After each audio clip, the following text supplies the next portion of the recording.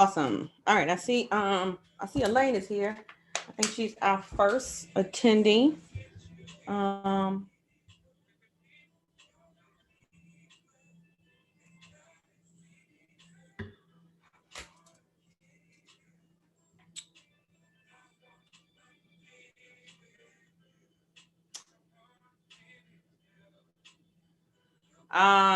yeah, pretty much it is. We might be able to make some adjustments.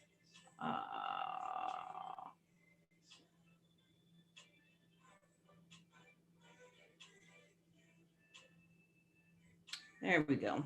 All right, let me turn it down. Perfect. All right, so we're live. Good morning. Good morning, good afternoon. Start turning this down.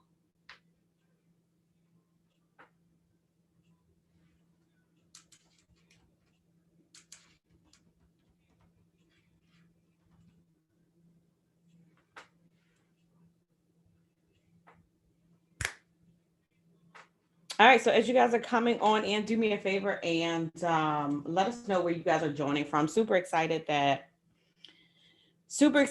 you guys decided to come and join us, but also celebrate with us as well. This is, I consider it to be a celebration, and we're going to be highlighting some awesome, phenomenal entrepreneurs over the next couple of hours. So give me just a second. For some reason, hmm, I'm not feeling the camera, but we're gonna make it do what it do. Um, so I always love to know. I always love to know like where you guys are from. Are you entrepreneurs? Are you full time entrepreneurs? So if you could just comment in the chat box, I can turn our music down now. I love to log in early just so I can know that everything is working the way it's supposed to be. Let's see. So make sure you comment in the box below to the attendees. Let us know who you are. I see Saquana. Am I saying it right, Saquana? Awesome. Saquana says she is from Georgia.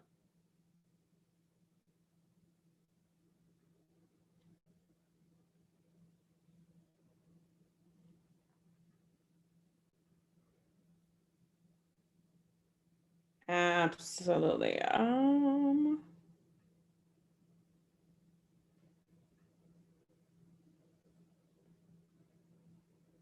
Mavis, you've been here on time.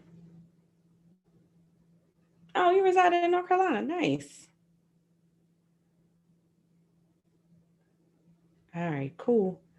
Well, I just wanted to I was curious. You've been with me since I logged on pre-live.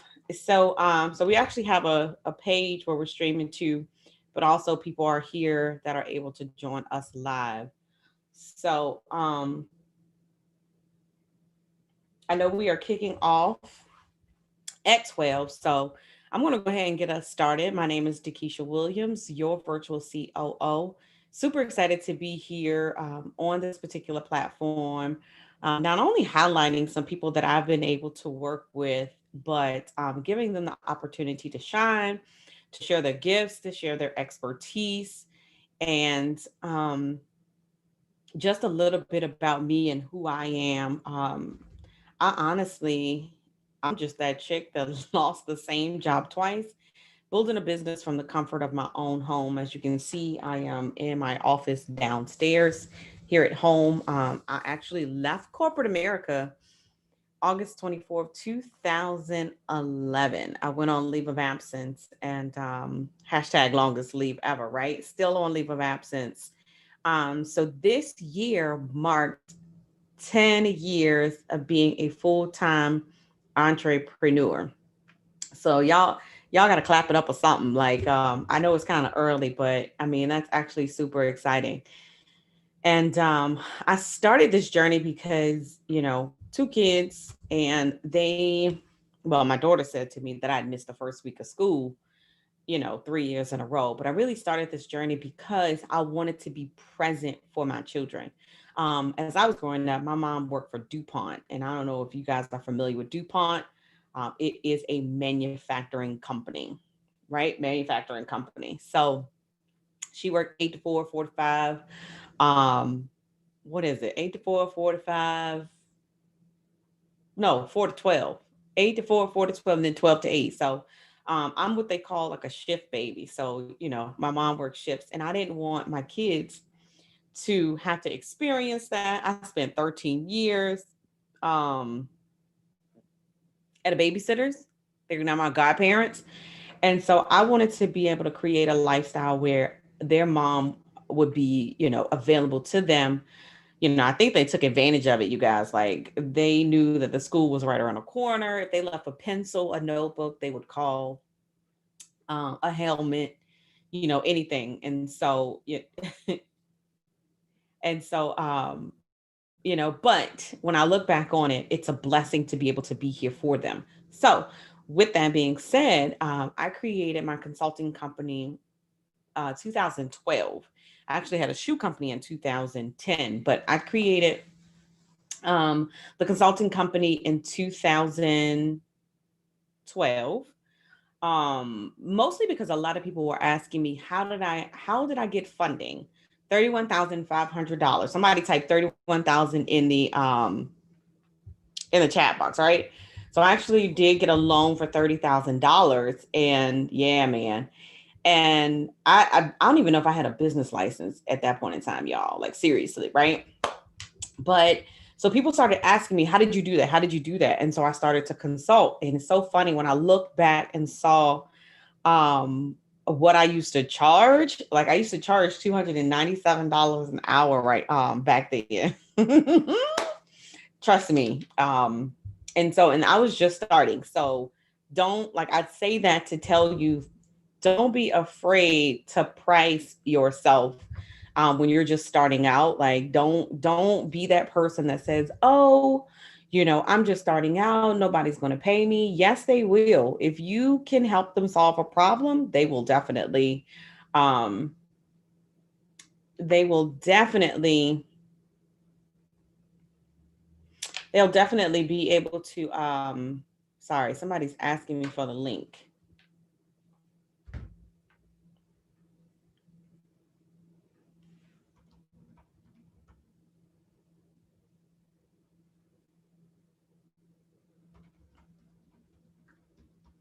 Okay, sorry about that. But yeah, so hey Lashina, hey Lashonda, Majida, Mavis, Monifa, hey everybody. Elaine, are you ready to step forward? I lost my train of thought. See, that's why I be turning all this stuff off.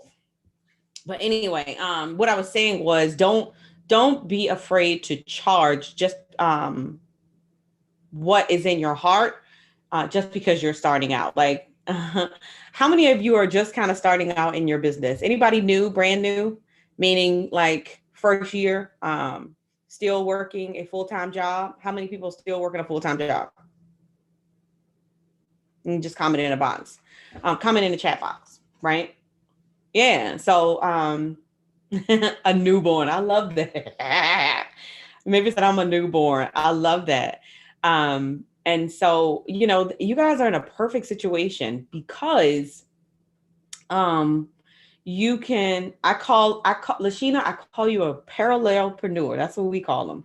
But you guys are in a perfect position because you can create your own departure plan. Like, you can really build a foundation in your business while you're still working full time. All right. So Elaine, you are good to go. We're gonna get this party on the road. I like to respect your time, and I am going to bring Elaine forward, and you should be able to turn on your camera.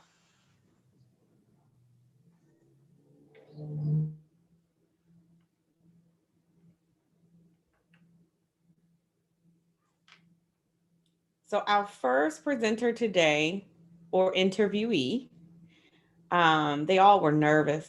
I love it though. Are you there? Mic check, mic check.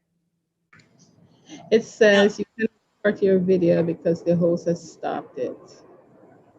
Now,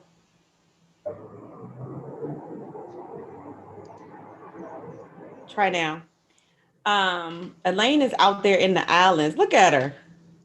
I had to move. Hold on, let me all give you all tease you all. If I could figure out how to turn this camera around. Oh, I could just do that. So y'all listen, Elaine is spending her time in the islands. See, Like I'm I'm actually outside. I'm borderline about to be ready to get on a plane and come to where now you did change the color. Now your color and your camera is changed. It's off. Oh my gosh. Oh, there you go. Yeah, yeah, I don't know what I did. yeah. So Well, welcome, Elaine. Welcome, welcome, welcome. thank you, thank you, thank you. Good morning, good afternoon, wherever you are. It's afternoon. It's way past afternoon. Well, we never know where our attendees are. I know, right? So listen, Elaine, tell everybody what it is that you do. First of all, thank you so much, Nikisha, for having me on your platform. Thank you for being my coach. And let me apologize before I go any further. I'm near the airport, so you might hear the plane coming in, and there's a dog not far from here. So let me apologize for all those because I had to move because we're in St. Vincent and the Grenadines. My husband is inside having a meeting, and I know you'd all hear him talking in the background, so I had to move quickly. So I am by education, I'm an accountant. By practice, I'm also an accountant. I'm an accountant that does bookkeeping because I know sometimes we use the word interchangeable. They are different. They are different. So bookkeeping is the first part of accounting, and that's what I do.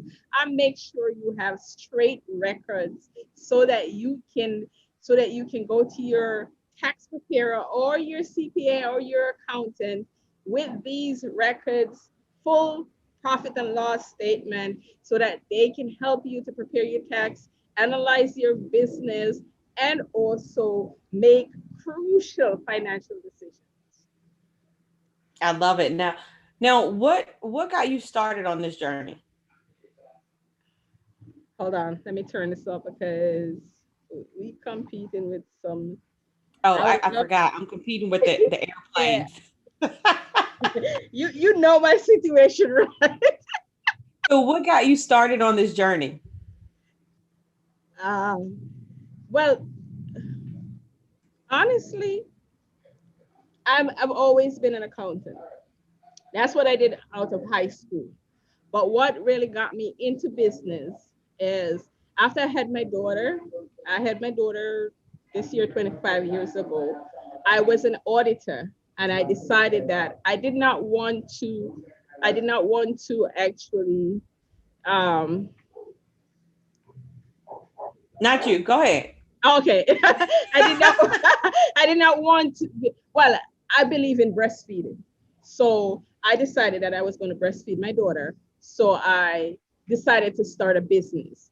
So I migrated here, and I always wanted to continue doing my bookkeeping. So I had a failed business. I wanted to be home with my children. I want to give my children what I never had. I want to be there for my children. That was the main reason why I went into business. So I started a draper business. When the housing market failed in 2008, my business failed. What I know best is accounting, is bookkeeping. 4 years ago, I decided to start online. I did have a business. I still have that business, and I did little bookkeeping here and there. But 4 years ago, I started online, and everybody was telling me to do bookkeeping. And I really don't like bookkeeping, or I hate bookkeeping. Not sexy, but here is what happened. It's not sexy because that's the part that most people don't like. So when I see a lot of people who I know that need, right? The need for people to have clean records, to file their taxes. I've had people who don't understand what they're doing when it comes to, most people start business and they're not accountant. And I'll be the first to admit accounting is a language that most people don't know how to speak. It has its own language. It is true. Yes, it has its own language. So that's why last year I decided to, okay, I'm going straight back into bookkeeping. So that's basically it. I I want love to it. be there for my children. And beside the fact that I said I wanted to retire at 55 and I didn't make it. So I need to be financially,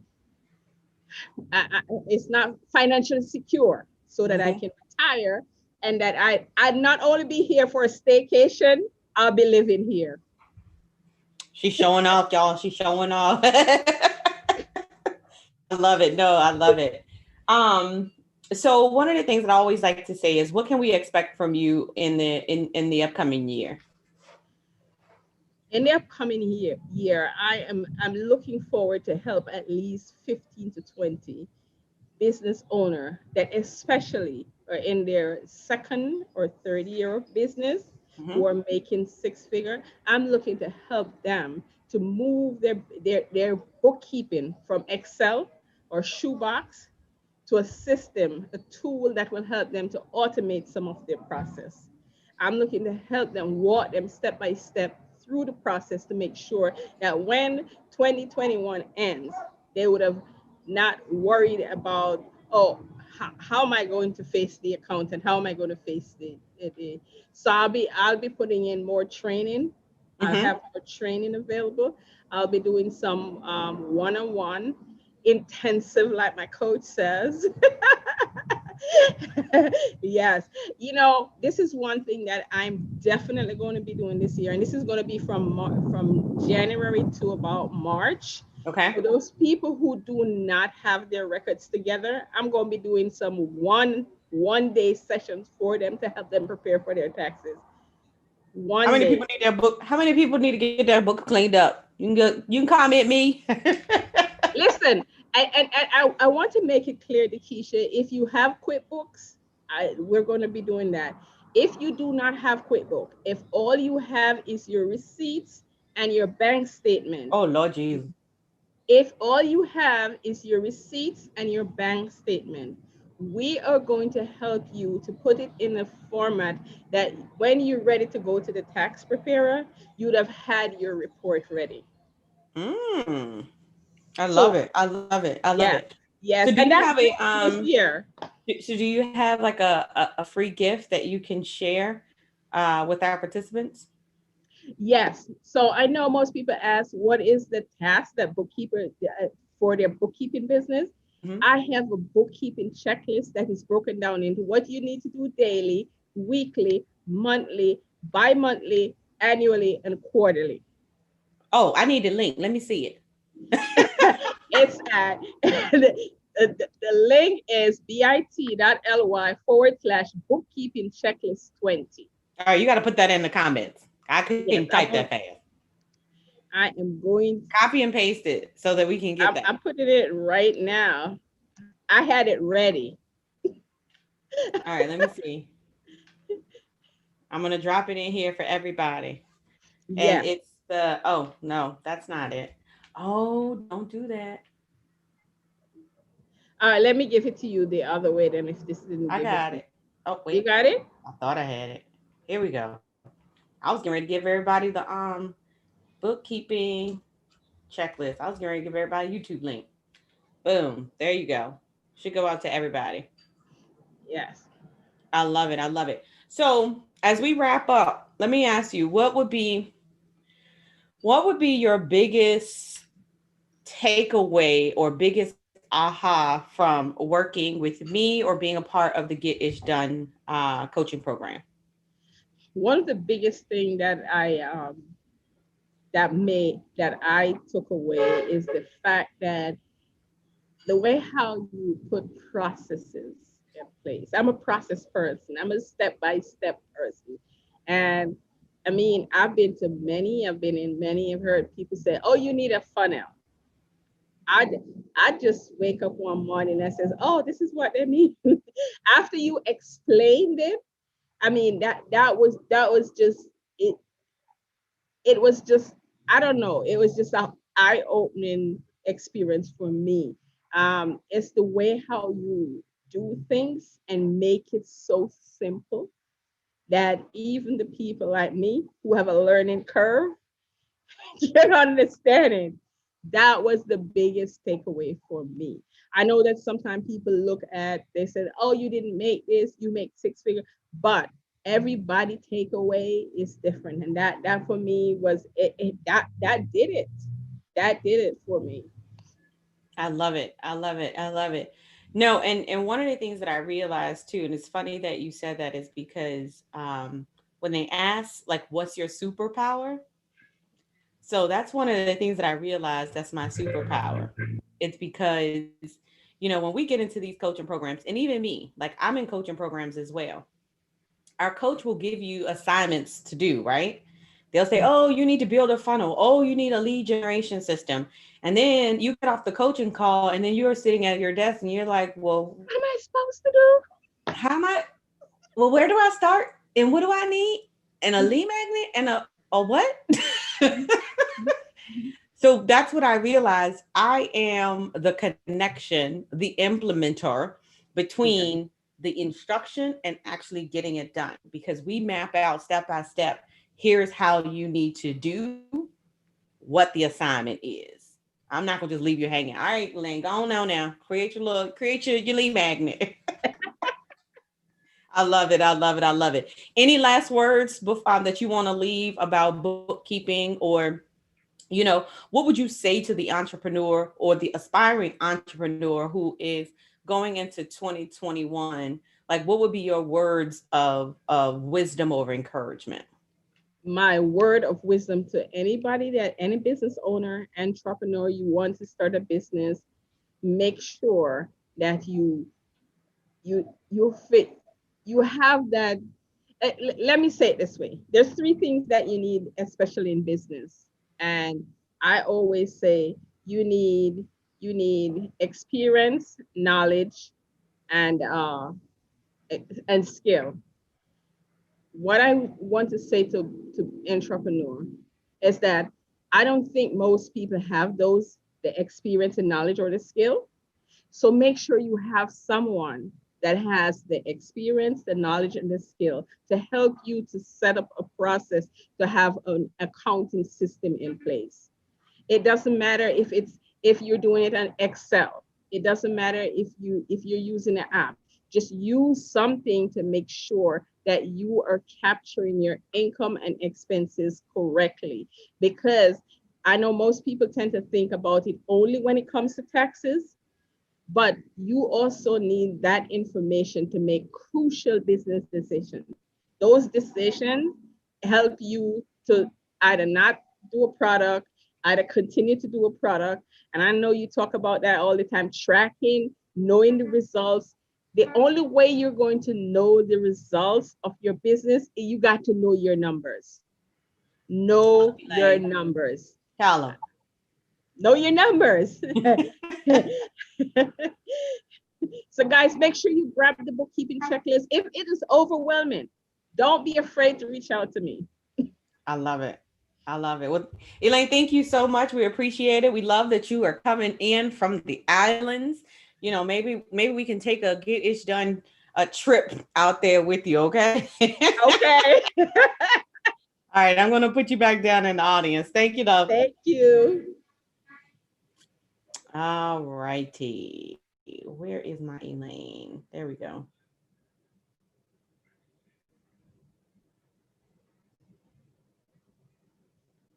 Awesome.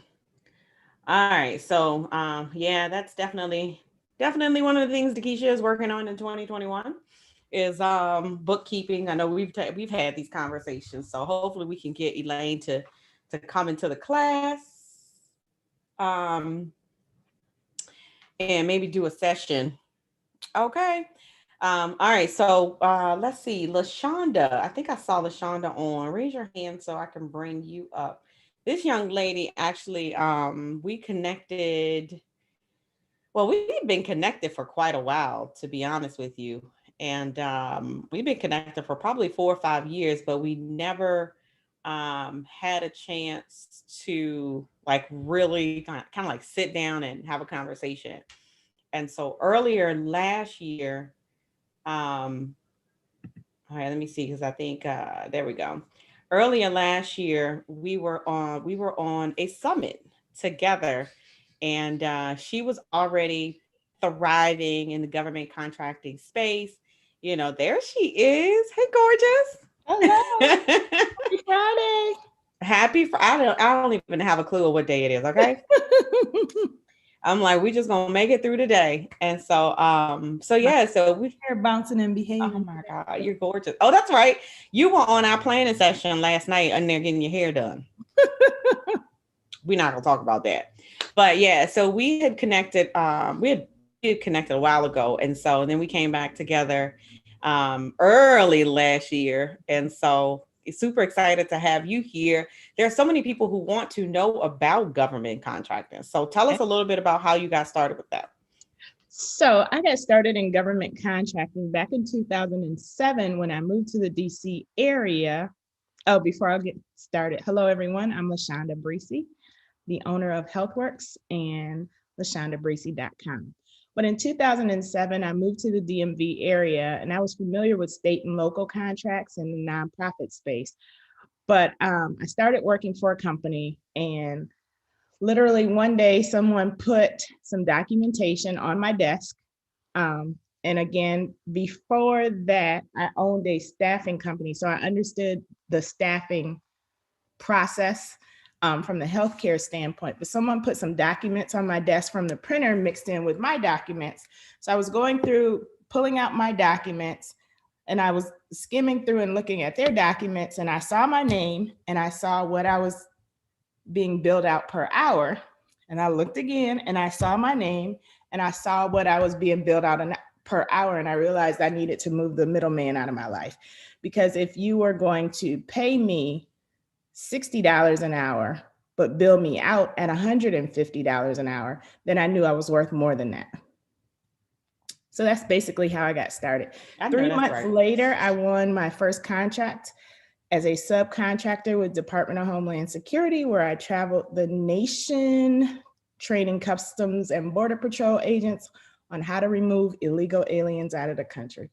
And I've been doing government contracting ever since. You're on mute. She over there on Clubhouse just showing off. Who, me? Uh-huh. All right. So what would you all right, so we talked about a little bit about what made you get started in this space. What would you say to entrepreneurs that are listening today that may want to get into the government contractor space? I would let everyone know that anything that's sold in the private sector legally, the government buys. They just buy it differently. So you have to be familiar with who buys the products and services that you sell and how to sell to them. And then I would also tell people, it's not easy, but it's doable. Think about that class that you had that was a weed out class when you were in college or in high school, and getting your paperwork in order to do work with the government is like a weed out process. They want to make sure that you're a legitimate business, and they want to make sure that you know what you're talking about. So what can we expect from you this year in your business? Don't make me pull my list out. No. Well, we have, we're continuing on with our 14-day challenges. Basically, we are 10Xing everything we did last year.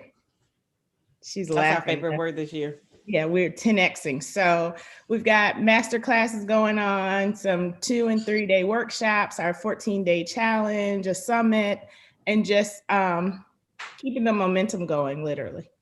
I love that. What would be your advice to entrepreneurs that are listening right now that are still parallelpreneurs? What would be your advice to them if you had to give them any advice about, shifting into entrepreneurship or managing a full-time job as well? I would definitely tell folks to take your time, go at your own pace, and don't compare yourself to anybody else, because we all have our own blueprint for our life. I love that. No, I love that. Any questions for LaShonda in regards to government contracting? I love the fact that you stated, the importance of not comparing yourself to other people, because a lot of times when we come into entrepreneurship and we're just starting, we're in year 1, 2, or 3, we see others that are thriving and, flossing. I don't know if they still use that word. Right. On social media, and we have a tendency to do the comparison analysis. Yeah, don't do that. Because I mean, what you see on social media, I mean, for me, I'm giving you my true and authentic self. But after being in the room and having conversations with people, you realize they're not who they say they are. I know, that's right. Now, let me ask you, is there any particular businesses or particular industries that you must be in to work to be able to qualify for a government contract? Literally everything that's sold in private sector is sold to the federal government. So if you are a speaker, there are speaking opportunities. There are ways to teach folks how to become better speakers. Elaine has a tax business, so it's accounting time right now for the federal government. So linking up with an accounting firm who has a government contract and offering them some kind of support or help services would be a way to go about it. If you sell shoes, you can the government buys shoes. You just got to know who to sell to. So keep in mind, all our military bases as well are like little mini cities. So everything, how in most neighborhoods, you got a beauty supply store somewhere nearby. On the base, there's a beauty supply store. On the base, there's a Mac store. On the base, there's a Coach store. So anything that you sell can be sold to the government. You just have to think outside the box and figure out who's buying what you sell. How hard or easy is it to get your business set up to get into the government contracting space? Back to that whole weed out process. It's not hard, it's doable. So it's a process. Literally, you have to make sure that you have your NAICS code. You've got to make sure that you're registered in beta.sam.gov before you can even get started. You've got to make sure you've got an EIN number. So it's not hard. It's just a matter of folks doing it and being willing to do it. Well, you heard it here first. Any questions, you guys that are in the audience, any specific questions that you may have? I had to scroll down. Any questions that you have for LaShonda in regards of, getting into that space, stepping into that space? This is a safe space. So, I mean, granted, I don't think we own Facebook. Yeah, we're not streaming. So if you have questions, don't be shy. Right. Comment in the chat box and let us know. So what would you say is the biggest thing that you've been able to walk away with from working together, you and I? So on the consulting and the government contracting side of my business, definitely putting systems in place. And for me, making sure these systems talk to each other, because I had all the systems, they just weren't connected. So having them actually connected and having them working together, be it my scheduling software, be it my Infusionsoft, be it my ClickFunnels, like I had all this stuff, but it wasn't talking to each other. So now it's all talking. Tell us one of your biggest success stories too. One of my clients that I was working with, she came to me, one of the biggest, which was a really quick turnaround. She came to me on a Thursday or Friday. She found an opportunity. She saw me on Instagram or somewhere. Anyway, she reached out to me because a contracting officer had reached out to her and asked if she could do this type of work. Because the other thing is, once you're registered in beta.sam.gov, based on the NAICS codes that you put in, government contractors will reach out to you. They're always looking for minority, small, woman-owned businesses to fulfill some of those needs. So the contracting officer reached out to her, said he had an opportunity, asked her if she could do the work, and she said yes, but she was kind of in a panic. So she reached out to me. I walked her through how to get her request for quote done. I actually helped her write that request for quote, and she won a $70,000 contract a week later. Ooh, wee. So let me go get my NAICS codes. And that's a small one, but the contracts that I bid on are for myself are much larger than that. But yeah. I love it. All right. So any final thoughts that you would like to share with our audience? Any tips, strategies? So again, You want to make sure that you're registered to do business with the government. You also want to make sure you follow up and you communicate with folks the way they tell you to communicate with them in the government. And just remember, it's not easy, but it is doable. And I am running a 14-day challenge that starts January 11th. It is completely free. I would love for you to join me. And you can go to bit.ly/GovConGirl to sign up to that 14-day challenge. I'm actually running the challenges every month for the next 6 months. Make sure you drop the link in the comments too, because y'all know I can't type bit.ly that fast. I sure will. Because remember, we 10Xing. I can't type that fast. Awesome. Well, thank you so much for coming on today. I appreciate you sharing your expertise. If government contracting is anything that, if you guys have ever considered stepping into the government contracting space, then I highly recommend that you reach out to LaShonda. Hang on one second. There we go. Gotta love. Oh, wait. Trying to see a question. Oh, okay. Did she freeze?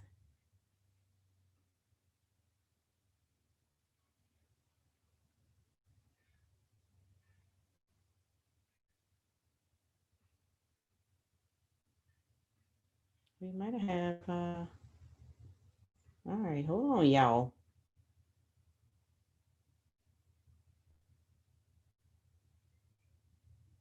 Yeah, sometimes we do get in our own way, Team Hut. So let me, for some reason, it looks like it's showing that she's still up there. Are you guys still seeing her?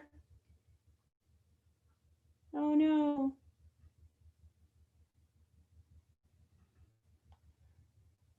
Okay, I'm like, I still see her picture up here, but yeah, okay. I'm like, I know I still see her picture up here, but so I don't know if it's my computer that, no, please don't say that my stuff is stuck. Y'all, this is what happened, I'm telling you. All right, well, Majida, I'm gonna see if I can bring you up and we'll mess around with that.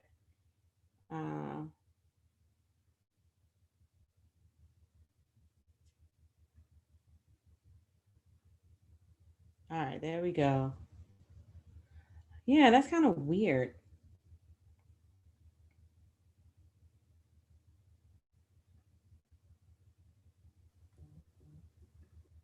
Oh, figured out how to boot her out. Oops, sorry, honey. Let me see. Yes, I don't know if I got stuck or what. Cool. All right, Majida, are you able to turn your camera on? You should be able to. And unmute yourself. Okay, Mic check, mic check. Hold on, let me get some light. I I thought I checked it. Oh, it was good on my phone, but. Hi, gorgeous. I Hello. can. Well, good afternoon. I keep saying good morning. It's morning somewhere. Huh? I said it's morning somewhere. It is morning somewhere. All right. So, well, good. So welcome. Super excited to be with you here. Majida is one of my Richmond folks, RVA. I love it. So we actually connected via Maya and Womb, Yes. I think. Yep, absolutely. Yep. Actually, yeah, because Lord have mercy, y'all had me out until like 8-10 o'clock at the it was a networking event and I had a table there. So that was actually the first time. Was that last year? No, that was 2019. Yeah, 2019. God, I think it was November 2019. Yeah. Well, I don't remember anything from last year. Okay, it's all a blur. Everything's a blur from last year. Well, welcome, Majida. So tell everybody that is watching, and even if they're watching a replay, tell everybody who you are and what it is that you do. All right, so my name is Majida Bay, and I am your financial conductor. My goal is to help parents and professionals to get on the right financial track to success, to overcome the stress and frustration and worry that comes along with understanding how money works, how to get it to work better for them. And so I help people understand through financial education, financial literacy, helping them understand basic financial concepts. And then I show them how they can apply it to reach their financial goals and dreams. So. What got you started in this space?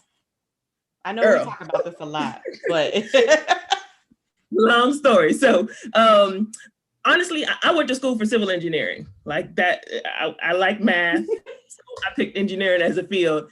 And coming out of college, I'm 21 years old. And I'm thinking about the stuff, right? They say go to school, get good grades so you can get a good job. Well, after getting the good job, I'm like, what else is there? So 6 months later, I decided to buy a house, had to get a new car. So I went from college student broke to house and car broke. And so that was the catalyst for me to be like, you know what? I need to understand how this money thing works, because nobody comes out of school with an engineering degree to be expecting to struggle, living paycheck to paycheck. But that was my reality. So I started looking for some help financially, and was fortunate back in 2008 to meet a gentleman with the company that I now work with, who was willing to just teach me some stuff I didn't know about money. And that set me on the path to where he took a look at my financial statement. He saw that I'm spending everything that I'm making. And his advice to me was to sell my car. Now, I'm probably 22, 23 years old. I wasn't willing to do that, Dakisha, but I knew I had to do something different. So I decided to cut the cable. I think I got rid of my security system, because when you broke, there's nothing to steal. I just had to free up some money to start saving. And so in 2009, I actually became a client of the company initially. Started putting like $5 a day away, $150 a month. That's all I could squeeze out. And I did that consistently for a couple years, but I saw that money starting to work for me.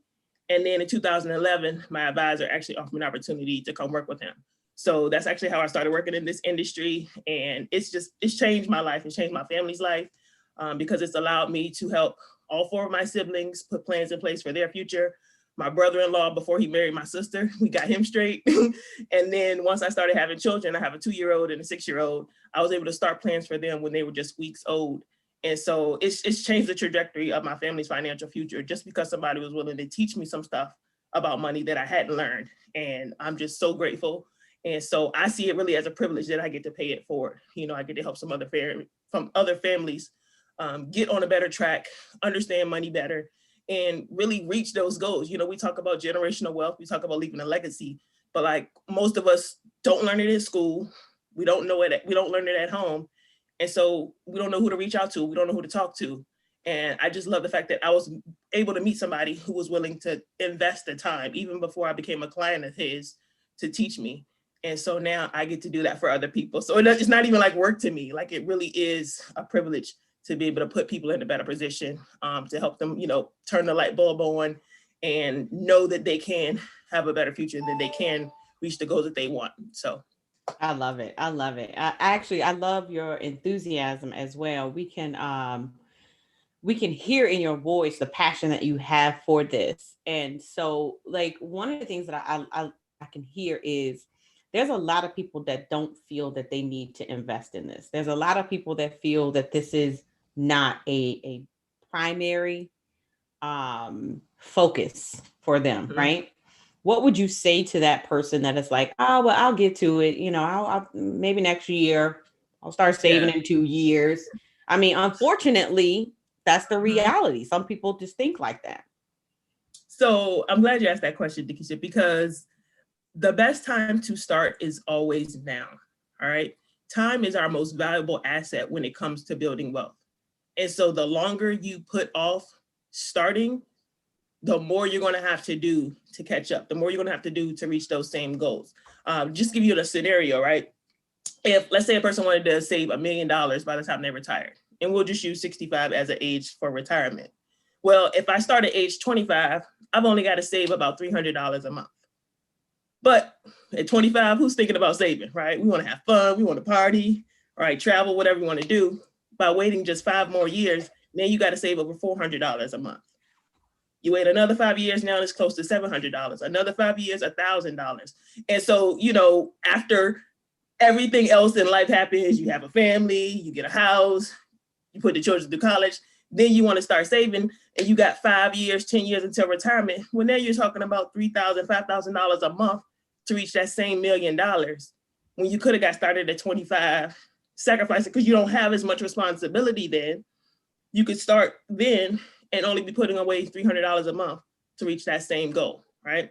So it's always better to start now, right? Because we don't know what's going to happen in the future. And by putting certain things in place sooner rather than later, you protect the wealth that you're looking to build by getting on the right track.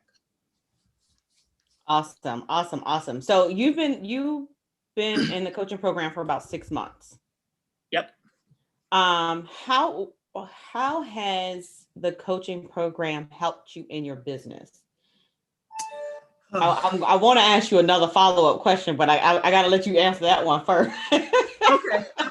The coaching program has, and I don't say this just to like boost you up or anything like that. Like I sincerely believe it's been everything. Because honestly, about a year ago, around the time that we met, like I said, I have 2 young children. They were probably 1 and 5 at that time. And just the hustle and bustle of trying to build a business. I still work a full-time job.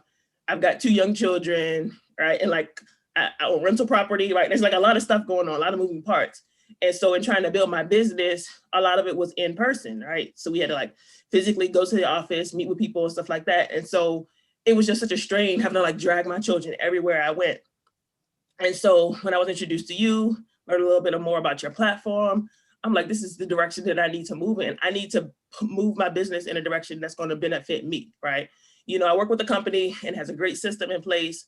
However, it's not necessarily designed for the single mom with 2 young kids. Mm-hmm. And so I needed a system that would allow me to be able to be home, run my business. And of course, when COVID happened, that changed everything, right? Because we had to go virtual. And so the fact that I had started getting in touch with you and learning a little bit more about just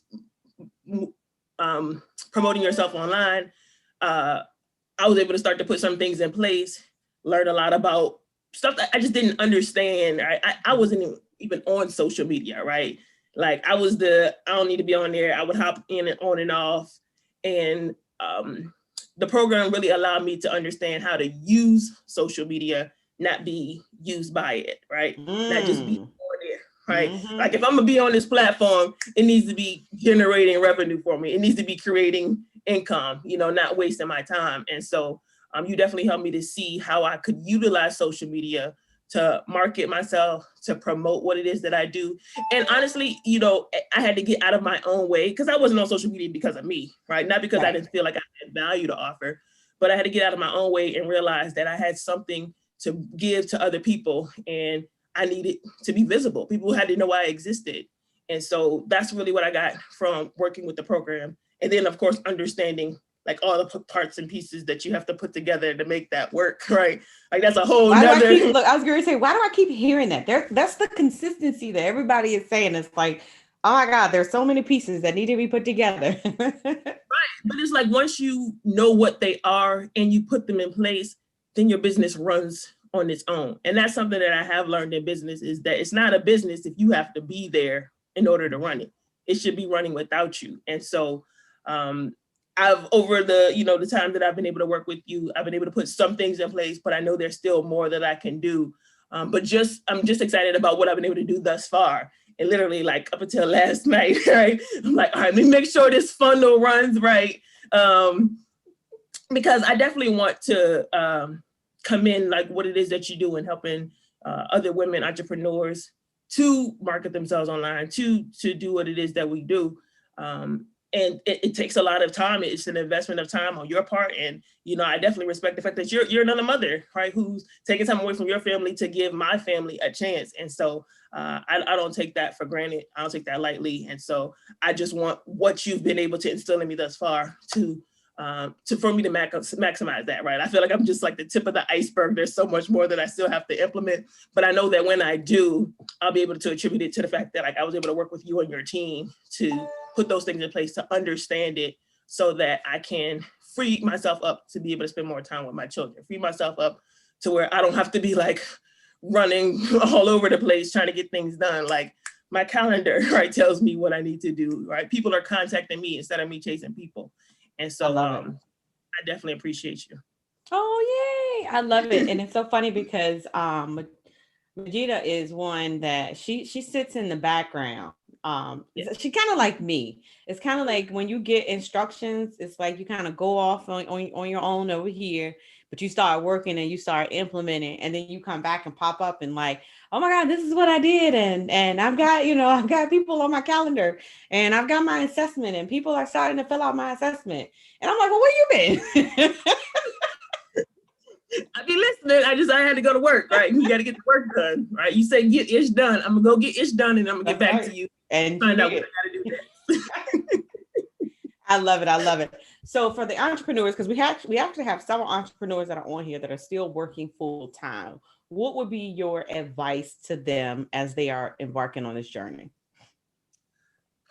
I would definitely say know what you want, know why you want it, and know what you're willing to do to get it. For me, I do what I do because I want my children to have options, right? I work a decent job. I appreciate, I value the work that I do. I enjoy the field that I'm in, right? I told you I'm in engineering. And so I like the work that I do. But what I realize is that my job can't free my family financially, right? But my job can fund my dream. And I want my daughters to be able to see me as an entrepreneur, see me as an employee, and they get to choose, right? But if they only see me work a job, they won't know what entrepreneurship is. They won't know that they can create their own future. And so you got to be really clear about what it is that you want and why you want it. Otherwise, life's going to happen, challenges are going to come, and you're going to fall by the wayside. You're going to give up on that.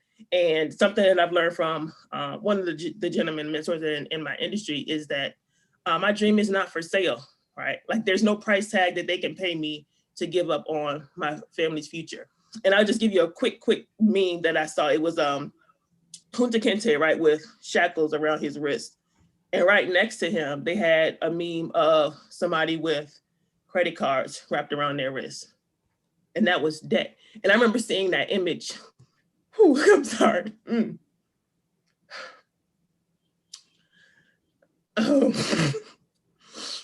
Take your time.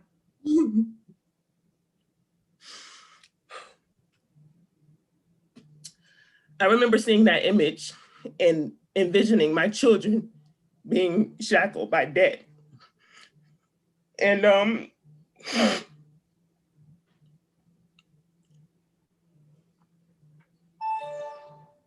that's how important it is. This is why we do what we do. Absolutely. Yeah.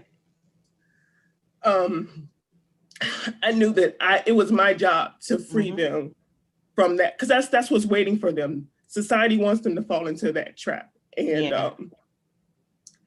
if I didn't do something about it, they were going to fall in that same path, because I fell in that path. I got the degree, I got the job, and I was broke. I was struggling. And it wasn't because my parents were bad people. They just didn't know, right? Nobody taught them. Absolutely. And so, ooh, Lord. I told you. I tell you, these, you never know. These summits are definitely, this is an opportunity where we're sharing our truth. And this right here is the reason why I asked, what made you get into this space? Because it's not just about, the people that you're helping. You are creating a path for your children. And that's, as a mom, like that is why I get up every single day for the last 10 years to sit at this table in front of this camera and to pour into you all, because I get it. Like I'm a mom of two. And, even when my kids went to school, like I told my kids, if you open up a credit card, I'm not paying your bill. Because I was that mom. Like I get it, I went to school and God knows I stopped counting how many credit cards that I had. So I understand the importance of, setting our kids up for success. So I appreciate your transparency and even your vulnerability and sharing your truth and sharing your story. So and just real quick on that. Mhm. There was another lady in my business who said that if I don't fight for my dreams, how can I expect my children to fight for theirs? And so often we want to tell our children that we want them to be better than us, but they're going to do what they see, right? If they see you go to a job every day and you frustrated and you're not making enough and you're constantly complaining, how can you expect them to go out there and live a big, or live out their dreams or pursue their goals, right? They got to see it, and so that's what really inspires me to like figure it out, right? Like I may not be the best at this social media thing, but I'm gonna figure it out because they're worth it. So, Right. No, absolutely. Absolutely. You need a moment, Chad? It's all good. You weren't ready for that. You didn't know you was gonna come on here. No, it comes out every so often, right? Like you never know. I try to just like go through, right? Let me just get through the information so I don't get emotional. But that's something that but people I think need to see that. Like you said, they need to see it's not just about me making money. Like the money that I make in this business is good, but the value that I'm able to add to families' lives is so much more rewarding, right? Like I can say that I can impact people's lives in a way like I never imagined myself doing what I get to do. Right. And so I don't take it for granted that I've been given that. Like I don't feel like my this path chose me, right? I don't feel like I chose this path, like it chose me. And I've just embraced it. And I'm gonna stop. Ooh. No, and I love that because it's like people are like, well, what made you become an entrepreneur? It's like I didn't necessarily just wake up and say like I'm going to be an entrepreneur. Like I've been to undergrad, I've been to grad school, like I got all kinds of degrees, like, and then I ended up an entrepreneur, But again, it's because we want to make an impact on those around us. So I don't even know if you have any last words. Ooh. I don't think so. You had a follow-up question, but I don't know if you remember what it was. Let me tell you, that was a drop the mic moment. So I don't even know. I think we did good, but super proud of you. This is kind of like the graduation for Vegeta, but super proud of you. Oh, you have a free gift. I do. See, I know it's something. I'm gonna put it in the chat, but I have a brief assessment, right? It's a complimentary assessment make sure I get that. Yeah. So if you go to that link, you'll be able to click on a link to take the assessment.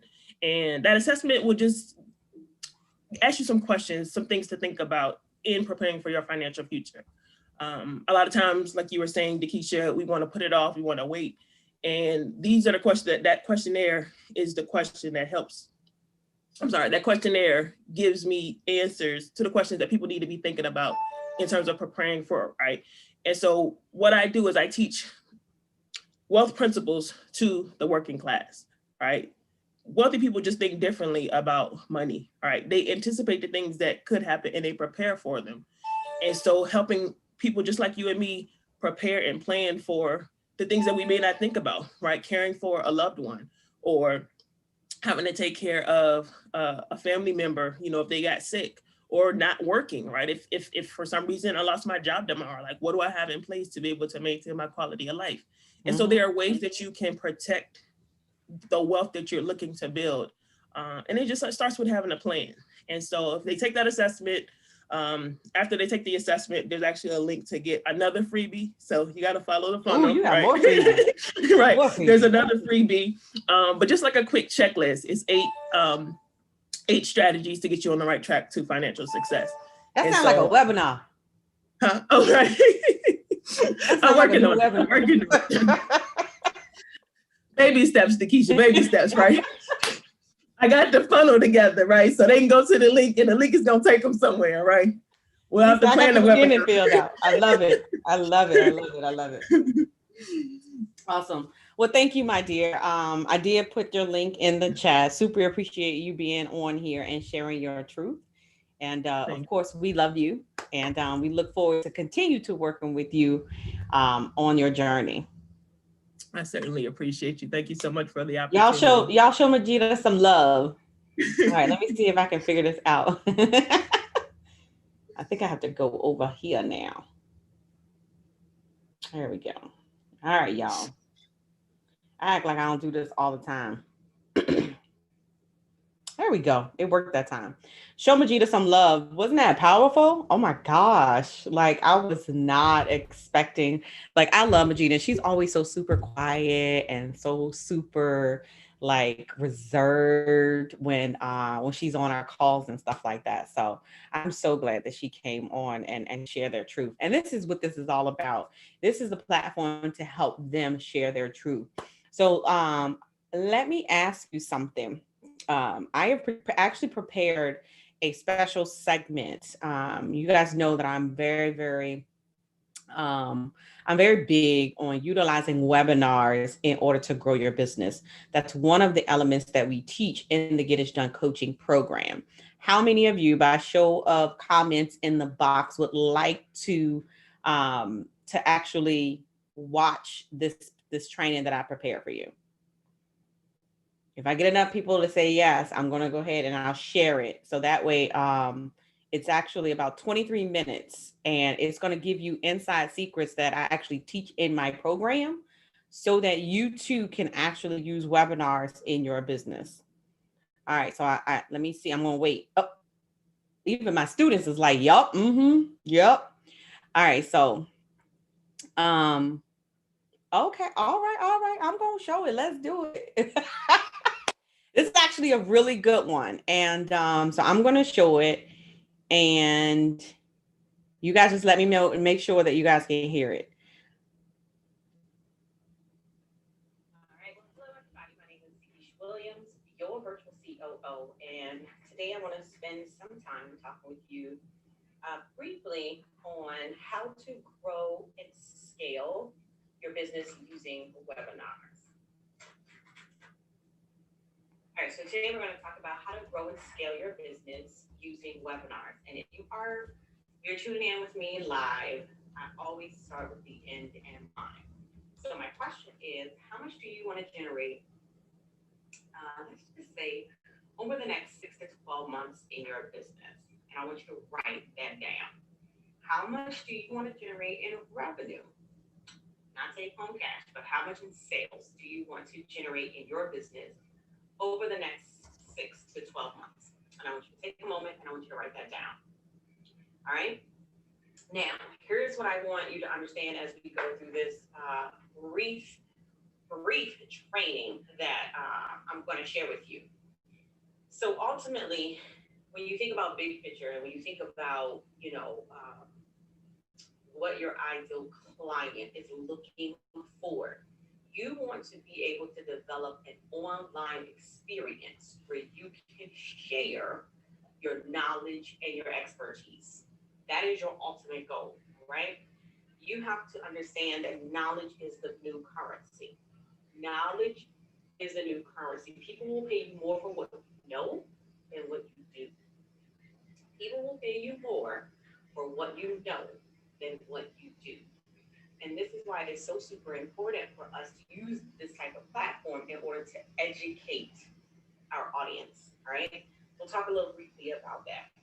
Now, you are in the right place, and I want you to hang out with me until the end. If you are really probably struggling to get consistent revenue, like you've made, you've made your first 10,000, you might even have, you might even be on the brink of 6 figures, to be quite honest with you. And some of you that are under the sound of my voice are struggling to enroll clients into your signature program. You are struggling to enroll clients into your signature program. So let me show you one main strategy that you can use immediately in your business that will shift the trajectory of your business, right? And this is truly a revenue generating system, and it actually creates ongoing leads so that you can create consistent cash flow in your business. How awesome is that? You can't even ask for more, right? So real quick, my name is Nikisha Williams, your virtual COO, and I'm just a chick that lost the same job twice, building a business from the comfort of my own home. I am the #1 virtual COO, helping entrepreneurs to build systems and processes in their business. I have been known for helping my clients increase their revenue by over 200% in less than 12 months. Now, I am a mompreneur, and I consider myself to be a wine connoisseur. Do you like wine? Red or white? I'm a white type of wine. I'm a Riesling, Gewürztraminer, yeah, I know, sweet wine. But yeah, I left corporate America August 24, 2011 on leave of absence, and I'm still on leave of absence. Hashtag longest leave ever. And for 1,288 days, I've been looking out this window over here behind me, watching my kids get on and off the bus.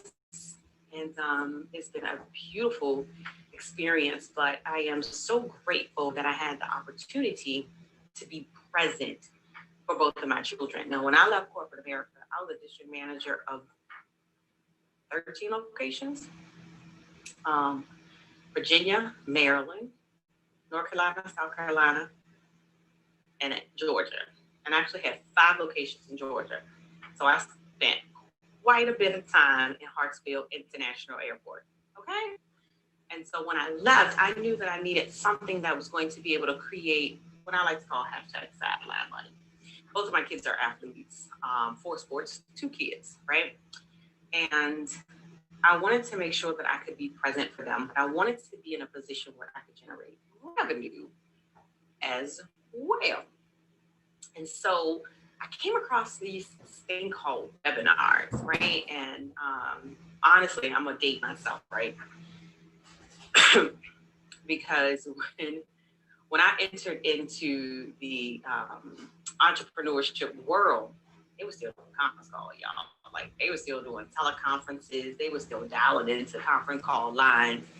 Like, it was not a thing for you to dial a phone number and be on a call for like 45 minutes to an hour, sometimes 2 hours. So this whole showing your face on video and having a PowerPoint, like all of that was new, right? Yeah, I know I've been around for a bit, y'all. Been around for a while.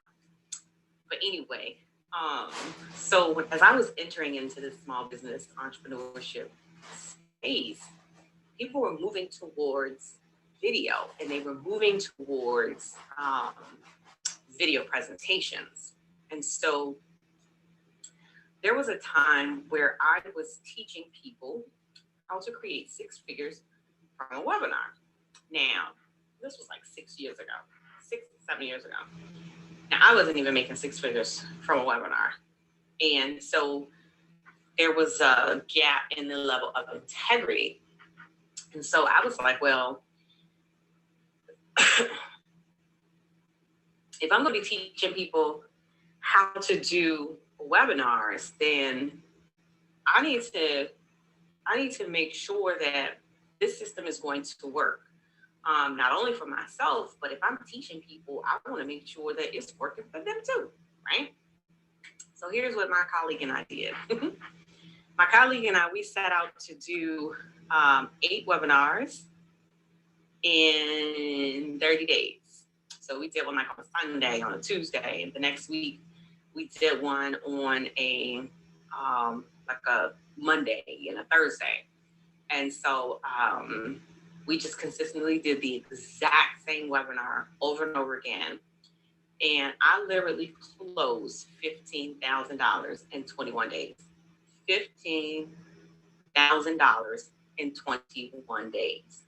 Now, one of the number one questions that I get is, well, what's the best time to do a webinar? And to be honest with you, you have to know your audience. So let me give you an example. If your audience is a parallelpreneur, I like to call them parallelpreneurs. That means that they still work a 9 to 5. And their business is their side hustle, right? Most of the times, if they still have a 9 to 5 job, then they're going to find themselves not being available during the day.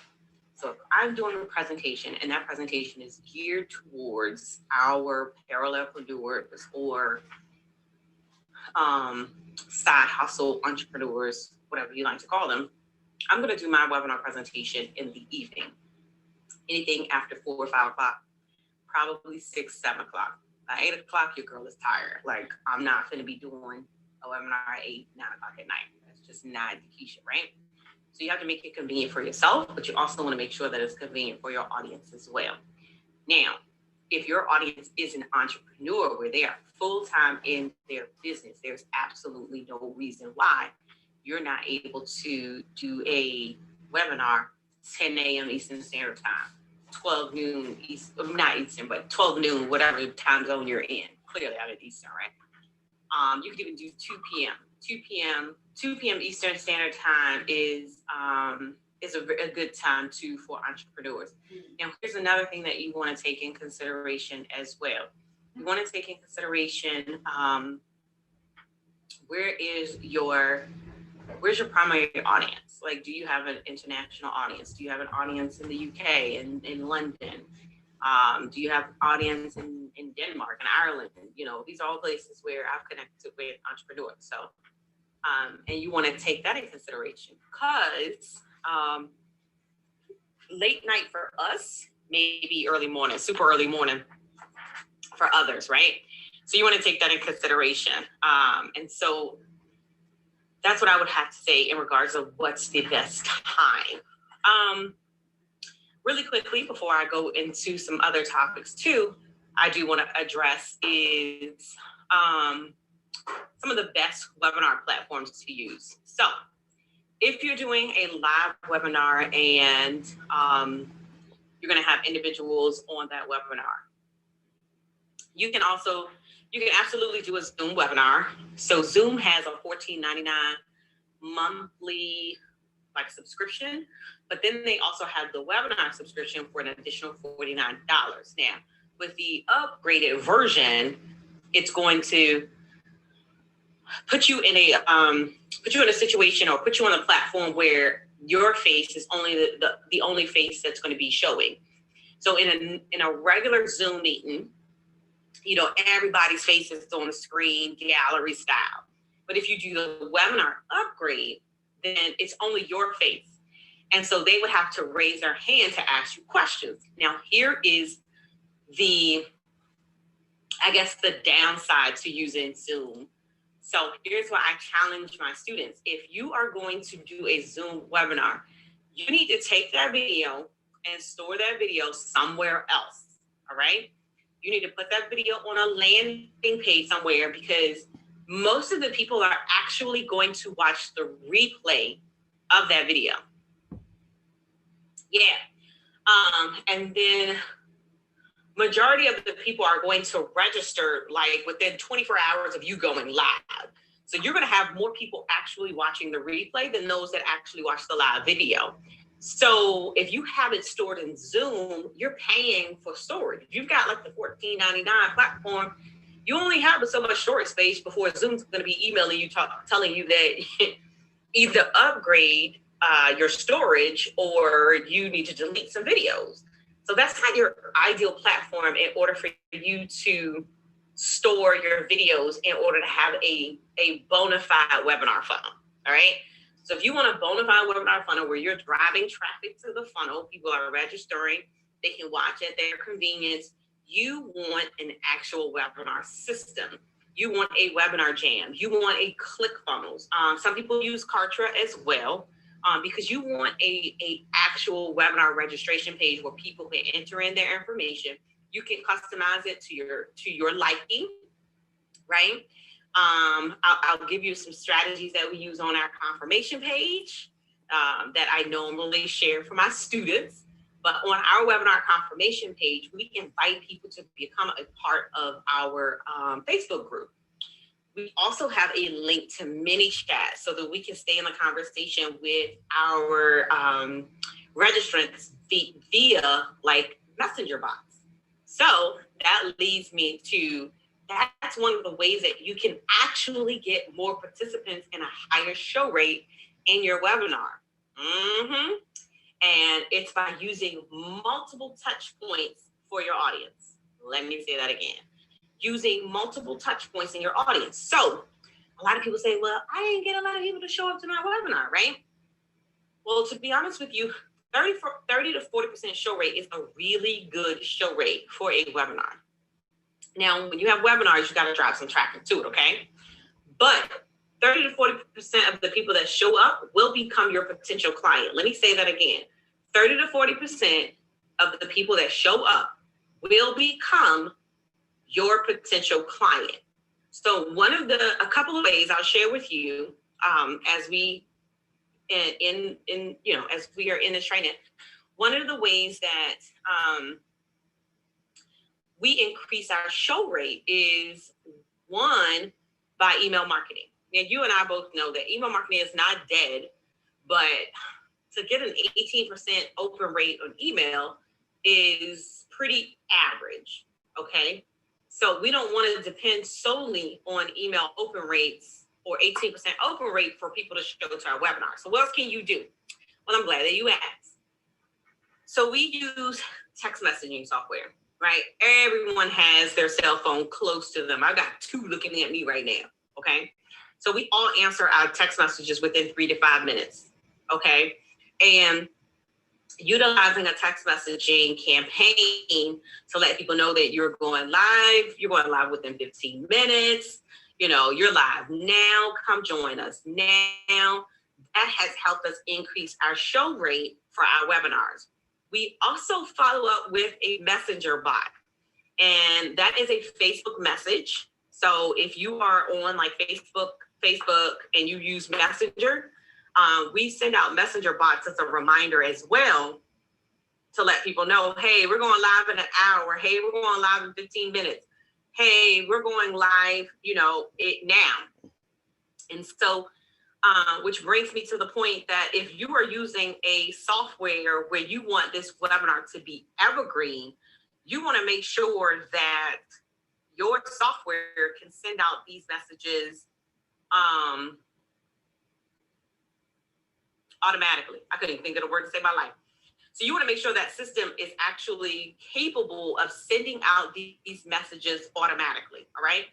And so that means that the system is going to be, generating these email reminders, text reminders, and I don't know that you could do messenger bot reminders, but you can schedule them. You can schedule them in messenger bot. And actually, y'all, we use ManyChat. ManyChat now offers SMS, email, SMS is text messaging, right? Short messaging.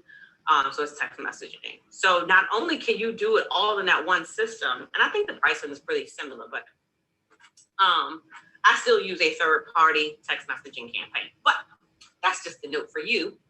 So just so you know, like those are some systems that you can use. So hopefully that answers a couple of frequently asked questions that I get asked a lot. Oh, how long should my webinar be? All right, so anywhere between 45 to 60 minutes. 90 minutes is the absolute max. My attention span is short, y'all. So most of my audience, their attention span is short. So you got to get straight to the point, okay? You can't have them on this webinar for like 3 hours. Like that's more like a workshop. That's not necessarily a webinar. So I try to tell my people 45 minutes, all right? 45 minutes, 60 minutes max, and get out of there. And so just to share with you really quickly how you can map out your next 60-minute webinar, all right? So I always start with the title. What are we here for? What are we looking to accomplish by the end of the webinar, all right? Then I go into some of the pain points that people are facing, some of the obstacles that they're experiencing in their life and or in their business. And then we talk about some of the potential objections that they're going to give me. And so I like to address those very early on before I even go into the content. Then I'm going to introduce myself and I'm going to tell you who I am, what it is that I do, what makes me qualified in order to teach you the information that I'm getting ready to teach you. Got it? Then I actually go into my deep dive of content training. Yep, I go into my deep dive of content training. It could be 3 strategies, 5 strategies, no more than 7 strategies, y'all. Y'all be on there forever, right? And then we shift into the close. It's 2 ways to close from a webinar, all right? 2 ways to close from a webinar. You can actually send them directly to a sales page, all right? That sales page has information about the upcoming program that you are offering, so you can send the traffic directly there, or you can invite them into a conversation. Now, I typically like to invite people to a conversation in a high ticket offer. Got it? Also, if I'm selling anything under or below $2,000, I will send them directly to my sales page. Yep, have no problem doing that. I will send them directly to my sales page. If I have anything less than $2,000, anything over $2,000, high ticket sales, we need to have a conversation. Got it? You're gonna make sure that you want to address objections. You're gonna want to make sure that you get both partners on the phone, husband and wife on the phone. You want to make sure that you have a sales script in this high ticket sales conversation. This is actually what we use to enroll people into our programs. And so I've done both. For 2 years, I ran the Webinar Success Blueprint program. For 2 years, we ran this program. And so we did a challenge. And then we did a masterclass on the back end of the challenge. And so we created all of this excitement for 5 days. And then on the back end of the challenge, we did a webinar. But you have to master the webinar. You have to make sure that you are using the profitable outline for the webinar in order to be able to convert people from this webinar. And so we were able to do our first 10K launch. We turned around and we did it again. We launched again because I believe you be like a stamp and stick to one thing until it delivers. Got it? One program will change your life if you let it. And so what we ended up doing was we launched again earlier the following year. I think we did $24,000. I was really upset because I really wanted a $25,000 launch. But we launched again with the webinar, same format. The next time I did it, I added a speaking gig, y'all. Check this out. I added a speaking opportunity in my launch. So I scheduled my launch. Well, I scheduled the speaking opportunity to align with the launch calendar that we used. So I knew exactly what I was going to offer for the speaking opportunity. And you guys can do this too. So if you know that you have some speaking opportunities that's coming up, you can actually you can align it with a launch that you have coming. And so therefore, if that audience matches the audience for this particular program that you're going to be offering, boom, you do the same sales signature presentation that you would do on a webinar, right? Granted, you would add in some activities because you're teaching to a live audience, but you're going to pitch, you're going to make that offer, and you're going to extend the invitation into that program that you offer. Yep. We ended up doing over $35,000 for that launch when we attached it to a speaking opportunity. So here's what I realized when it comes to webinars and how webinars have really expanded over the time is webinars have a tendency to convert more when you attach it to another, what I like to call it, an engagement activity. So I have another training that we're going to go through 3 or 4 different engagement opportunities that I want to share with you. But I just wanted to kind of give you some of the basics of a webinar, some of the things that you can expect in regards of hosting your first webinar. Got it? So here's what you need to understand too, that when you're dealing with a webinar, when you are utilizing webinars in your business, it is a lead generation tool. And it's the process of acquiring data from an audience who may potentially have the problem that you solve. What I love to make people understand is that when you're doing a webinar, how are they getting access to the information? They're actually getting access to the content because they are entering their first name, their last name, their email address. Honey, we connect the phone number. Yeah, we connect phone number, especially if it's a warmer audience and we're not running ads to it, because if you run ads to it, the cost actually goes up. But if it is warm audience, we definitely collect the phone number because we call everyone that attends or registers for our webinar. I'm giving y'all all the secrets. Yes, we call everyone who registers for all of our webinars, and we reach out to them. We ask them, what did they think? What was their number one takeaway? And would they like to have a call with Dakisha? I'm telling y'all, these strategies work, y'all. These strategies work. Implement them in your business. All right. So just to recap for you, go back, listen to it again, because this is one of the number one ways that you can generate leads in your business. You can convert into cash clients and sales conversations, like my favorite C's, right? And then there's one more thing. Oh, once you master and that presentation is converting, you take that presentation, you take that webinar and you put it in an evergreen system where you can consistently drive traffic to the webinar. Got it? Where you can consistently drive traffic to that webinar and you can create what I call #sideline money, where people are registering for your broadcast and then they're entering into your either sales conversation or into your signature program. So my name is Nikisha Williams, your virtual COO. Be passionate, be purposeful, but more importantly, be profitable. I'll see you guys next.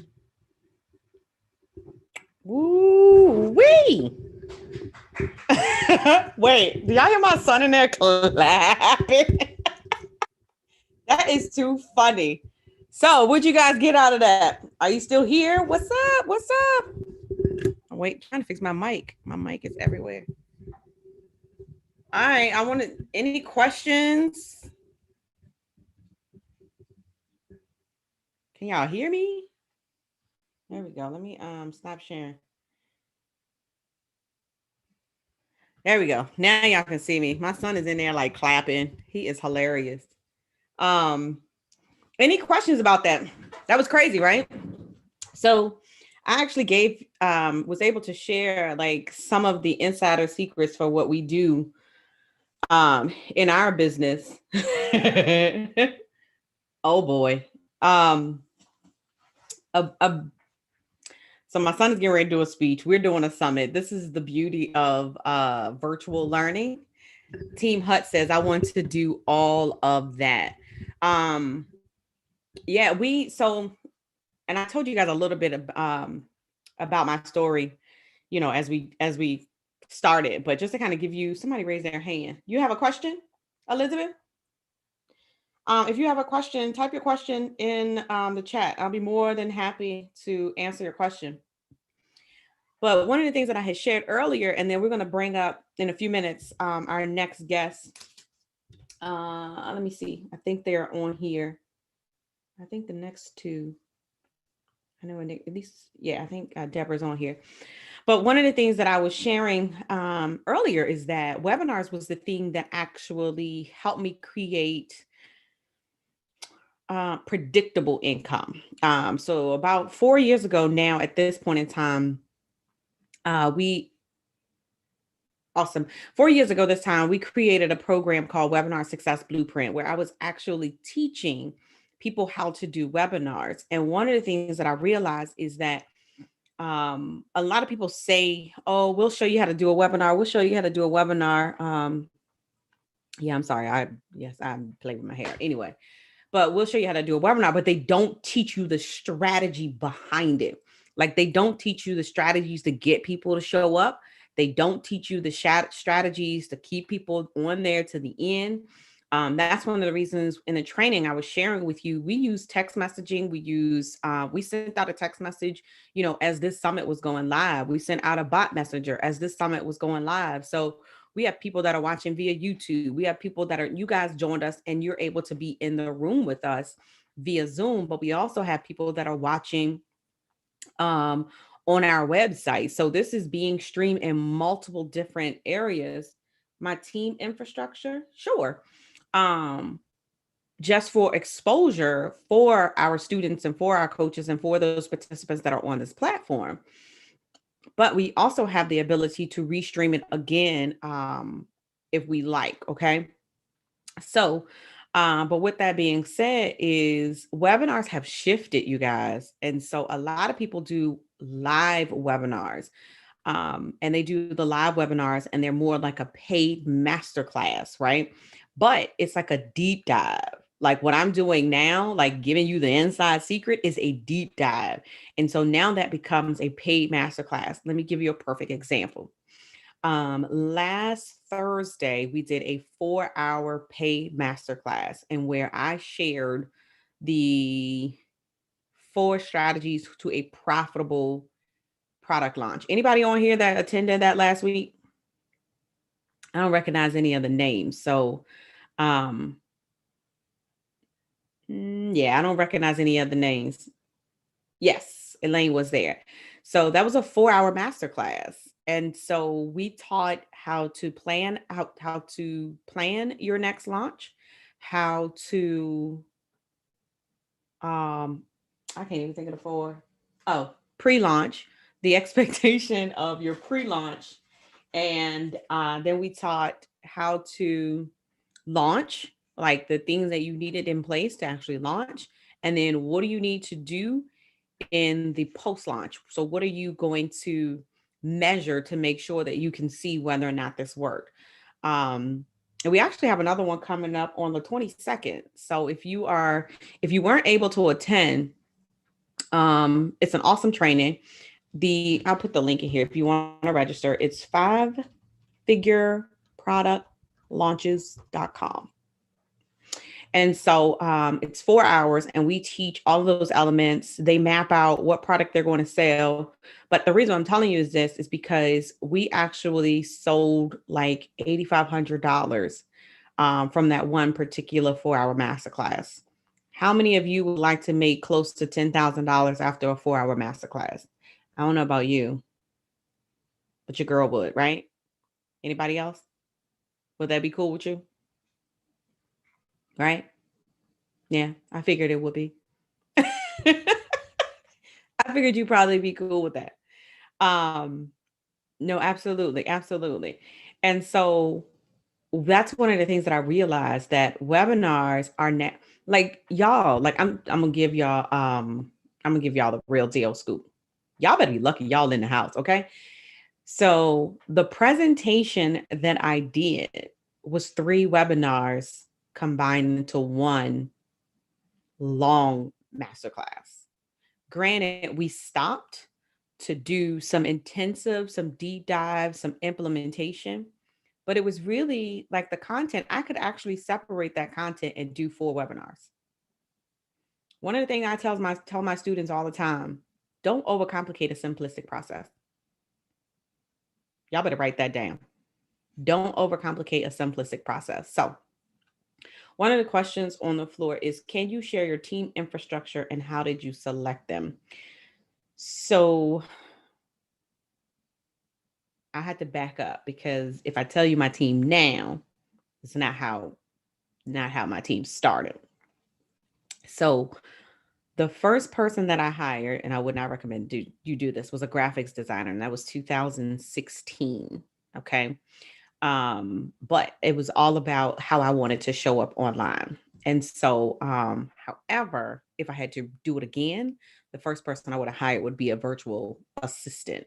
One of the things that I realized, and we talked about this in our coaching program, is that we spend a lot of time doing $10 an hour activities when we should be focusing on doing CEO activities. Somebody write that down.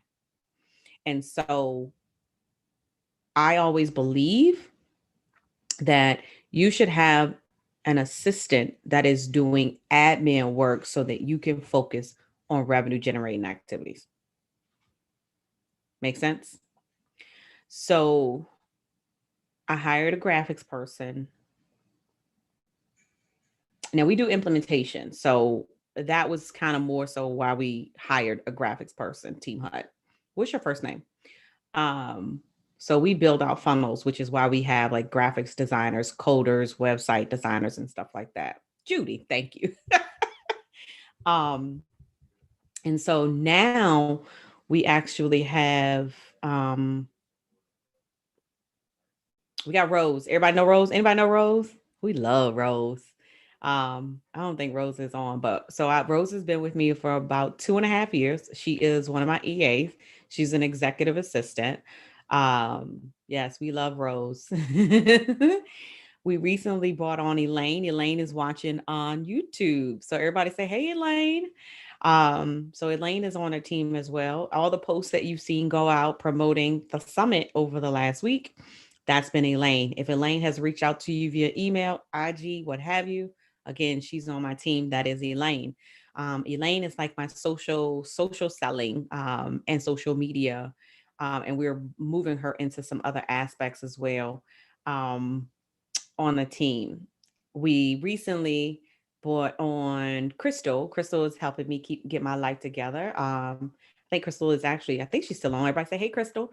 Crystal is another VA as well who's helping with follow-up, with client follow-up and the client experience. So she's helping me make sure these packages go out to some of our new clients that just signed up. Right. And then she's going to be helping with client workflow, because we do have our coaching program, but we also have implementation and the webinar build out and webinar funnels that we do for our team. So Julie, hopefully this is helping you. And then based on projects, we will bring on people that will do like calls for us. We will bring on people that do video editing, because we have a podcast, Profit Producers Podcast. So I have people, that will help us do the podcast and things like this. When did you realize that you needed to have a team? Right now, it's just me, but I know I'm going to need a team in the future. So listen, when I realized I was spending most of my time in my business doing admin work. So if you are following up with emails, you are following up on social media, you are, sending email messages out, and you are writing your articles or things like that, you are building your email sequences, you are all that kind of stuff. It's time for you to outsource. And so I will tell you that we do have we just launched this last year for a lot of people that don't want to hire. So if you go to youroutsourcingclub.com, there's actually 3 levels where you can actually get access to my team. Did I just say that out loud? I did. So you actually get access to my team by going to youroutsourcingclub.com. It is a monthly program or monthly club that you can be a part of. And you can go there and see this. You get a lot. Can't find that anywhere. But anyway, so hopefully, yes, I'm glad that this is helping. So Judy had her hand raised. Elizabeth, are you still there? Did you have your, I'm gonna lower. Elizabeth, did you have any additional questions? Anybody else have any additional questions before we keep rolling? Is this helping you? Yes or yes? I know I wasn't really like the highlight of the summit, but if I can share, my expertise, if I can share any information to help you guys move your business to the next level, then I'm absolutely here for it. So if you want to ask me questions about, what I did to grow and scale my business, and that's funny because normally I'll do a presentation when I do summits, but this was really to highlight our Get It Done, students. So I didn't necessarily factor myself in there, but keep the questions coming, because I can help y'all all day long. All right, so Deborah, I'm gonna go ahead and bring Deborah forward. That's so funny. Hey, Deborah girl. Mic check. Deborah, are you? There we go.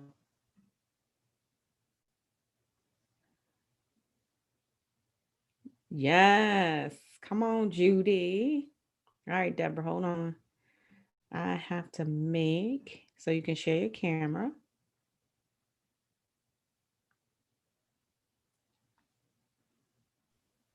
Dun, dun, dun, dun, dun, dun, dun, dun. Hey. Hi, Deborah. Hi, everybody. I don't know who's on, but hello. That's right. Welcome, Deborah. Welcome. I'm super excited. This is your first summit, right? Yes. I'm just like, okay, let's do this. So inside secret for all of you guys that are here hanging out with us. So I kind of just, what do we say I was? I'm the mama bird. The eagle, the mama eagle, and if you guys don't know what I mean by that, let me explain real quickly. It's true that a mother eagle, once she has her babies, she's going to only coddle them for so long. And then after that, she's going to take them up to a certain height, and then she's going to drop them so that they can learn how to fly. And Mr. Keisha, this is what she did. She just took me out there and said, you're going to be on the telesummit. I'm like, what? And she's like, okay, you're going to be on the summit. I said, you know what? You treat me just like a baby eagle. Well, welcome. Super excited to have you here and allowing you the opportunity to fly, my dear, fly. So tell us a little bit about who you are and what you do. Okay, well, my name is Deborah Severan, and Dr. Deborah Severan, that is. And I'm someone who's passionate about learning and development. I love to help individuals who are aspiring or, emerging leaders who want to take their leadership skills to another level. But even more important than that, I want to help them to create positive experiences for those that they lead, because not every manager or leader is a good one. So that's my intention in terms of doing that. And where am I from? Well, y'all, I'm from Louisiana by way of Richmond, Virginia. So I currently live in the Richmond, Virginia area, and I've been here for over 25 years now. And so that's just a little bit about me. I grew up with a grandmother and an aunt. My grandmother never learned to read or write. My aunt only had a 5th grade education. And so these two women inspired in me, despite their lack of education, a strong desire to work on my education. So whoever I am, whatever I am today, aside from God, I owe a lot to those two women in my life. So it's very important for me to give back to others in terms of learning. I love it. And I actually, I'm excited about what you were able to build over 2020. So tell us your business and tell us who you serve in your business as well. Okay. So it's funny because I met Dakisha, I guess, early part of 2020, about last year, around this time. And I told her, I'd heard that she worked on webinars. So I told her, I already know how to do webinars. So I want to start my business doing webinars. Well, you have to be careful what you ask for, because what I have found out over 2020, there's a whole lot to learning about how to set your online business up. But to answer your question, Dakisha, I decided that I wanted to create a 6-week program that focuses on the basic essentials of leadership. And my program is targeted towards, again, emerging and aspiring leaders. And the reason that's important to me is because I've spent a lot of time teaching these things in corporate America, but I noticed that there were people who wanted to take the classes but couldn't come to the classes because they weren't viewed or targeted as high potentials. And so I just have a passion for helping people. And I just felt like that was really wrong. Everybody should have the opportunity to learn if they want to learn. So my program is designed for people who think that they are high potentials, they want to become leaders, and they don't need to be targeted by someone in their organization. They can come to me and I can teach them some of the very same things I taught high potentials in the workplace. So, and one of the things too that we've developed for you is that you're helping those that are remote, especially right now. Especially right now, yes. And I mean, pretty much, I forgot the percentage, but yeah, 80% of the people are working from home at this point in time. Oh, yes. And so, I mean, I can't even imagine. I have a hard enough time, especially this week after the holidays, getting this one up for virtual learning. So I can't imagine trying to manage, a team in the corporate space, not even talking about the entrepreneur space, but trying to manage a team in the corporate space. And these individuals, this is their first time of working remote, co-work, whatever you want to call it. Lord Jesus. Yes, absolutely. And so again, because I've had experience working remotely for quite some time as well, I thought this was an opportune time to put together something, especially for those first-time leaders and first-time remote workers. How many of you guys that are listening are actually working remote from your job? Like this is you, because a lot of people are on here are still working a full-time job. So I'm pretty sure a lot of you guys are actually still probably working remote and will be doing so for quite a while, at least for the next 4 months, Well, honestly, maybe 6 months. well, in my studies on this, Takesha, there are articles out there that are indicating that companies now are recognizing that they actually get more productivity out of having their employees work from home, right? Mm-hmm. They're cutting down on their expenses, and they're finding that their employees are actually much happier, and happier employees will be more productive. So, Yeah, and it's a lot of companies too. I've seen recently that there's a lot of companies that are giving the employees the opportunity yes, to there stay remote. What do you large think about companies, that? even small companies are now offering work from home options or work from anywhere options. You don't have to just work from home. You can work in a coffee shop or a library or where, anywhere you want to go in the world. So that's one of the things that's important to me is to try to help people who are learning how to work remotely for the first time is to just get them off to a great start. Had to turn my little heater on. Hopefully you guys can't hear it, but I got a little chilly in here with my arms out. But so and from your perspective, like why do you feel like it's important for what you do? And then, and this is no shade on corporate America, but what are the different learning opportunities for leaders, new leaders, or aspiring leaders in corporate America right now? Well, opportunities for new and aspiring leaders in corporate America. I guess I've worked in this space now since 2006. And one of the things that I've noticed is that, they have programs for brand new leaders. They have programs for intermediate leaders as well as, high level execs and so forth. But then there's this other group that they're not in management positions or et cetera, but they still, they have, they lead team members, or they still have the opportunities to work in leadership capacities and so forth, but maybe they're never viewed as leadership material, so they don't get the opportunity to take the classes. So some of the basic essential things that I've offered around leadership and management skills in corporate America deals with, how do you set goals? How do you meet people where they are? Not everybody is, like a star performer on everything they do. So just because Takesha is, I should maybe use myself instead of you, Takesha.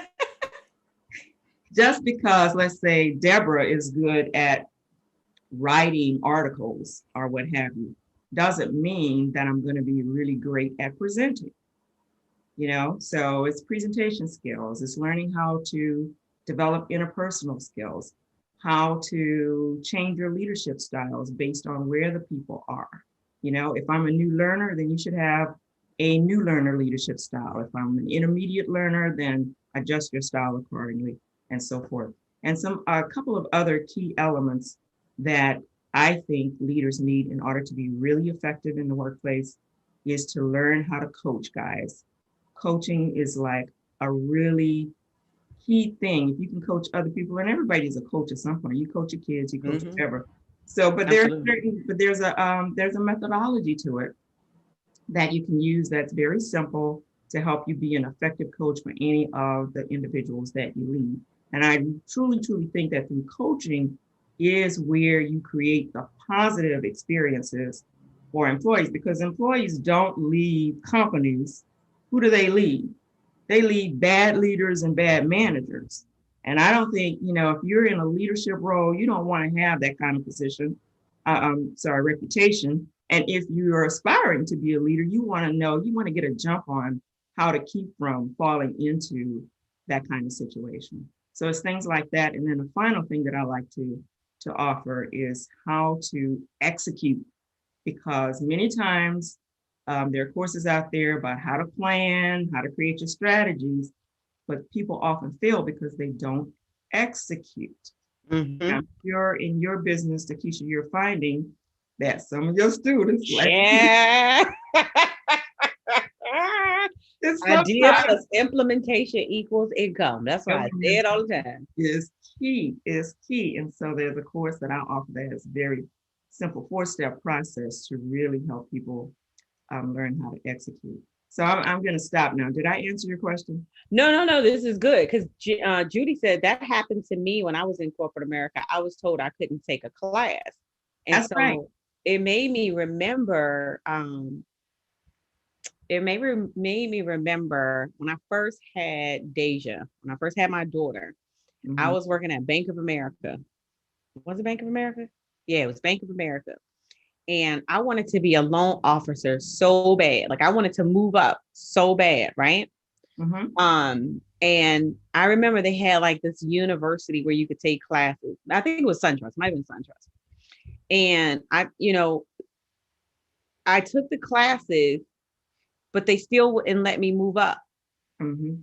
Like, oh, because you don't have the experience. Well, how am I gonna get the experience if you don't? I don't I see. know. That's I why I know. won't bill for that. I know. And that's why I'm looking for that audience that is falling into, they're getting caught up like that. I think that is so wrong.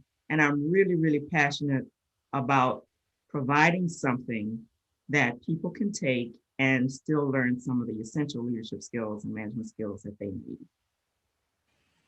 And and that was why when I was still in a corporate space, because this is 10 years that I walked away from corporate America. But actually that was the reason. My number one rule, and I think we had talked about this before, my number one rule for my team when I was in management, and I told them this: I will teach you everything that I know as long as it does not require passcode. Everything. That's it. If it requires a passcode, that's a violation because you probably ain't supposed to be in there. Okay. But I did. And at that point in time, I had built a team where they would fly to Atlanta. They would fly to South Carolina. They would train the new managers. I ain't have to fly no more. So I ain't have to leave my family. Mhm. But they respected me. And still to this day, a lot of them are still online with me. They reach out to me and they stay connected to me because I invested in them to help them grow. Absolutely. Absolutely. And that's what I So want to do. that's what I was going to say. Yeah. That's one of the reasons why I'm excited about your program. So what can we expect from you this year? What can you expect from me this year? Oh, give me an idea where you're going with that question. That kind I of. don't know, because I can make a list because she's going to be on video. She's going to be on Oh, okay. live. What you going to do in your business this year? Oh, yes. Okay. So one of the things that I'm working on right now is recording my modules. So I want to be able to offer the modules live, but I also want to record them. So, if anybody wants to go back and listen or get a refresher or whatever, they'll be able to do that. Okay. I also want to up my game on Facebook ads, and I even want to maybe get my toes out there with video, YouTube ads. Now, y'all, if y'all listening to me, let me tell y'all, I'm not a social media person. Oh my God, Keisha has just drugged me along through this process. I've come along kicking and screaming. I'm not a Facebook person, all that stuff. But you know what? I am learning. And here's why I'm excited about doing this. Because first of all, I love a challenge. Don't tell me I can't do something, because then I'm going to show you that I can do it. Okay. And that's even me telling myself, oh, you don't know how to get on Facebook. Oh, the hell yeah, I'm going to learn how to do Facebook. Yes, I'm going to learn it. Trust me. So y'all going to. I love it. I love the determination. You're That's right. gonna see some more stuff coming from me through Facebook and possibly YouTube, Instagram. I'm already doing a few things there and so forth. But I also want to be able to implement a one-on-one coaching program so that for individuals who are in the workplace, or they may be struggling with something, I can take them through no more than a 45 to 1 hour process just to help them kind of get unstuck from where they are. And that process works because it helped me to make the decision to go back and work on my doctorates. And I'm in my 60s. And that's all I'm gonna say. I'm not gonna tell you how far along I'm in. but it helped me. Don't look a day past. Don't look a day past your mid, what, 40s, 50s, please. I would have never imagined, never in a million years. I think that's so funny because I'm still not gonna tell you how far I'm along. that's all good. That's all good. We on crack, so you So look with good. that said, in all seriousness, I also want to be an example to others that no matter how old you are, if you have a dream, you need to go after it and make it come true. I love that. I love that. Well, I can't even ask you what would be your one piece of advice. Well, That's it. that's it. That's my one piece of advice is that if you have in your mind that you have some information to share or a gift to offer, and you want to learn how to do it through webinars, Keisha is your girl.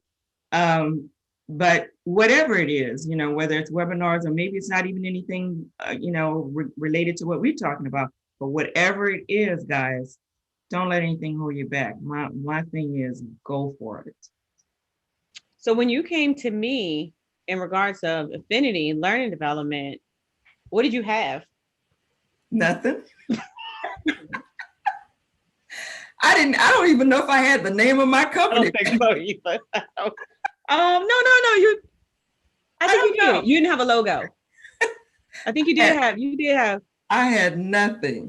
So what do you have now? I have a logo. I have a sales page, a website, a sales funnel. I have a platform that I know that I'm going to put my recordings on. I have my modules developed and ready to roll out. I didn't even know, y'all. Let me just be very transparent. I didn't even know what my program was going to include. So Keisha took a chance working with me because I remember when I first met with her, she said, okay, well, you need to get some content. And when you get some content, we'll work together. And I went away like, Lord, what is that content going to be? I remember because we were sitting in Panera. I remember it. Yes. So it's been 2020 was just a fascinating year for me. I know we went through a lot of turbulent times with all the stuff that's been happening in our country, but it gave me the time to just sort of stop, reflect, and think about what it is I wanted to do. Mm-hmm.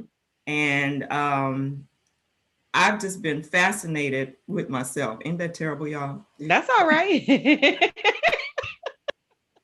There is nothing wrong with impressing yourself with myself in terms of what where I started from with the I love that to where I am now.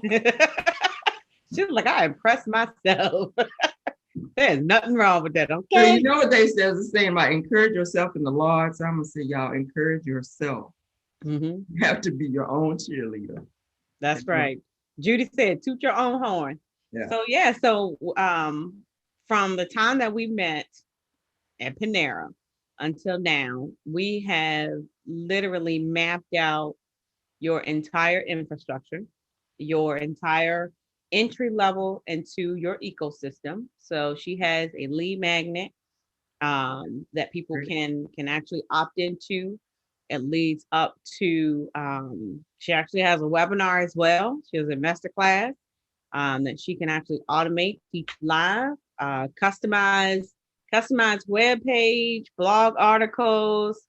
I mean, she got like the Rolls Royce. I do, and I'm gonna say, y'all, that I would not have those things without Keisha and her team. They say that if you want to go, what is it? You want to go far. If you want to go fast, go alone. If you want to go far, there you go. Go together. I say get a team.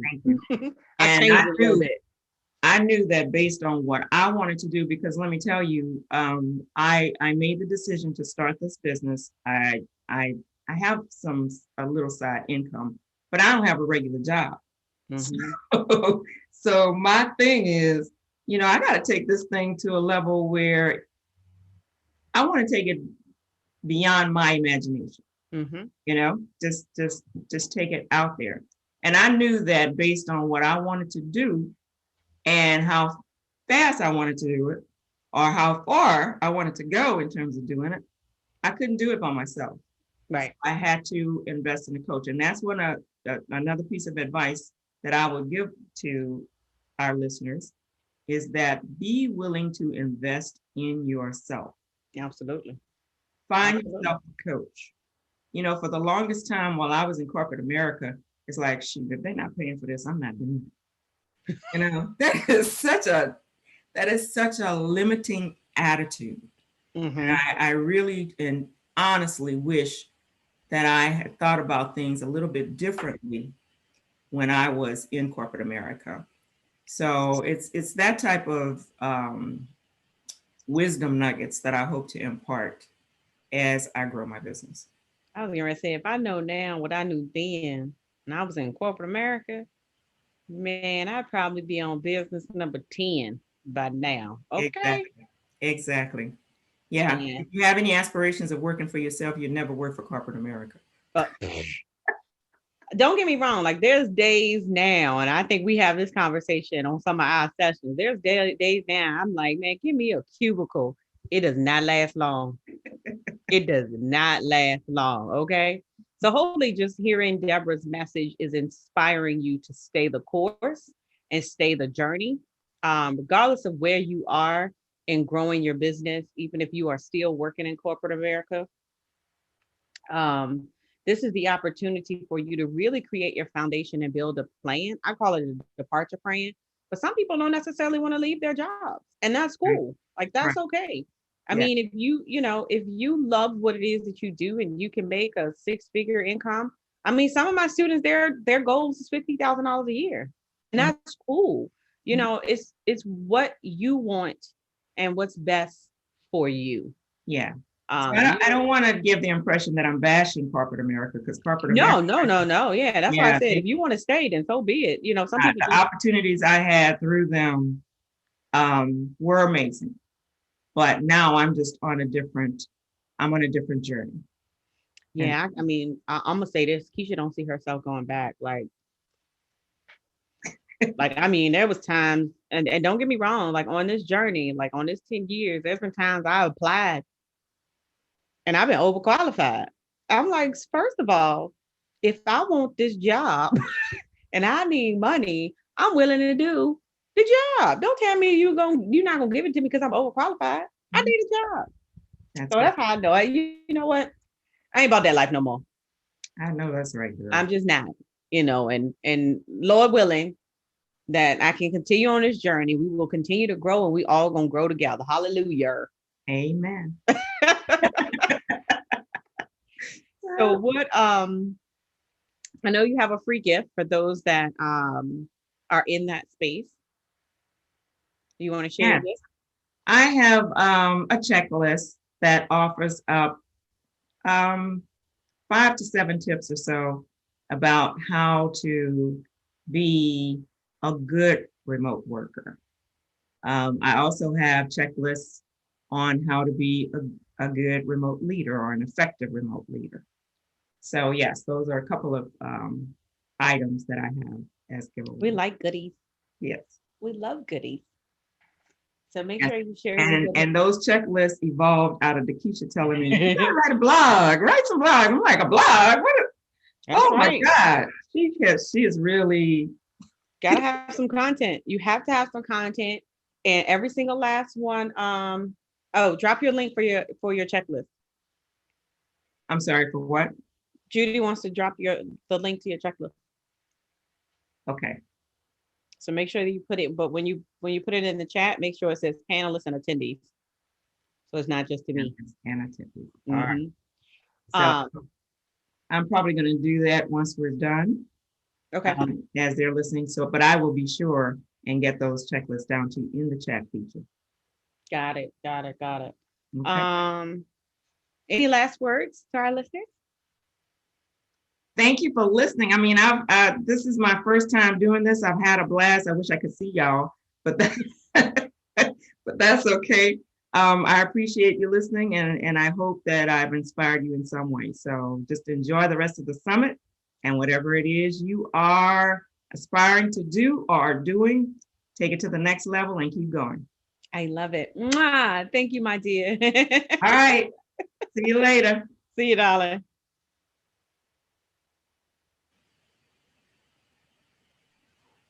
Oops. I'm pushing buttons. There we go. All right. What did you guys think about that? That is Deborah, Dr. Deborah Severin. Love, love, love, love. Yes, she is absolutely amazing. Looking forward to what she's going to accomplish over the next several years. So this next young lady, I think I did see, I saw Shauna. Shauna, are you there? Raise your hand. When you raise your hand, make sure you come up to the top. So press raise your hand so I can see you pop up to the top. Again, her and boy, Deborah were both a part, they're both a part of eWomen Network with me. And that's how I met them. And then there she is. And then they took the opportunity and stepped into the program. Shauna has been closing people and, making things happen. Did I lose her? Oh, I might have booted her back down. I act like I don't do this all the time, y'all. Y'all just have to bear with me. Oh, I did. I did boot her down. Sorry, darling.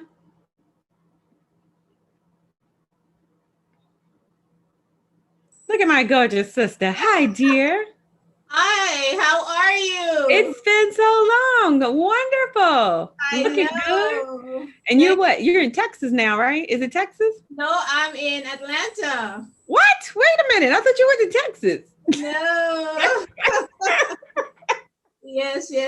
I cannot keep up. Well, welcome. So excited to have you here. How's it going? Oh, it's going amazing. I am loving it, transitioning very well. All is good. Well. That's all I can say. All is well. Well, I know she's getting ready to drop some nuggets for you all. But just tell us who you are and what it is that you do.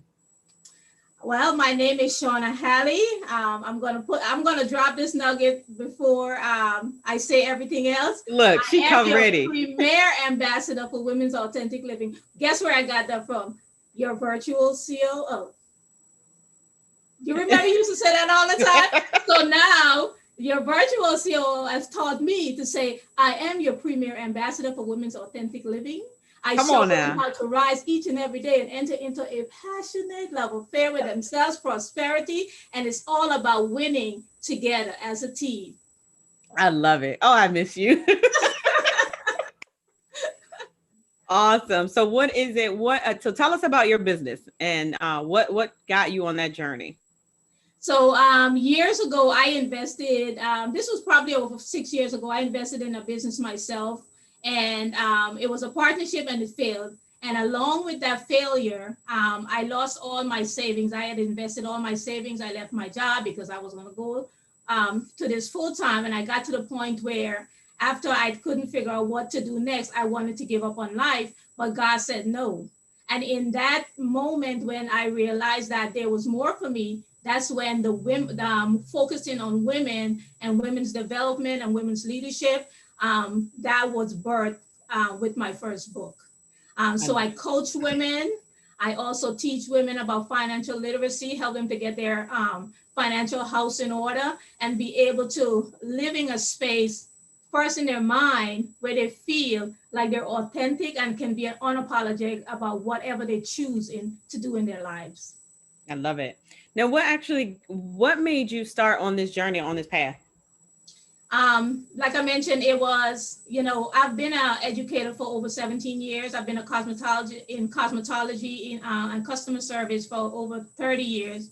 And one of the things I noticed is that 80% of what I was teaching my students, 80% of their success was based on them getting to know themselves. Only 20% was the skill part of it. So that's why personal development and coaching is so important, because people need to work more on themselves and they work on their job. Because when you work on yourself, you feel more confident, you feel more what I would call unstoppable.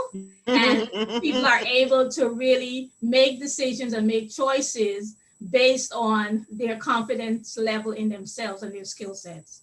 I love it. I love it. I love it. So what impact are you going to be making this year? And what So can we my expect from you? Yeah. So my impact this year is to, again, focusing on women getting comfortable with knowing about finances and being okay with making a lot of money. Period. Period. Oh.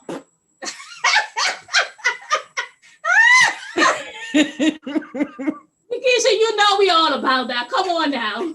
Girl, you know I ain't mad. We finna, what they say, get these bags. Hello, you know, everywhere you go, you got to pay somebody something. Well, let's learn how to earn it so we can have the money to pay, you know, have the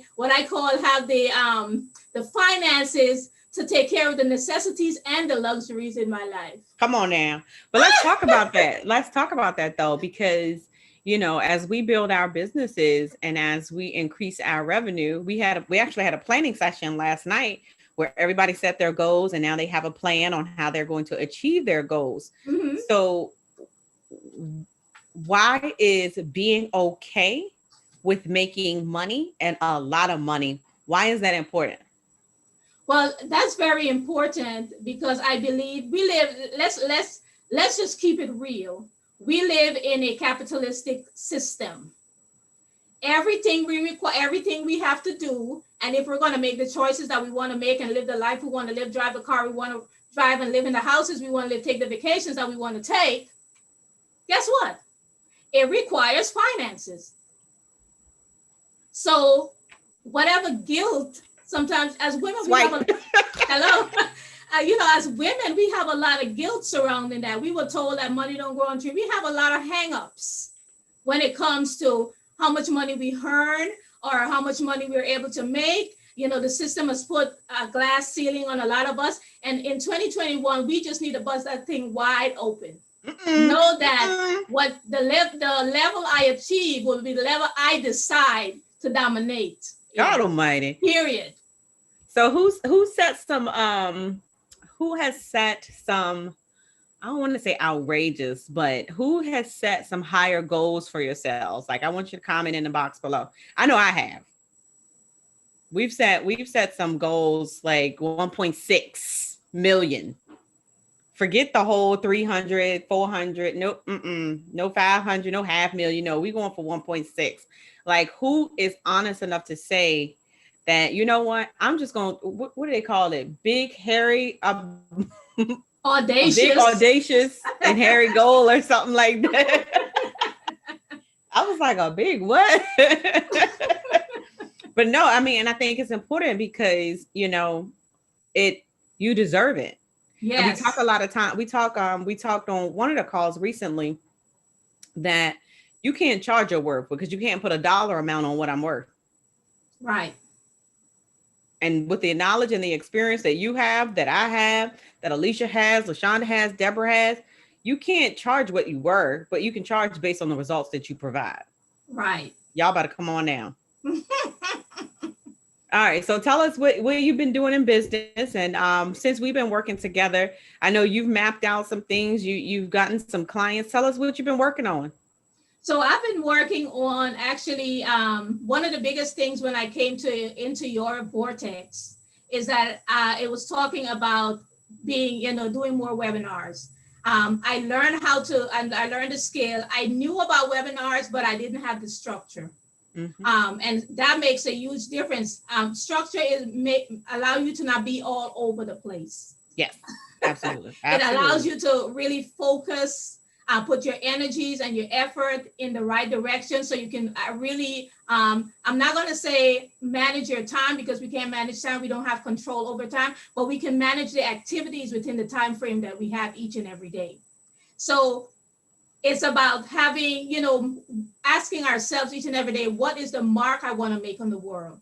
How do I want to influence the world? How do I want to impact the world? And one of the things I learned in 2020, you know, going through the process of all the changes that all of us had to go through, is that self-leadership is the new normal. If no one is responsible for us, we are responsible for ourselves. We're responsible for how we are going to show up. And when it comes to self-leadership, I want to share, there's 5 signs to let you know as a person, or when you're looking at someone, what is that, are they really, an influencer? First, they're independent. They don't require a lot of supervision. Next, they're problem solvers. They spend 5% of the time on the problems and 95% of the time on the solution. They're about total solution, looking at things from every angle, not just kind of, especially with a problem. It's not being all over the place. Growth solution is about a whole holistic view of things, so they can grow. And then also about being consistent. Many of us, and I can attest to that. Very important. Yeah. Some days we wake up, and again, Keisha, this goes back to entrepreneurship. Mm-hmm. Having an employee mindset and having an entrepreneurial mindset. When we have an employee mindset, we can't be an influencer, because an employee mindset, they want to get up, they want to clock in somewhere, they want to do a little bit of work. And entrepreneurs we don't have the luxury of that. Because if we don't work, if we don't get our teams in order, come on, you better say it. You better say it again. You better say it again. If we don't do what? If we don't work, the money doesn't come in. If we don't, for those of us who have a team, if we don't connect with our teams and give them the right directions, I know you talk a lot when you were in our training. You talk a lot about having that. What is that system you call? I'm sorry, I'm forgetting it. What, the profit blueprint system? Which system? Which one? I know, right?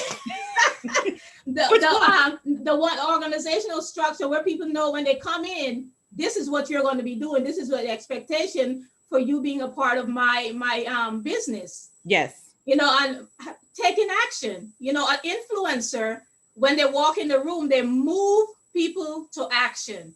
They move them to want to develop their skills. And then the biggest thing about it, they have a big vision for themselves and they have a big vision for their team. Because if y'all going to come with me, guess what?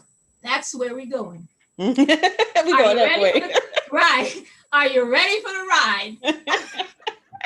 We're going that way. But I wanted to come back to one of the points that you made, because you said you got to get up and you got to do the work. Mm-hmm. And we talked about it a little bit. We talked about it a little bit earlier in regards of doing the work. And it's like, well, what exactly should I be doing? And so a lot of times I see that people are doing, like, they're spending time on all the wrong things. Yes, I agree. And you know why? The reason they're spending a lot of time on the wrong thing, because they're not clear about their vision. Mm-hmm. They're not clear about where they're going. So any shiny thing kind of catch their attention. And I can say we're not going to talk about the little shiny objects. Because then you working on this thing, and then you look up and it shines over here, and you over here, and then you look down and you go. And they do it all the time. And next thing you know, they come in and they're like, well, I'm not making no money in my business. Tell me what you've been working on. Everything that pops up on your screen, every Facebook ad that pops up on your screen. You better come on now. I told you, I knew she was going to come on here and show. Exactly. A whole lot of distraction. And, in 2021, I want women to also start to thinking about creating your own economy. Don't look to the president. Don't look to the jobs. Look to yourself. You are the ROI on your investment. Mm-hmm. You invest in yourself. Nobody can give you more than you give to yourself. And I find it, like very interesting that so many people don't want to invest in themselves or invest in the skill set or in the coaching they need to get to the next level. But they're wondering, why am I not moving? Why is my business not increasing? Why are things not working out for me? Because it's like the priorities are very all over the cloudy, place. All over the place. They're all over. It's all over the place. I mean, it's obvious, and I mean, even for me, like wanting to get to the next level, like I have invested hundreds of thousands of dollars. I can't even say thousands now, like hundreds of thousands of dollars over the time that I've been in business so that I can learn, so that I can better. And that's one of the things that I share. And I told you the same thing when, you know, when you came into the program. It's like, you know, my job is to help shorten the curve. Okay. I've been in this thing for 10 years. Took me 4 years to build one funnel. So if I can cut that curve down for you all to 6 months, 9 months, 12 months, that's my job. You can, and you did. Listen, that's my job, because I didn't have that when I walked into that space, to this space, right? So so I know one of the things too, I was super excited. I know you were able to start having sales conversations. We got you, your sales guy. You were having sales conversations. Did she freeze on me? Are you still there? Mic check, mic check. Can y'all hear me? Like, I hope I didn't freeze. You gotta love technology. Hey, Sanaa. Hey. Okay, Deborah, so you can hear me. So it looks like we might, she might be frozen. But okay, awesome. Hopefully she'll come back. It looks like she may have had a bad connection. But yeah, so you know, hey, Dr. we coming to you next, actually. I'm glad to see that you are here. But no, like, and that's one of the things that I love about every single person that has been on this platform before you. And I hope that they are inspiring you to stay on this journey of entrepreneurship, because each and every one of them, they have done the work, right? They've done the work. They're getting results, and it's not always all the time about the monetary. You know, like one of the things that Shauna was able to do was she came in and she started having conversation, and she started enrolling people into her private coaching program. And so, you know, they'll email me, they'll come on the calls, and they're like, D, I'm getting ready to somebody on my calendar. And they all look at me like this. Wow. And you know, it's interesting that you said that too, because I had already went through a coaching program where I was taught how to coach. I was taught the business as well. But when you're starting out with anything, everything seems so big. And it just, I feel like the next step should be is go ahead and get into another session that will help you kind of break down those pieces and work on them. Absolutely. I love it. I love it. So what would be your words of wisdom to those that are joining us and those that are listening?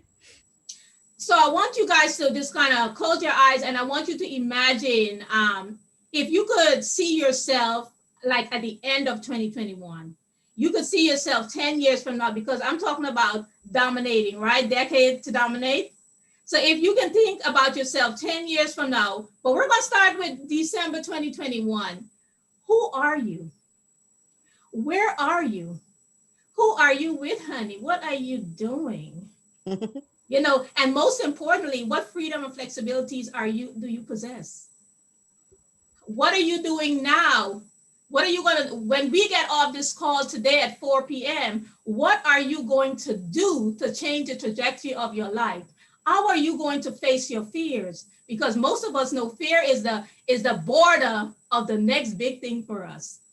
So how are we going to face our fears? And then, you know, pretty much ask yourself, so are you ready to make your mark on the world? Are you ready to create your own economy? Are you ready to leap and soar by facing your fears? What does that look like for you? What does that mean? What does that mean to you? That's just a question I want to ask. Come on now. I hope y'all paying attention. What you waiting on? Yeah. You better get started. Don't get left behind. Don't be in the same situation that you was in last year. Don't be in the same place that you were. What? Don't be in the same place that you were last year. No. I'm just saying. Well, I appreciate it. Do you have a free gift for that you want to give to our listeners? Sure, I'll put it in the chat. And in the meantime, you know, just make a choice to take a chance. Honey, divas, goddesses, beautiful. Your life will never change. You gotta make that choice. It's going to be hard in the beginning, but guess what? It gets easier. And then when you get ready to shoot to the next level, it's going to be a little bit harder again. But as long as you're moving up, guess what? We're on and in the game. I love it. Keisha. I love it. I love it. I love it. Thank you, darling. Okay. I'll put that in the chat. Yes, make sure that you guys get connected with Shauna. She is absolutely amazing.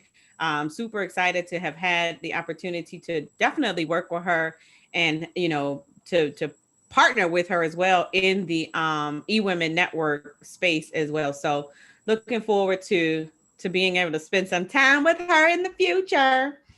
All right, so Doctor, are you able to turn your camera on? Ooh, hold on, turn your mic on, girl. Let me see. I wasn't before, it wouldn't allow me to turn it on. So Hey, Doc. How are you? Don't come on here cutting up, Doc. We've been behaving all day. Don't do it. I'm not. I promise. Because you know you one of my lifetime students now. See, you're gonna get it turned on. You turning the switch on. You already know. Well, go ahead. Okay, so hold on, y'all. So first of all, her name is Nikisha Doctor. So the fact that we have two Keishas here is that's enough all by itself. Okay. But I came across this wonderful young lady, probably 5 years ago now? It's been a minute. It's been a minute. And this was actually been 6 years, 2014. Yeah. Honestly. Okay. Yeah. So and I remember being in the studio with you at the harbor. I've been pulling on this lady to show her greatness for 6 years. So tell us, Dr. Nikisha Doctor, the communication coach, what it is that you do. So great evening, afternoon, or even morning, wherever you are in the world. I actually teach. I show up to teach others how to unmute their voice, how to speak up for themselves with clarity and confidence in their lives and or businesses. And so it's been necessary. And all that Ms. Nikisha has said is true. And what you got to know is I've had to unmute my own voice. Let's just put it that way. So I show individuals how to do that, how to master your mouthpiece, just cut to the chase. I show you how to communicate effectively in life and in business. So people that are suffering in silence and have been doing that far too long and have been doing it their way, just thinking that if they keep internalizing it, that others will read their mind. I help those people, those individuals. Why is that important? It's important. Communication is important for all of us because as I was sharing, there are no mind readers. People cannot read our thoughts. They may be able to read your expression and attempt to understand what we're saying, but it's important so that people can serve you at their very best. It's difficult for people to serve you if they don't even know what you're thinking and what your needs and wants are. So why do you feel like, or why do you think that people struggle with communicating, period? Because I was going to say feelings, but it could be a lot of things. Like, why do you feel like people struggle with articulating and communicating? One of the key reasons why people struggle with it is because they're often misunderstood by other people. Mm-hmm. And when you are misunderstood by others, it tends to cause you to dim your shine. It causes you to go back in your shell. It causes you to shut down completely. And it causes you to internalize each and everything that you're wanting to say, but can't say it. So one of the key reasons is because people are often misunderstood. And another reason as to why people struggle or have challenges communicating is because they don't even know how to phrase and word whatever it is they're thinking about. Mm-hmm. We have the thoughts, but we don't know how to convey it. And every thought that we have, everything that comes up shouldn't come out of our mouths. And that's also important. It's like running diarrhea. You can't say have that mouth of diarrhea where you just say any and everything, because that's a different side of communication. Some struggle with getting it out, period. And some struggle with saying too much, too soon, too often. Now, do you focus in the corporate side, or do you focus on the entrepreneur side, or do you find yourself doing a little bit of both? I find myself doing a little bit of both. I have attempted to work with just entrepreneurs, but however, they have needed me in their personal lives as well. So whether it's with their children, if they're not married, or even if they have a spouse, in their own marriages or relationships, or with their children. So on both sides, to answer that.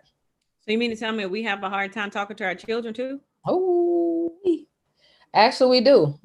We think that because we, mothers can, well, I had you, I carried you for 9 months. I can, it's really not that simple because the way I brought you in this world and I'll take you out, that.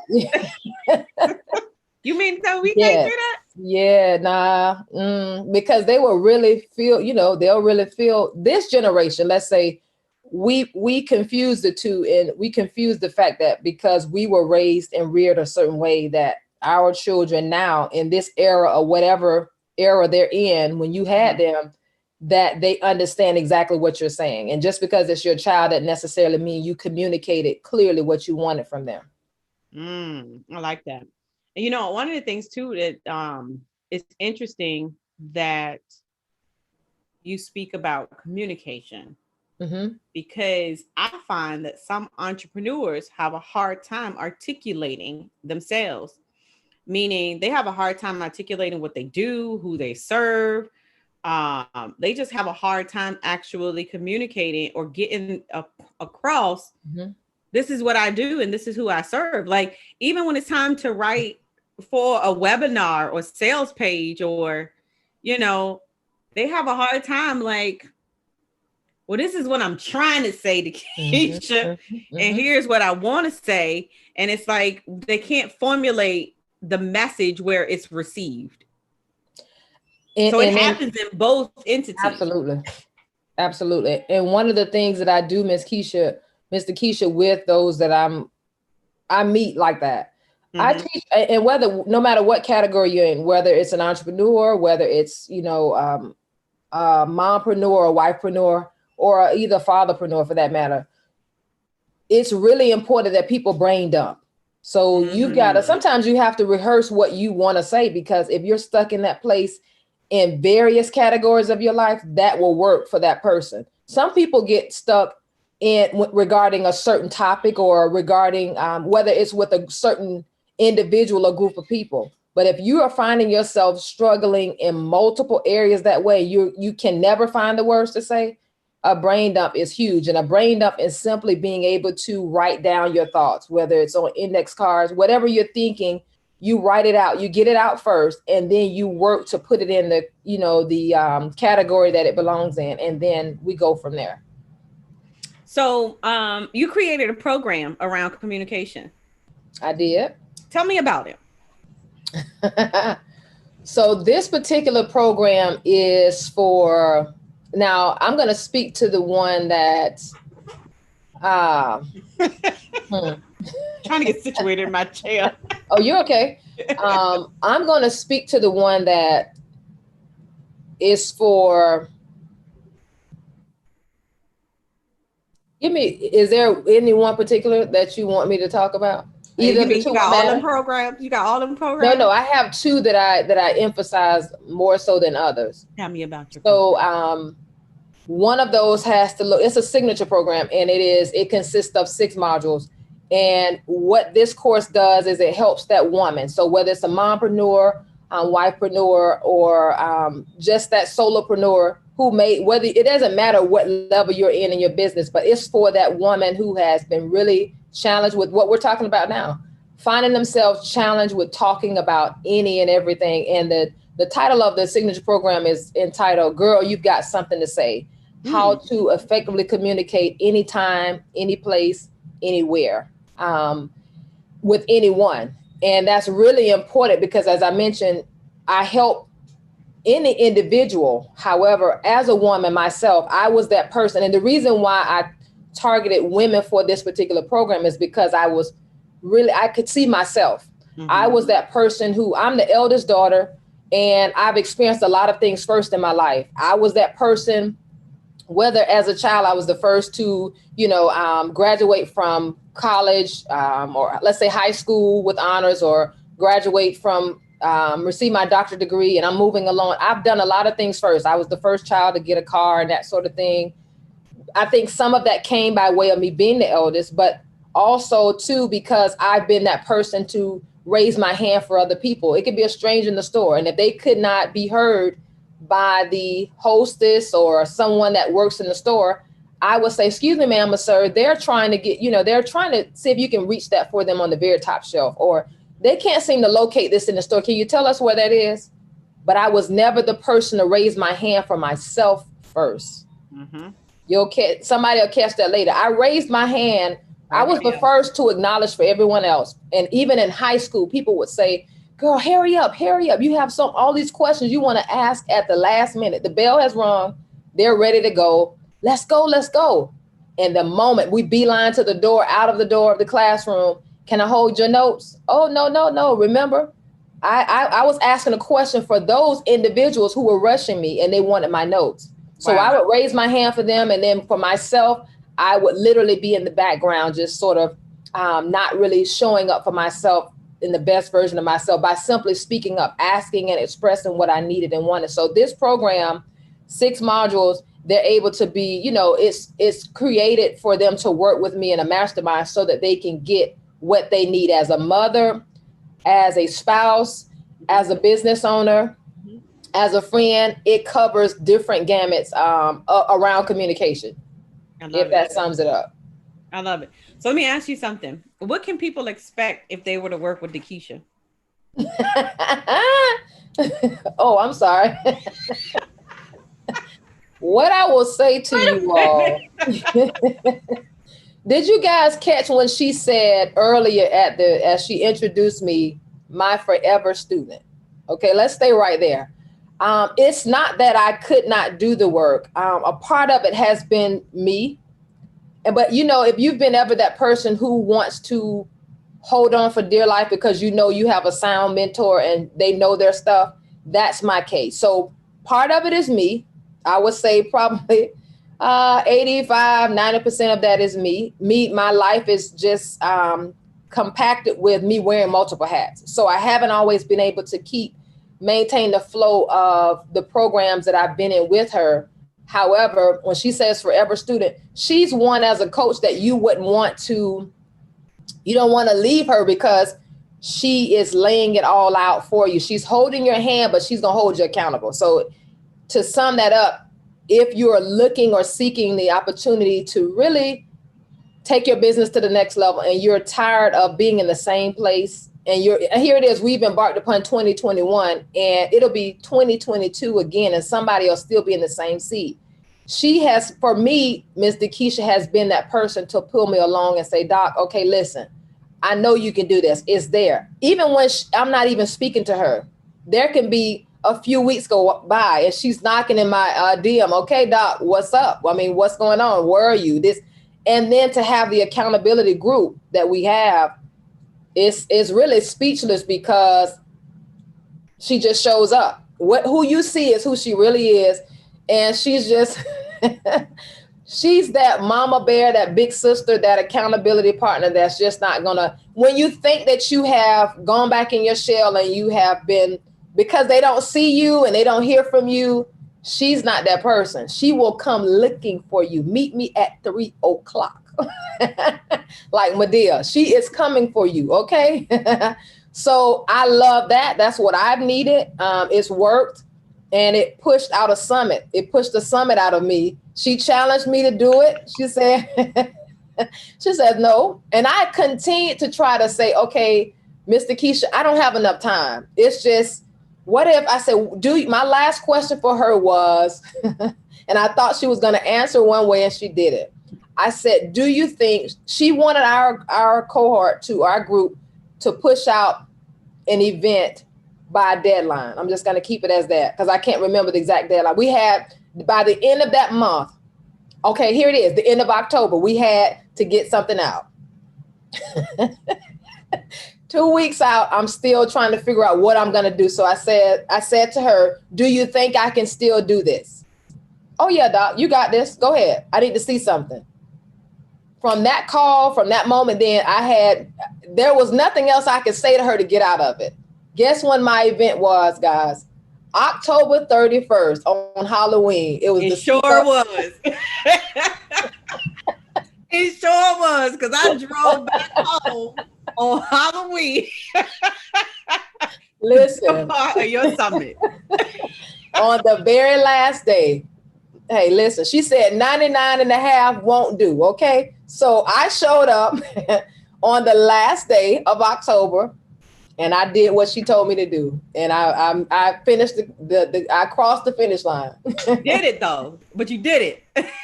Yes. That's all that matters. Yes. I love it. I absolutely love it. And I appreciate you publicly. I don't say it as often as I like anymore because I know you're in a different place and space in your business. So I just want you to know that I'm always watching. I'm still listening and learning. And the best is yet to come. I'm not going anywhere. Okay. I know that's right. We still have more to do. Yes, that's for sure. Well, I will say this though. You have opened up a facility in Florida. That's correct. So you have a learning facility in Florida that you are running now. So kudos to you. You guys weathered the pandemic. Your doors were still open. So, I mean, that's an absolute huge accomplishment to be able to open the doors of a learning facility. What ages do you serve? We have infants to kindergarten right now. Okay. So my infants have been away because of COVID. So 1 to kindergarten right now. And I came to my home office, changed over, took my uniform off, came over here to take care of this, and I'll be going back. So you're running a full-time business, full-time learning center, and then you're building your program as well. So make sure that you put the access to your program. Delma wants to be a part of your program. Oh, wow. Okay. So make sure that you put access to your program in there. Delma said she'd like to join. She said, I can communicate though, but only when I'm mad. But if I am okay, it's hard for me to communicate. Thank you, Delma, for being transparent. We're going to get you. We're going to get you in class, Delma. We need you to be able to communicate when you're okay. So yeah, absolutely. We got you, Delma. No, absolutely. So just reach out to Delma, Doctor. Okay. Any last words that you would want to give our listeners as they are embarking on this journey of entrepreneurship? What I will say to you is that communication is literally is your lifeline in your business and in your personal life. You've got to know that people hear what you say and not what you intend to say.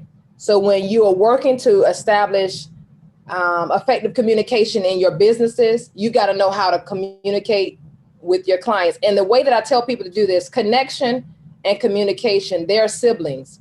You've got to know how to connect first, and then you communicate that which you're trying to convey. Because if they don't trust you, they will not talk to you. Mm-hmm. If they do not trust you, they will not speak to you. They'll have a very, general conversation, but you won't be able to peel back the layers if you don't necessarily establish relationships with those that you're trying to serve. So whether that's your client or whether that is your team member and they're on your team serving in your company, you still have to know how to communicate and talk to folk, because outside of that, people hear what you say and not what you intend to say. And as entrepreneurs, business owners, and even as spouses and mothers and fathers, you've got to know that it's a lifeline, but it's also a weapon. You've got to master your mouthpiece, because you don't know that there's power in your words. So what you say really carries weight wherever you go. So in all of that I said, be sure that you really take time to get to know your style of communication, what that all looks like, and how to connect with those that you serve best. I love it. I love it. Y'all show Dr. some love. And yes, her name is Dr. Like, seriously. Y'all show my Nikisha some love, and we appreciate we appreciate you swapping over to come to be and hang out with us here at the summit. I want to be respectful of your time because I know you have to get back as well. But of course, as always, I love you. You always gonna be a part. And you are never part. And Lord have mercy. Maki Tata. This is on the way for you, my dear. Lord Jesus. Yes, thank you. You know, I would come to my home office just for you. It doesn't even matter. I would have gotten on the plane. So we'll be putting boxes in the mail for boxes to go out this week. Thank you for the opportunity also. I appreciate this. Absolutely. All right, my dear, you be good. Yes, ma'am. Have a great one, everybody. Oh my gosh. Is this good, you guys? I love it. All right, let me see. Are you guys enjoying? Maya, are you there? I am here. All right, so we gotta get your video on. Awesome. I am enjoying myself. Hi, Maya. Hey, boo. Go. Look, I didn't know what camera was gonna pop up. Hold on, that's a whole different angle than I was expecting. Good morning or good afternoon. I don't know what time it is. Good afternoon. First of all, I am impressed. It is 2:40. And you said, Maya, you're gonna be on that 2:40. Look, girl, listen, showing off, right? Just showing off this morning. On time. Yes, I love it. Hello, sis. How you doing? Normally I'll be running behind, but no, this has been really, really good. And it has been amazing. Absolutely amazing. Absolutely excited for every single last one of you guys. Maya and I connected 2013, 14. I think 13. I think it's 13. I think 13. Yeah. You know what? Every person is going back further and further. Good Lord. Next will be your kindergarten teacher. Listen, I know somebody. Well, actually, and a couple of speakers is one of our speakers actually went to school with me. So we're going back to middle school. Wow, crazy. But yeah, so super excited to have you here. I know we've been connected for a while, since 2014, I think. We were together in a network marketing company. Yes, we were. And we reconnected. You created Womb. I am a what did you call me? A financial contributor. You're a sponsor. Yeah, there you go. I am a sponsor. That's all right. I'm going to be at the next networking event, I promise. So tell us about Womb and what it is that you do and who you serve. Absolutely. You're our accidental sponsor. How's that? So good afternoon, everyone. My name is Myelin Harris, and I am the founder of Womb, Women-Owned Minority Businesses, and we're a business networking and development organization for women entrepreneurs of color. And we work to support our women entrepreneurs of color in creating purposeful connections, not just meeting people for no reason, but purposeful connections and making profitable collaborations through peer communities. And we have our peer communities called circles.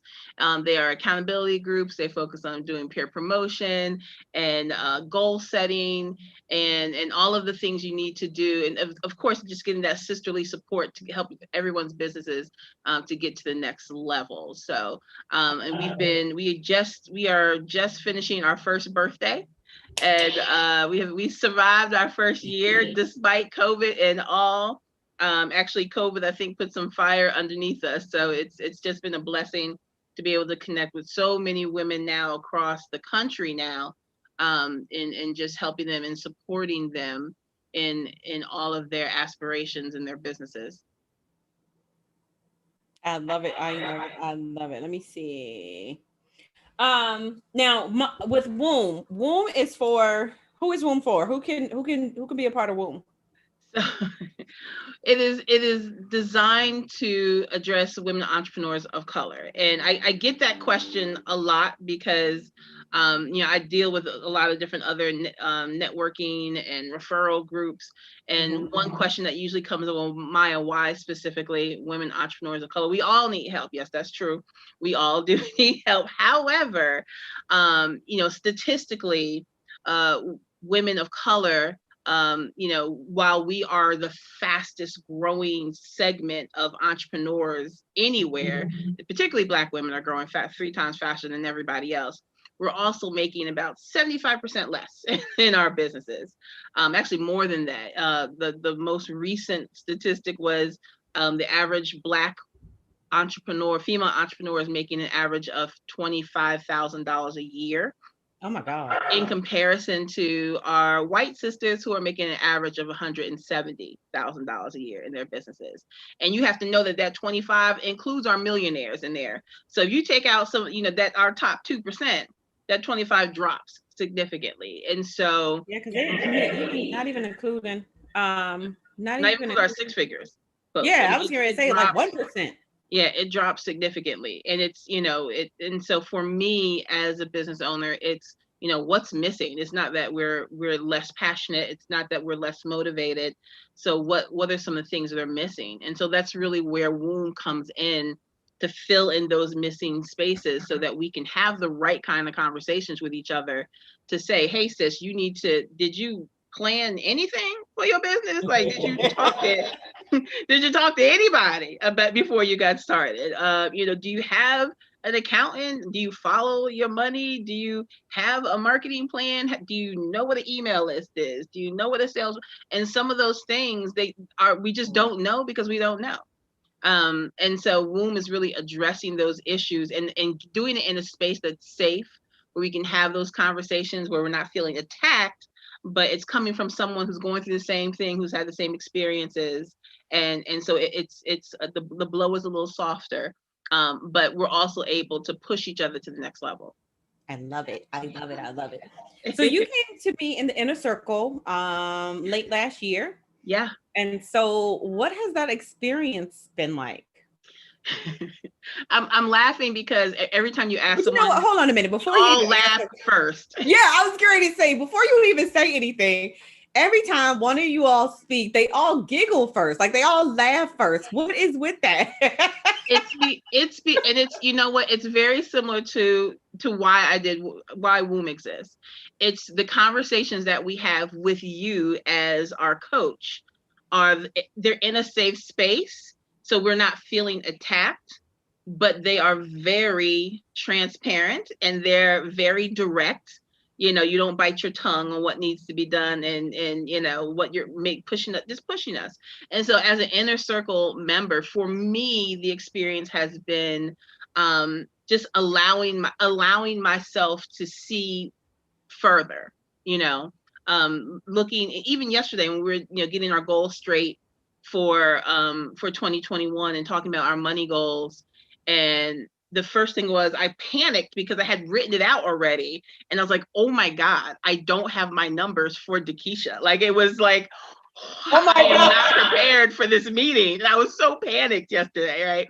And it's because you set an expectation. Like when we come into this, you have the expectation of, no, we're not playing a game. We're serious about making money. We're having real conversations. If you're here to make $500, this is not the group for you. Like we're having 6 and 7 figure conversations. So you need to come ready, need to come correct. And so for me, I think this is one of the first places where I've been in a coaching situation where, one, it's a safe space, and 2, the expectations are being held. So for me to be able to say, to have an exact number, say, oh no, next year our minimum is $100,004, dollars. It's because you've created an expectation for your students, and that's powerful because everybody doesn't get that. But then you also feed back into us. You actually give us step by step on what needs to be done. It's not something that's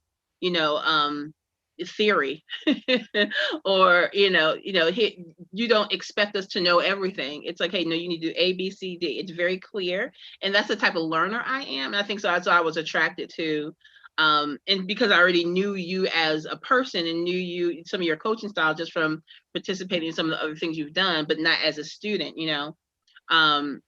and knowing I needed that level of support. Say, Maya, you need to do A, B, and C. I have 90,000 things going on. I don't have time for me to go back and figure something out on my own. Just tell me what I need to do. And that is what folks get from you. And I think that's one of your superpowers. Just absolutely.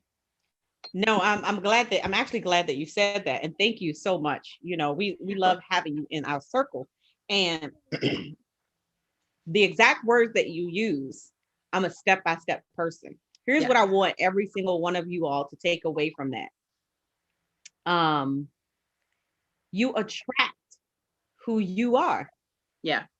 So even in the coaching programs that I invest in, I am the one that I'm like, listen, sis, just tell me what it is that I need to do. What do I have to do? Like, Give it to me. I need to do how many to get to how much? Right. One moment, please. I'll be back. Let me go grab my calculator. Let me go. And put this some down. labs, Yeah. do a summit, do a challenge. Let me go and do what it is that I need to implement. Right. And then I'm gonna come back. I did it. Here's my results. Yeah. Boom. All right, now what I need to do. Mm-hmm. And that's how I teach. I teach the exact same way that I learn and I implement. Absolutely. And I realize that that's the missing piece for a lot of people. I literally just had this conversation this week. For the clients that we implement systems and processes for, think about when we invest in coaching programs, right? You get on a coaching call and they say, well, in order to grow your business like this, you've got to have a lead generation system. You have to have a webinar system. You have to have a membership system. And then you get off the call and then it's like, oh, okay. How do I do that? Where am I supposed to start? Right? And so I realized that I am that missing link. Mm-hmm. Because it's the implementation, the idea plus implementation equals income. Right. So I help you guys to connect the missing pieces, because we're going to, if somebody says, I don't know how to set up this, what do? Put it, we got a workshop next Tuesday. Yeah.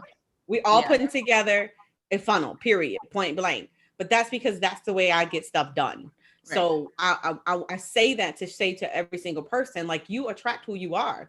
So right. If you are a step-by-step person, then you need to market yourself as so. Mm-hmm. Yeah, absolutely. And it's so important. And sometimes, again, because of my own experiences, that you go into a situation and like, I know I need step-by-step, and I'm assuming that the person's going to give me step-by-step, and then I don't get that. And then I'm bitter. Right. Not what I need. And, I'm coming from an education background. I was a teacher for 20 years. And when I walk into a classroom and I have 35 kids, I know that those 35 kids, there are 35 different ways I need to teach what I have to get to get the information to them. And most people don't approach it that way. Most people just approach, this is how I do it. And you either get it or you don't get it. And so, being able to get things in so many different ways is important. I think that's definitely something you provide. So I love it. Yeah. So what would you share? What piece of advice would you share for those that are embarking on this journey, or just starting out, or I know we got some new people that have joined us. So do us a favor. Welcome. Welcome. Type who you are, where you're from, and how long you've been in business. And then I'm gonna turn it over to Maya. What was your words of wisdom or words of encouragement to them? I've been on this for the past couple of weeks, talking to folks about, because we welcome women from what I call my prepreneurs, who are ready to launch their business, all the way, through women who are already at 6 and 7 figures and they're working together to build together. But because of what we're just coming through, and actually what we're still in, I hear a lot of, Maya, I can't do this because I can't move forward with this because I'm struggling with this because, And what I want folks to recognize is like those reasons, those things that are holding you back in your business, whether it's holding you back from starting a business, whether it's holding you back from getting that coach, whether it's holding you back from investing in the programs that you need to get your business to the next level, those excuses need to be flipped. You need to change your language and change those into your whys. Like your excuses should be your whys, right? So I have to invest in a new program because I'm struggling. I have to start this business because I just lost my job. Not I can't start a business because I just lost my job. That's got to be the thing that motivates you. If something is happening in your life so much so that you can't do the thing that you need to do in your life to get yourself to a place where you're happy and you're living a healthy life, that's what should push you. And right now, a lot of the conversations I've had where folks are allowing the things that are, all of these obstacles to just sit them down. This is not the time to sit down. Maya, my business is, I have a brick and mortar business, so COVID hit and now I can't run my business. No, now you have to figure out how to change your business. This is now how your business is supposed to grow. I'm watching, 60% of Black businesses closed this past year. Yes. COVID. Like that's absolutely insane. And it's really because we don't have the structure, we don't have the foundation that we need in our businesses to be able to anticipate problems. And so you have to prepare yourself in your business and don't allow any excuses to deter you from accomplishing the things that you need to accomplish.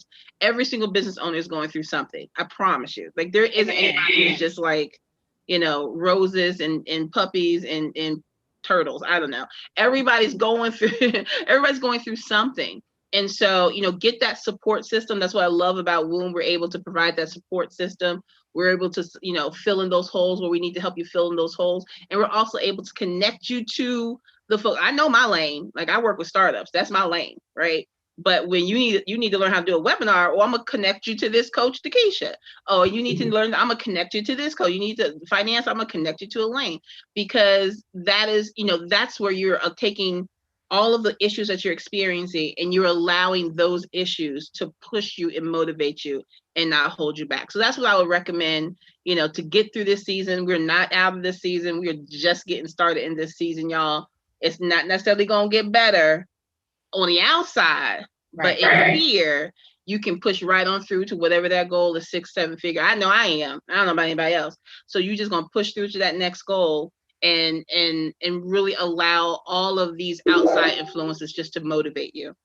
I love it. All right. So how can everybody connect with you? And you have something special? I do have a freebie. Look, I have a freebie just for this event. Nobody has this freebie. I have not given this to anybody. Okay. So y'all just be excited about this freebie because everybody can use it. So first of all, to connect with me, our website is wombbiz, WOMBBIZ.org. And I'll put that in the chat as well, wombbiz.com.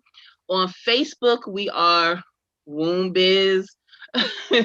On Instagram, we are Woombiz. We are not on Twitter. LinkedIn, we are Woombiz. Okay, so it's woombiz.org. And we actually have a free Facebook. Where's the link? Thank you. And look, Majida, it's coming, Majida. Look, one of my leaders, where's the link? It's coming, girl, it's coming.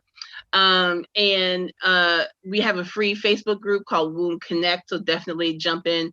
We just crossed over 1,000 members last week, and we're about to hit 1,100 by Sunday. It's crazy. Yes, it's just growing like crazy. So the freebie I'm giving you is it's called the Womb's Business Model Canvas. And the Business Model Canvas is a business planning tool. It's an alternative to the traditional 40, 50, 60 page business plan, but it's also used by existing businesses to modify and assess where they are in their businesses. And I promise you, it is one of the most powerful planning tools. If you never did a formal business plan, I don't care if you've been in business for 5 years, I need you to download the business model canvas and go through the activities, go through there's 9 different sections of the plan. It's a 1-page document. You can literally knock it out in an hour, but it will really give you an idea of where you are in your business and what's missing and maybe why something's not working, because those 9 things you have to have in your business. If you don't have them, that might be the reason why you're not moving forward. And for those who are looking to start a business, it's a great document to get you ready to make sure you have all the things that you need to have before you launch that business. So the link I just put that in the chat and I put it to the wrong groups. Let me try this again. I need to go to all panelists and attendees, right, Keisha? Yep. And the link is called is a bit.ly link. Get Ish Done Womb. Right. Look at that. Just for y'all. And definitely my information is also in the document itself, so you can reach out to me. And it even gives you a link to our upcoming networking event that we have coming up on the 17th, which is totally free. Invite all of y'all. So if you want to get that link, go ahead and download that document and join us on the 17th. We'd love to have each and every one of you join us with our Empowered Experience virtual networking event coming up on the 17th. So thank you so much, sis, for this opportunity. And congrats to all the other presenters who are participating today. Absolutely. Thank you so much, my dear. You're welcome, honey. Have a good one. Have a great Let me see. Awesome. Love what Maya is doing. There we go. Love what she's doing for Womb. Definitely a part of Womb. Maya is also here in Richmond, Virginia. All right, next up, Trinette. Oh, my Trinette. Trinette's got to turn her camera on and her mic on. We are rocking and rolling.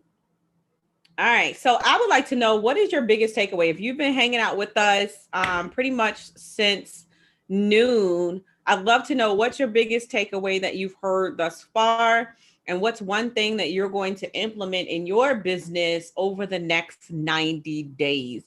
If you haven't realized by now, I am super huge about implementation and actually taking action.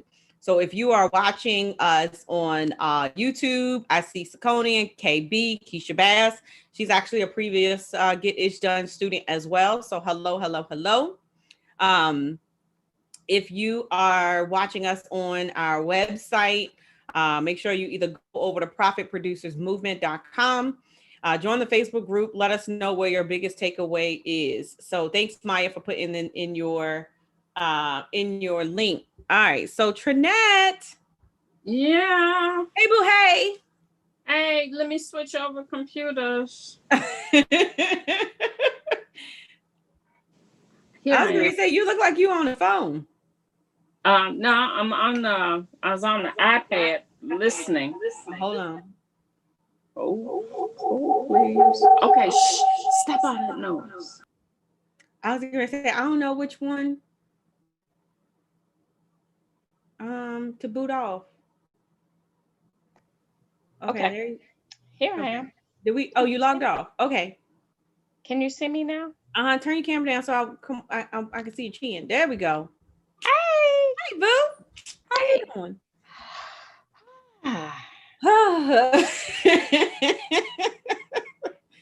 Hi, Trinette. Trinette is another one who has been in Inner Circle since, I don't know when it started. Yeah, one of your longtime children. Mm-hmm. Forever. 5 minutes. It said one of these days she gonna get it right. I'm like, I don't even know. I don't know when I started the Inner Circle. So, and here's the thing, and I told my students this as well, because a lot of people do like membership programs. So one of the things that I want, when I first started doing like signature programs, and when I first started launching coaching, I actually had a monthly Inner Circle. Our Inner Circle was, we don't have it anymore. It's, some people are in it. Yeah. It's just one of those, it's really hitting. Like I don't promote it. So it's kind of one of those things where, some people can slide on in. We have open enrollment, but it's not an opportunity that's forward facing. So yes, Inner Circle still exists. Okay. Maya came in last year, I think like September, October, something like that. Okay. But I started out with the membership program, and it started out with 10 of us, and we would meet every single week live. But we kind of faded away and moved into more of the coaching. November, we moved into more of coaching. So Inner Circle was more so created for those that were not necessarily at the point where they really even had a funnel. Like everybody doesn't come into the program that actually have a funnel. And so so that's how Trinette and I connected. And so again, she's another one. She's lifetime membership. Mm-hmm. Mm-hmm. Yep. We have actually, we went to my first winery together.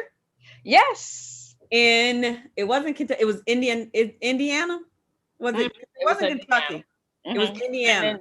Mm-hmm. So I don't even have to say that anymore. I can't even say in my presentation that I've never been to a winery. Yeah, because I was determined Yes. that she's not going to be able to say that anymore.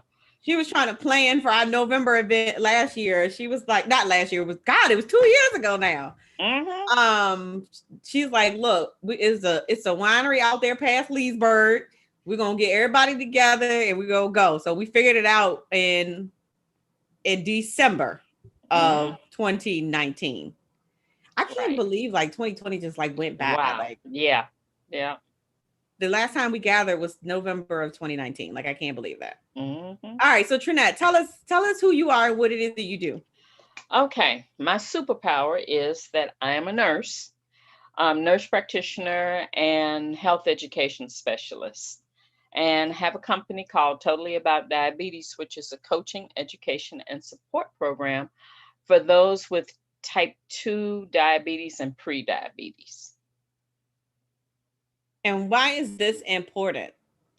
You know I'm gonna share my story, but I'm gonna let you talk first. Yeah, well, there are 2 pandemics going on. One, of course, we know the COVID, but the second one that we have going on is poor health or chronic disease. And diabetes is part of that chronic disease pandemic. There are over 30 million adults in the United States with type 2 diabetes. And there are 88 million adults in the United States with pre-diabetes. So there's a big need there. And we're working in order to try to decrease those numbers.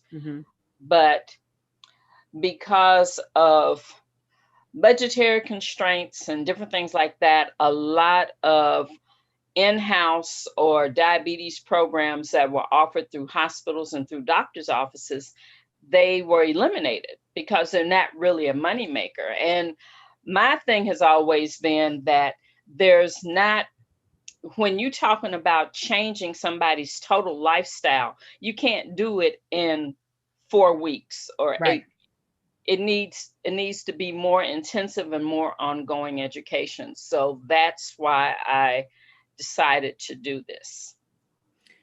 So just to kind of share my story, which normally Trinette knows, when we first met, I was like, oh my God, I love what you do. Everybody needs to know Trinette. God, I don't even remember how long ago it was now.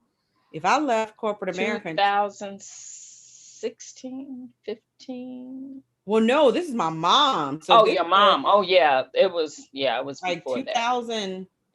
Probably 2007 or 8. I remember my mom, I was in Atlanta working. So I was still working, and my mom had called and her speech was slurred. So I got on the plane, flew back home, took my mom to the doctor, to the primary care doctor. They took her blood, sent her home, and we weren't going to get the blood work until 24, 48 hours later. Right. Mom, at this point, mom is not getting better. And I'm like, well, something is not right. We going to the emergency room. Walked into the emergency room. Within an hour, they said my mother's blood sugar level was 808. Let me say that again for the people in the back. 8:08, and I said Yeah. she walked into the emergency room. Oh yeah. And I was, and at that point in time, I knew nothing about blood sugar level, A1C1, D to the 2 to the second power, none of that, nothing. But I did learn that my mother should have been in a diabetic coma at that point in time, minimum 600. And to this day, she's not on any diabetic medicine because she changed her diet and she exercised. That is why I'm passionate and will forever promote Trinette, because I know that what she does can change your life if you let her. Yeah. Period. Yeah. Period. Like I can end the summit right now. Yeah. That'll do it. But you know, and so tell us about what you've been working on in your business. I know you've been doing a lot, and that right there, like, just, you know, and my mom, she fusses all the time. Don't you be sharing my story. I was like, well, if you ain't gonna tell it, I'm gonna tell it, because it's gonna change somebody's life. Exactly. And see, that's the thing. A lot of times people don't take the time, or really don't share, because, you know, it's private. They don't want anybody to know. But, and then when they do say something, they have so many symptoms, or they have developed some complications where I used to tell them, I said, it'll take a boatload of miracles to get you back. Right. And sometimes we can't get you back to 100%. So what I do is intervene, and no, I do not take the place of the doctor. I do not recommend stopping your medicines or anything like that. What I do is work with the lifestyle changes, like Takesha was saying. Those lifestyle changes is what is key for your healing. And a lot of people say, well, I want to get off medicines, and I don't want to be a diabetic, and I'm like, are you willing to do the work that it takes in order to change? Because we're talking about a behavioral condition. Yeah. A lot of it has to do with behavior. Some of it has to do with genetics, but a lot of it is behavior change. And so that's what we work with. And, you know, it's so important because, you know, like you said, a lot of people they're living with it, and they are afraid to talk about it. You know, that's one of the things that I was sharing earlier, was that, you know, I grew up in an era where what goes on in our house stays in our house. Exactly. And, you know, don't get me wrong, social media is not the platform to, you know, I say it's not a therapeutic couch, right? However, if there is someone out there that can help you through your situation, you're not going to get help unless you open your mouth.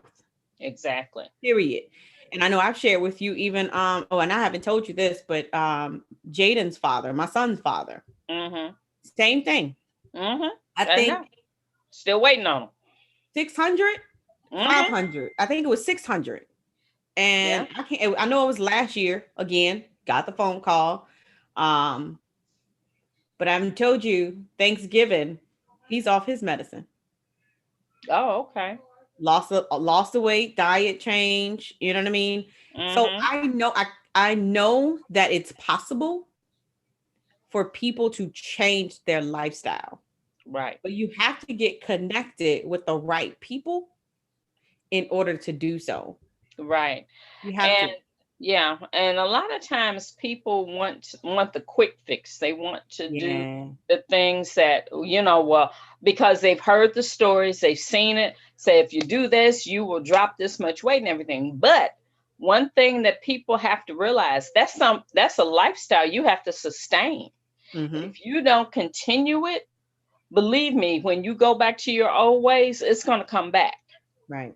So and that's another thing that I encourage people to do. I don't preach one particular diet, and I don't go against what they're doing, but I let them know whatever you are able to sustain, whatever you are able to continue on for a lifetime, that's what you need to do. You know, and it sounds like you're saying the exact same thing that we've been saying in regards of being in business. Mm-hmm. Consistency. Exactly. So, and even entrepreneurship, it's a lifestyle. Mm-hmm. Like the way that we operate and the way that we do things and the way that we succeed, it's a lifestyle. And so you have to be willing, you have to be willing to invest for the long haul. Exactly. You know, and I'll use this as an example. It's like even with Facebook ads, right? We run Facebook ads to a cold audience. But when we run Facebook ads to a cold audience, we know that we are in this for the long haul because we know that we have to create the relationship with that lead. They're not just going to buy just because we say, hey, buy our stuff. We've got to create the relationship. And so that's how you have to be when you are in a lifestyle change, when it impacts the way your life, period. You being here on earth. Right. And that's one of the things that I say all the time, even with me. Like, I'm huge. Like, I changed my diet because I don't want to get to the point where they say to Keisha, you can't have this. What you mean I can't have it? What you mean I can't have it? So, you know, I gave up, I don't eat a lot of red meat anymore. And I mean, it's just one of those things that I just don't, you know, so, but again, I know my mom, my dad, like I know the health, you know, situations or issues that they have had. So I am trying to prepare myself that I don't want to go down that road. So if I got to give up certain foods or, you know, if I need to change my lifestyle, we still working on that exercise thing. Oh, geez. Well, how's Jaden? Listen, here's the sad part. I will get up and drive him 20 minutes to his personal trainer. But this one don't have one. What kind of mess is that? He has a personal trainer. Actually, he had two. He had a speed and agility trainer on Tuesdays and Thursdays, or Mondays and Thursdays. Then he had a personal trainer on Tuesdays, and that was because he's not in football. Well, you already know the other little one, the oldest, but the littlest. She's probably the most fit in the family. But again, like, I mean, you know, so he stays active. It's just this one now. Oh, okay. And especially since the pandemic. So, you know, we've been in the house, we've been, you know, what do they call it? Sedentary. We're sitting all the time. Like that's my biggest issue. So y'all just pray for me. You just set your watch and get up about every 30 minutes hour a day and do something. 30 minutes a day. That's 30 minutes a day, and then get up during the day. Don't sit at the desk. Don't sit at the desk all day. This is why we don't do summits that often. Thank you. Yeah, buddy. Okay. So what would be your piece of advice to our entrepreneurs that are listening still here with us today? Okay. Like Dakisha said, it is consistency. And the thing that, as you see, I have gray hair. So that means I'm older. And plus I was in healthcare. So the most I did with computers, you know, we did electronic medical records and things like that. So then I transfer over to the entrepreneur arena and have to learn about email marketing and making landing pages and websites and all this other stuff. It took a little while for it to sink in, okay?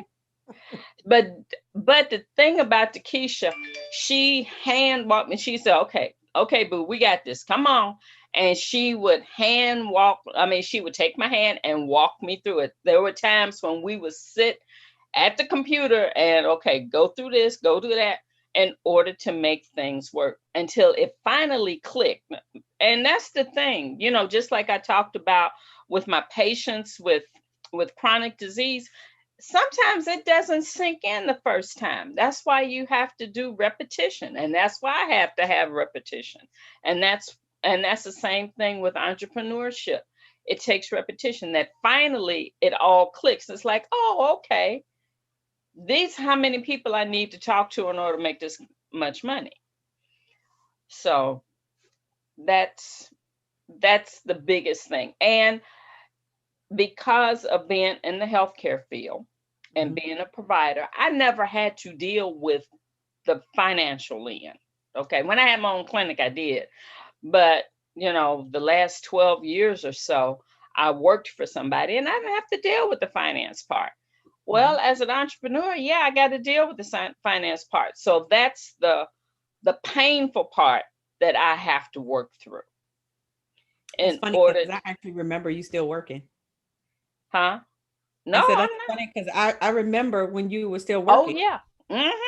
Like as soon as you said that, I was like, well, crap, but dang, I remember you were still working. Yeah, that we started when I was still working. Oh my God. Yeah. Oh, Lord, y'all making me feel like I'm old in the entrepreneurship world. Lord.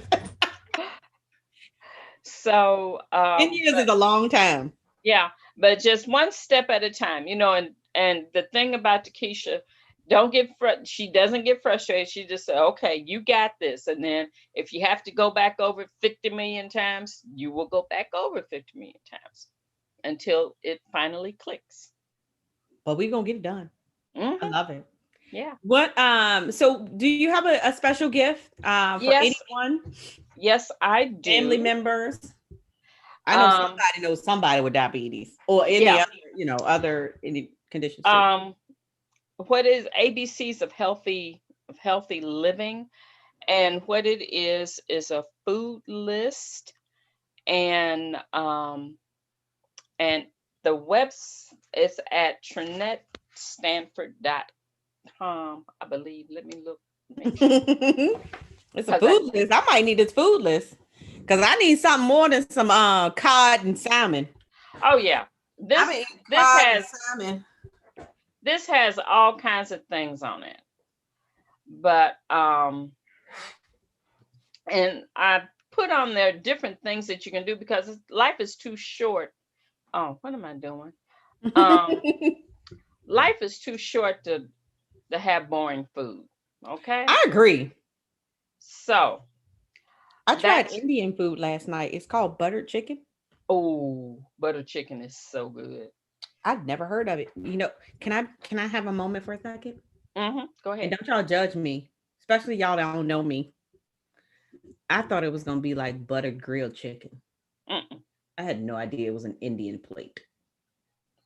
When I opened it, I was like, "What is this?" But it's actually good. Yeah. And when she told me, I was like, "I'd never heard of buttered chicken." She said, "Honey, it's Indian food." I go, "Oh boy, what have I gotten myself into?" I love Indian food. Yeah, Janine. Italian food Indian food is the bomb. And in fact, I recommended some spices on this list, and they do include Indian spices. Nice. Okay. Yeah, I might have to get this. Put the link in there. The link, TrinetteStanford.com. I made it real easy. Good job. I tell you, some of the stuff does sink in.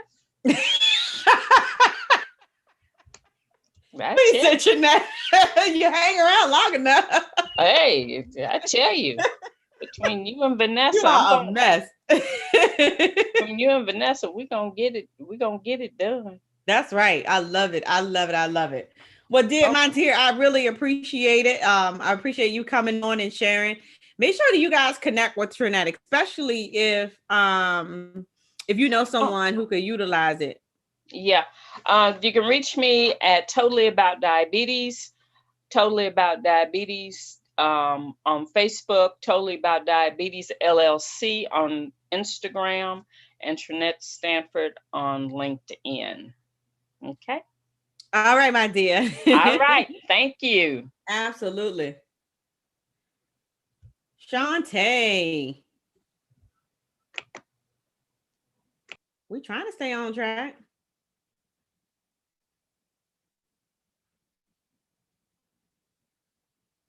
All right. That was good. That was good. You guys do me a favor, put down the biggest takeaway from Trinette's conversation. Oh, I see. Wait a minute. Let me move Trinette down. Change the way you eat. Did I bump the wrong person? Oh no, there she is. Okay. Yes, ma'am. I'm working on it too, Felice.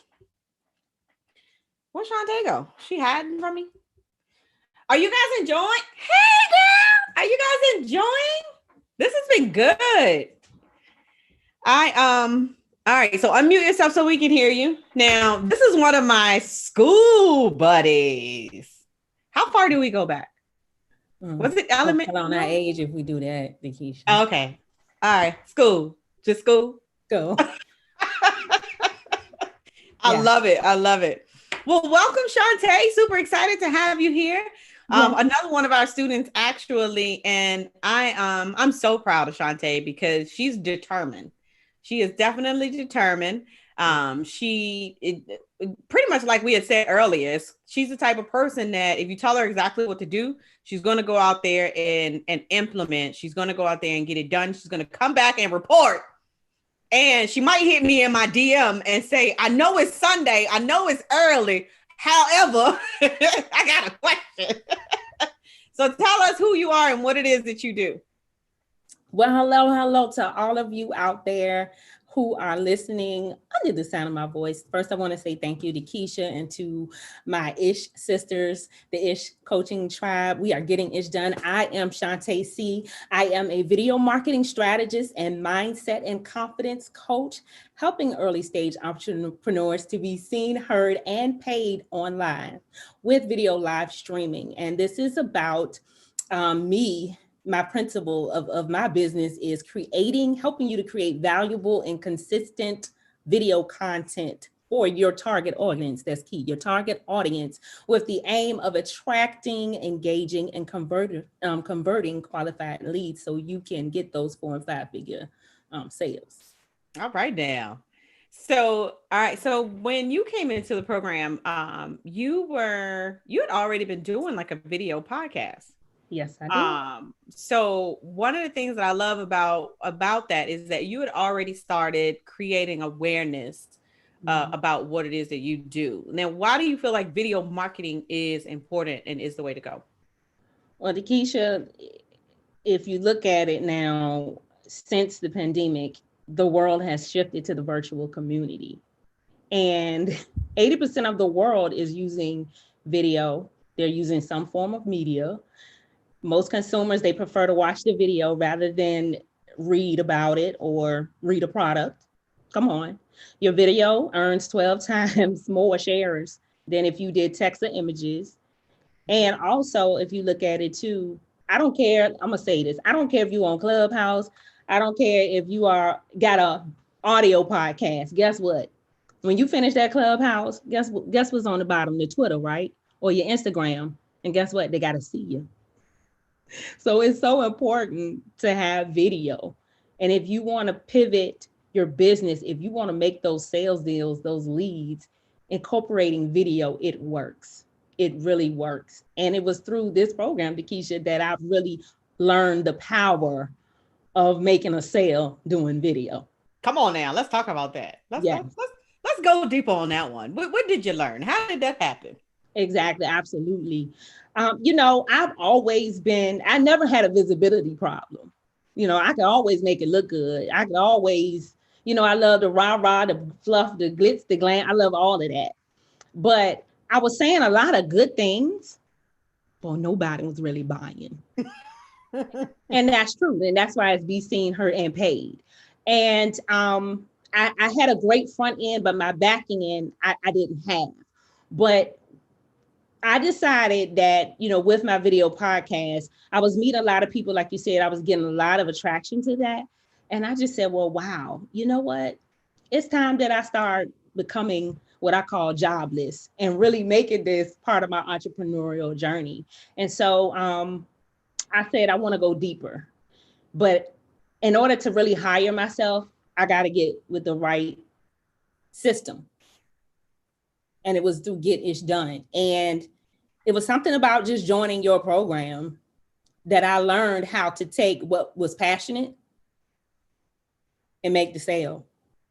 Never knew about summits, never knew about webinar. You hear and see, and it's like, oh, that's cute. But to really do it and implement it, and what I was doing into my business model, creating that type of strategy, it just set me up.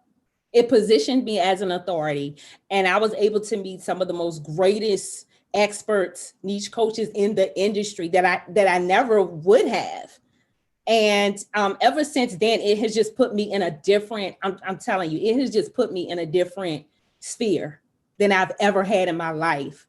And I have to say that within 21 days, I made my first 4 figures off of that. And y'all, this is even before, and I have to say this too, before I even had a core program. People was just like, can I book a session with you? I want to work with you. I want that. Well, what you want me to? I want that. And so it just shifted by having a product launch strategy. And not only that, but you really nail us on, okay, what's your revenue goal? What you gonna do? All of that, it just really set me up in a different dynamic in how I do business. No, I absolutely love that, because there's a lot of people out here that are showing up online, but they're not making money online. Mm-hmm.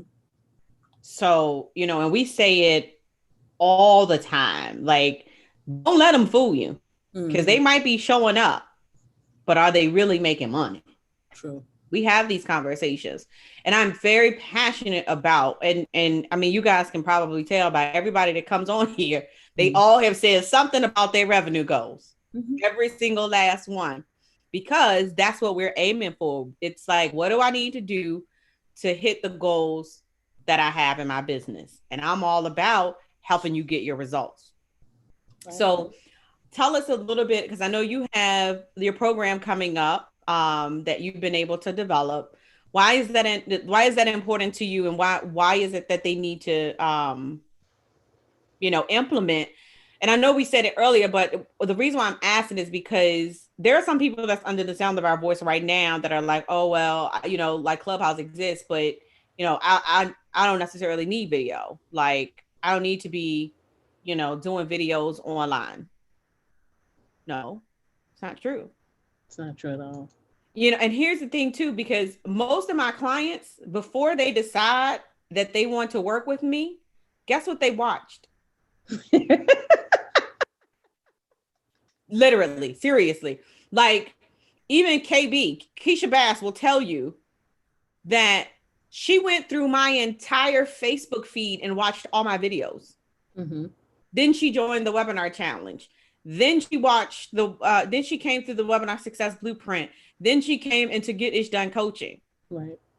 Most of them that come into the coaching program, they came by what? A workshop, a summit, or a webinar. So they're actually seeing me. This is how you create the interaction with your audience. Mm-hmm. So what would you say to the person that is like, okay, well, I'm afraid to do video. I might mess up. Yeah. Listen, don't be perfect. There are a million things that can go wrong, and one way can go right, but it's not likely. Don't be perfect. Just be available. And that's right, Chrissy, just do it. You just have to do it. Even if you just get in front of, you can do a practice run or a dry run, just get in front of, on your cell phone, press record and talk a little bit till you get comfortable. Yes, your nose gonna itch. Yes, you might have a fluff in your wig or in your hair. It's gonna happen, but it's not gonna be perfect. Just be available to do it. You have to make a start somewhere. And also too, for those who are entrepreneurs, choose one thing. So please don't talk about you fry fish today. You're going to teach us how to fry fish today. Then you're going to tell us how to fix credit tomorrow. And then you're going to tell us how to sew. You got to choose the one. Pick what is it that I want to do and go deep with that. Choose. Be like a stamp, stick to one thing until it delivers. Yeah. And I think that is one of the challenges in entrepreneurship, that especially with multi-passionate entrepreneurs, that there are so many things that they can do, but you're confusing your audience, or that's why you're not getting the right leads and you're not making any revenue, because you're trying to help everyone. and not just your ideal audience, or like you say, ideal client. And that was one of the first things we had to get done, was nail your niche. You had to nail your niche, your target audience, from demographics to the ages, what they do, what do they wake up or stay awake up at night with. And this is the biggie: what problem do you solve? That was what the people, what problem do you solve? That's right. You need to know it. And you need to know what sets you apart from everybody else. Right. So that's key. What's your secret power? What can we expect for you this year? I'm gonna turn my heater back on. Oh wow. Woo! What you can expect? This is real time. So this is real time. Yes. What you can expect from Shantae C. I have pivoted in my business. So the Optimized Woman is making space and room, and that is for female entrepreneurs who want to level up and build that like, knows, trust factor. So the Optimized Woman is a digital space for you ladies, and this is by way of podcasting. This is going to be by way of coaching. You're going to see more of my presence on YouTube, large master publications. It's about to happen, but this is to benefit female entrepreneurs that want to be seen, heard, and guess what? Get paid. I love it. I love it. I love it. I love it. Yeah. All right. So, you told everybody what it was like to work with Dakisha. What would be your last piece of advice to those entrepreneurs that are under the sound of our voice, that are, struggling in this space, or aspiring to become an entrepreneur in this space? What would be your words of wisdom or encouragement to them? Exactly. It would be two things. Again, like I said, don't be perfect, just be available. Do it messy and build it from there. And that is why Dakisha is here, myself, and so many of the other ladies, the other 9 of us here, we're here to help you build something amazing, to help create something. And you may say to yourself too that, oh my gosh, well, what about the money? Oh my God, I can't do it. Well, let me tell you, you can't afford not to do it. Because I felt like, okay, I can't afford not to do it, because I'm worth it. You can invest in anything. You can invest in, like you always talk about, that macchiato. You can invest in that lemon pound cake. I can do my lashes. I can look good. But if this is going to be for the betterment, to grow your business, to get you to that 4, 5, 6 figure launch, then why not do it? Invest in you, because you're worth it. You are so worth it. So if you're trying to do it, make the leap. Invest in yourself, because you're going to look back, not even... If anybody would have told me in 21 days that I would hit 4 figures without a 9 to 5, if anybody would have told me that, I wouldn't have believed that it was obtainable, but I did. And also, this is my last point too. With the program, she said that, I had no problem implementing. I would say to learn the steps, but implement the strategies. Implement the strategy. And that was that for me, even though it has taken the end of this program, but looking back at it and where I am now, it was worth it all, because now I found myself, because I had to go back to my why. So to implement the strategy, I had to go to my what, which led me to my why. Why did I start this in the first place? And so for you all, be sure that you implement the strategy, what it is going to, the system, what it is going to be for your business and for what you need to do to hit those revenue goals. I love that. I love that. That's important. Because a lot of times we get into programs and then we don't, and I shared this earlier, like we don't understand the strategy behind what we're doing and why we're doing it. And so sometimes we try to funnel hack.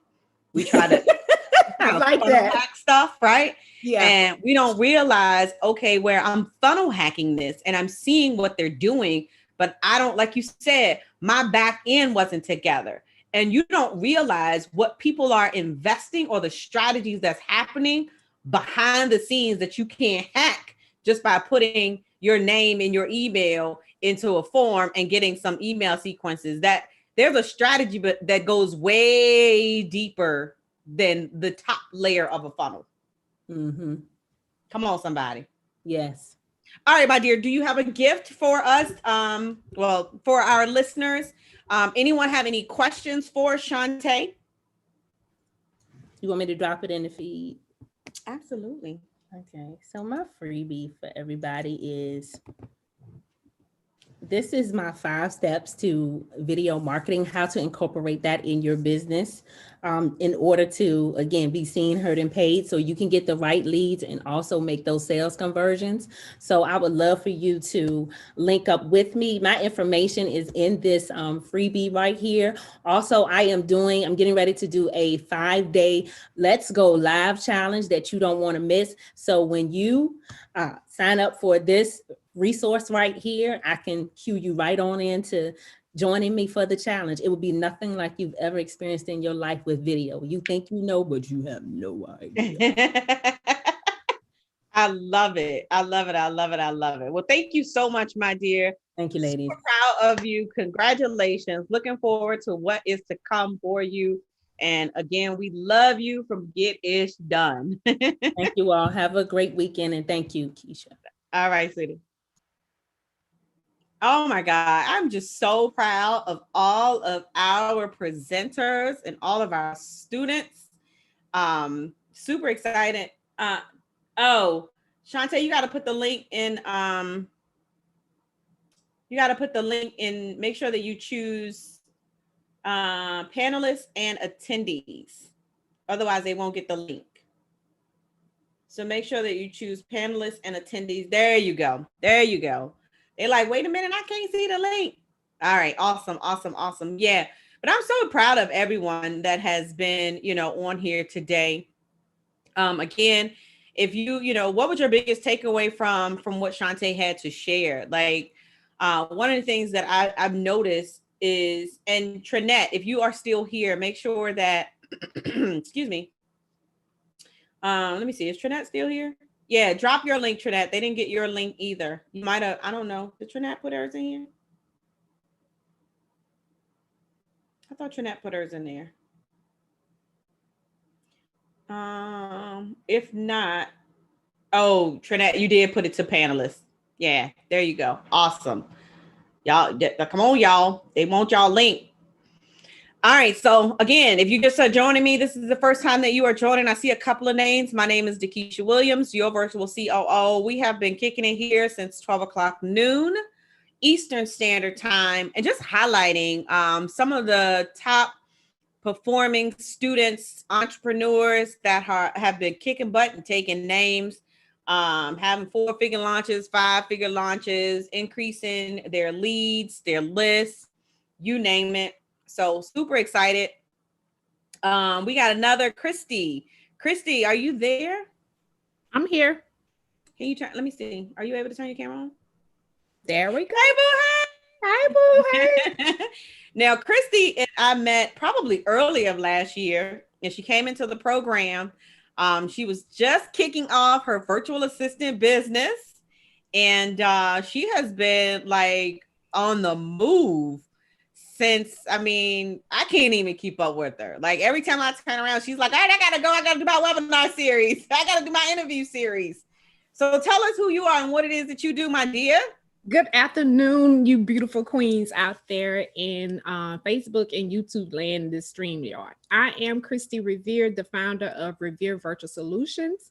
As Dakisha said, I did start my business off as a virtual assistant, but I also shifted within the same year that I started. I'm still under a year. So I am actually focusing as an online business manager.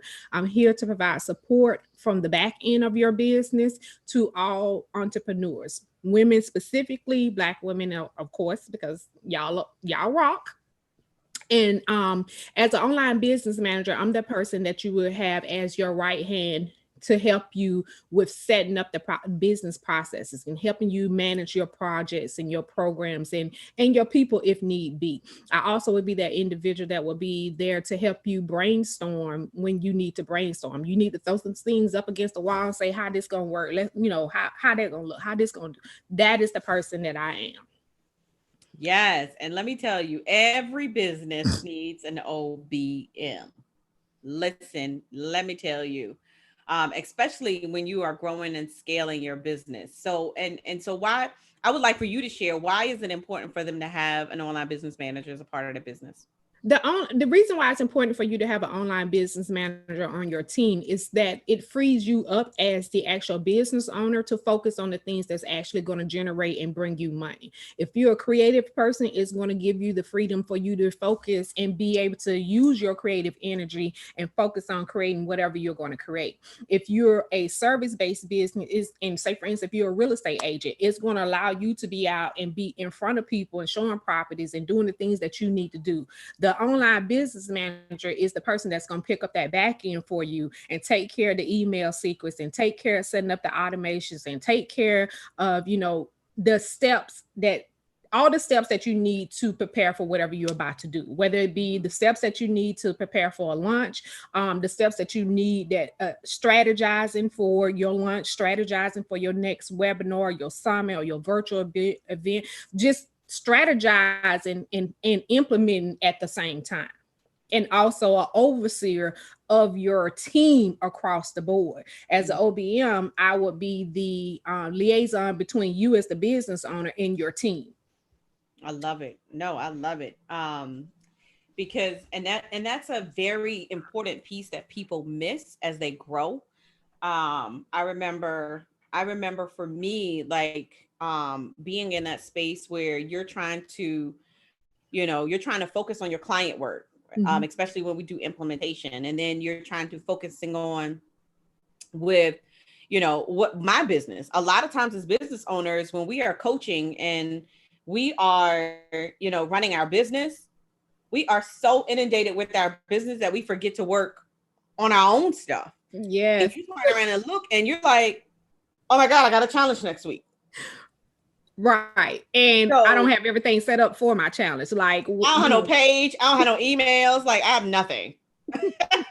Do I have my guests all lined up? Those are the things that you need your online business manager is. Because, say for instance, if you were going to set up and do your webinar or summit, and me personally, after being in this program, I think you need 90 days to strategically plan for the best summit possible. If you're not giving yourself a 90-day window to actually go through all the steps and properly plan, you're going to find yourself frantic and you're going to get stressed out. Because while you're in the process of planning for your summit, you still got the other things to do within your business, whatever that may be, whether you hands-on, whether you making candles, whether you designing lipstick palettes or whatever it is you're doing. This is another piece that you're adding on top of it. And it can become overwhelming along with, the things that you are not necessary. I ain't gonna say not necessarily the best at, but there are things that all of us as business owners, if we had an opportunity to give that to somebody else to focus on, while we focus on the things that we actually love to do and the things that drawed us to get into business, who wouldn't do that? Who wouldn't? Who wants to write emails all the time? But somebody like me, I think it's interesting to create an email template, an email sequence for you to use for your event or your launch or your release or things of that nature. I get excited when I'm sitting in the bed at 11 o'clock at night on Canva creating graphics. That's something I enjoy doing.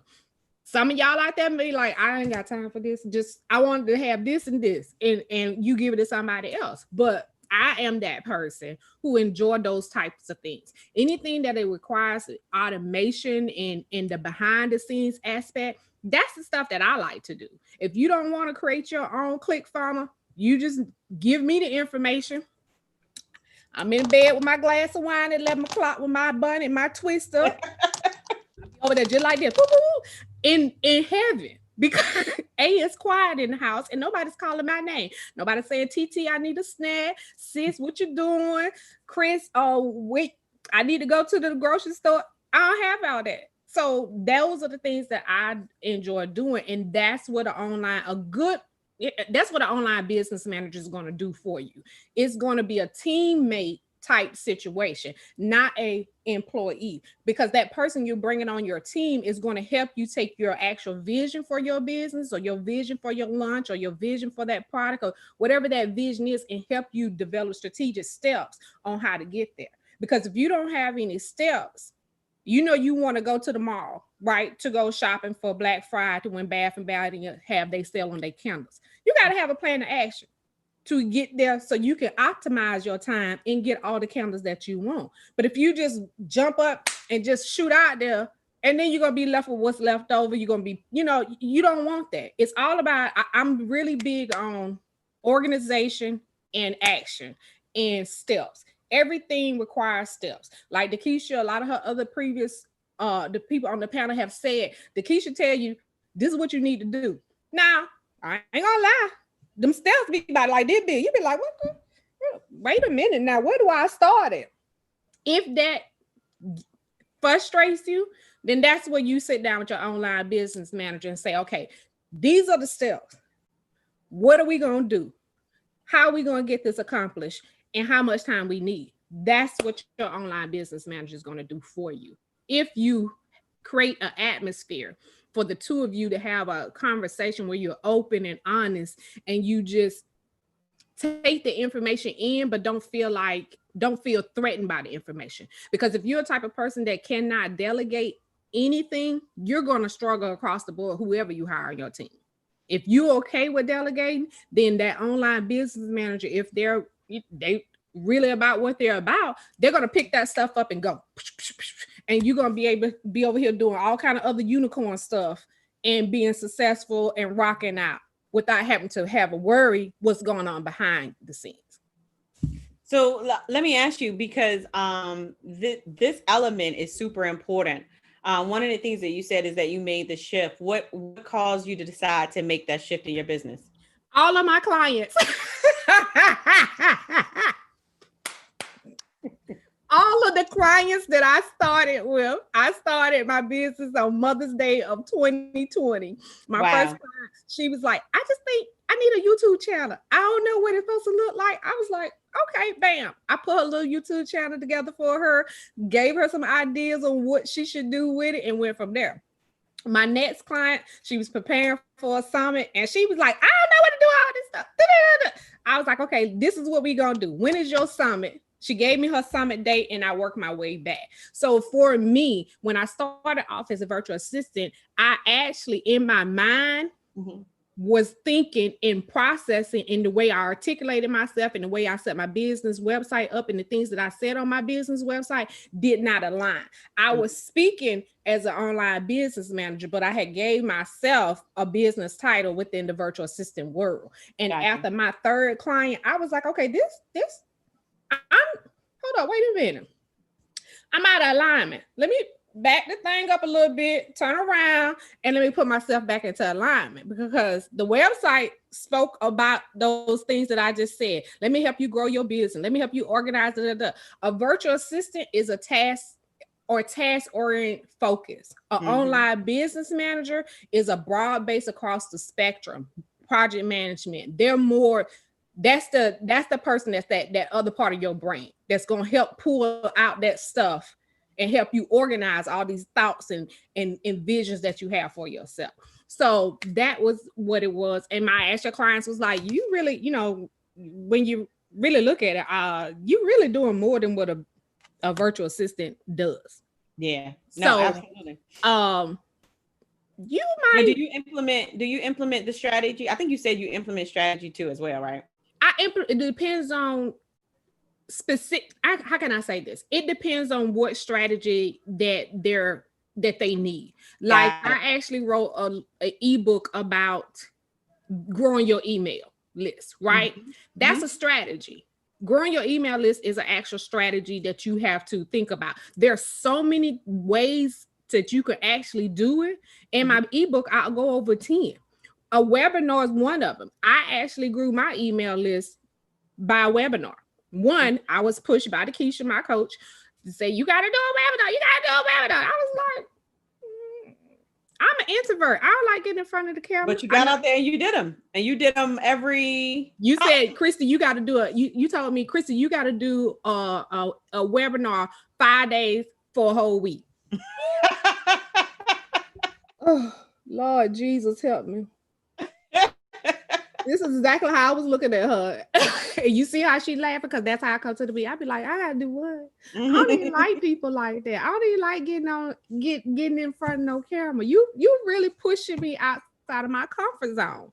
But I got on it. I did it. Matter of fact, Shantae was my coach and helped me pull my life together as far as getting on virtual, because my very first one of that week did not go well, and I was ready to throw it all out the door and say forget it.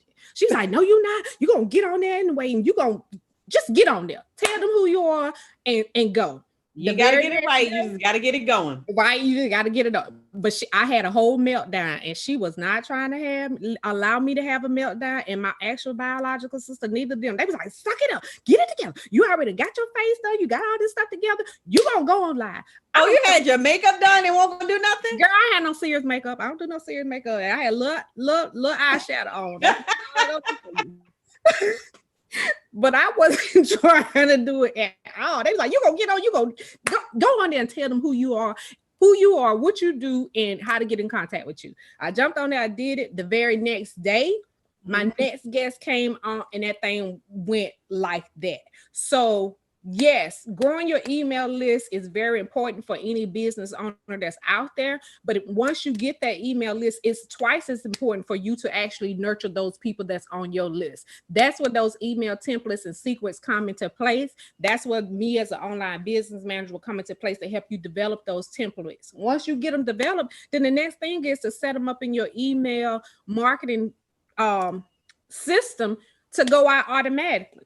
I'm all about automation and automated, because that's one less thing that you have to worry about once it's done and set up. The biggest struggle is actually doing the work to prepare for you to actually develop the material to put into the automation system. But once you put it on there, you just follow it, pay attention and make sure it goes and does what it does. But then you don't have to really you don't have to actually put that amount of stress that you was putting on yourself doing everything plus everything else. That's what we definitely need somebody to take the workload. And we talked about this earlier today. Like as an entrepreneur, as a CEO, you should be focused on revenue generating activities. Definitely. So for those entrepreneurs that are under the sound of our voice, what would be your words of encouragement for those that are on this journey? Get you someone on your team that you trust, that's going to help you grow and that you're going to be comfortable with. Once you get them on your team, and I don't care if you don't tell yourself that you can't afford it, because everything is affordable. Like Shantae and Keisha said earlier, you're paying for your lashes, you're paying for your hair, your weave, and everything else. And you can also pay to invest in your business. And if you're ready to invest in your business and you want that other individual, ready to grow your team, then that's what you should do. Once you get someone on your team that understands you and that you have a good rapport with, and you'll see the load lift off of you so that you can focus on other things. I love it. Well, thank you, Christy. Thank you for having me. I appreciate you coming out and hanging out with us. Make sure that you share your contact information in the chat. What was one of the takeaways that you guys, all right, I think, Lita, you up next. What was one of your biggest takeaways from Christy, you guys? And she talked a lot about automation. She talked a lot about, yeah, you definitely need somebody to implement in your business. We all need somebody to help us implement in our business. I think that is, get some help in your business, especially if you're growing. Like when you guys get to a certain point, and that's what we were saying earlier, if you guys get to a certain point, like you can't do everything by yourself. You have to hire a team. You definitely have to hire a team. Lita.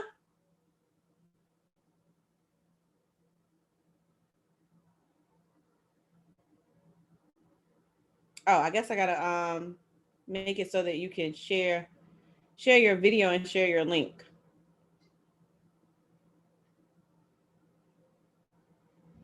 And yeah, so I want you guys to understand that a VA and an online business manager are two different things. I actually have a YouTube video. I'm going to share the YouTube video too, because a lot of people don't understand the difference between what an online business manager is and a VA. They are two totally different levels of investment. So a VA does more admin work, whereas an online business manager they are a part of your executive team. Like this is an executive person in your organization. So this person is a high level in which they are managing your team. They're not doing a lot of implementation. They're actually managing your team. They're actually facilitating the delegation on the team. So make sure that, you understand the difference between a VA and an actual online business manager, two totally different things. Walida, are you there, my dear?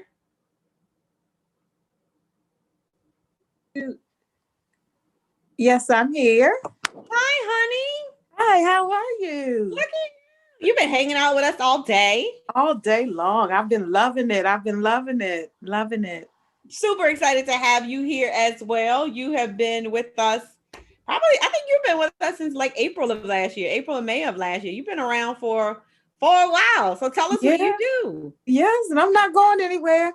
Well, I'm Walida Hawkins, and I am your #1 change agent. I am the CEO of the Wonders of Change, where we transition your visions into reality.